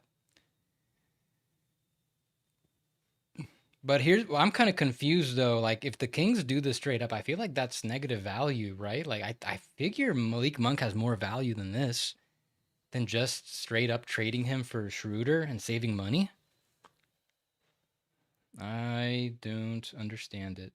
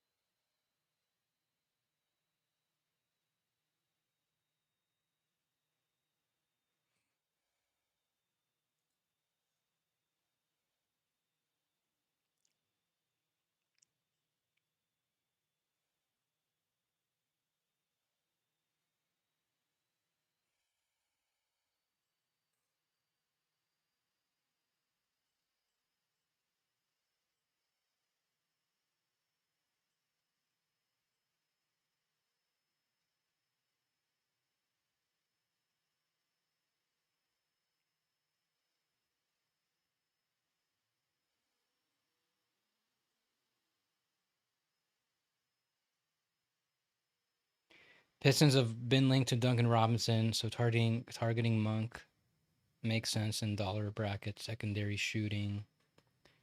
Capologists around the league have been penciling Schroeder at 2 for 28 million. Yeah, but then Schroeder needs to get a 3-year deal, so would probably be non-guaranteed on that last year.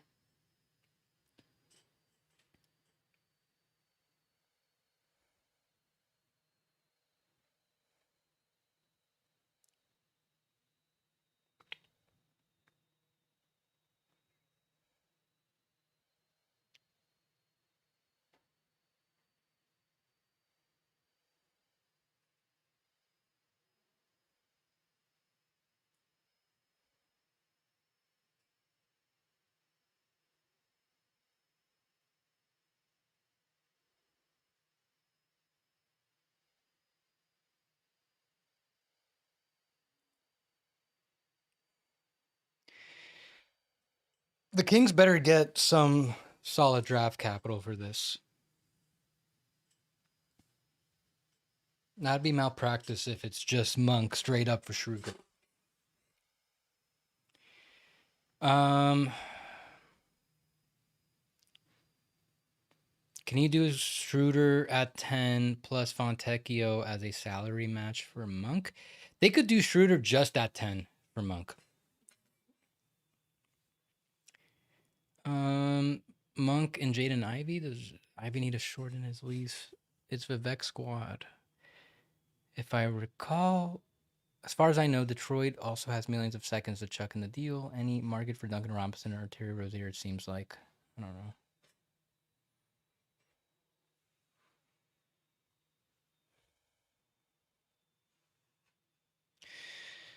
Okay, guys. I need a rest for a little bit.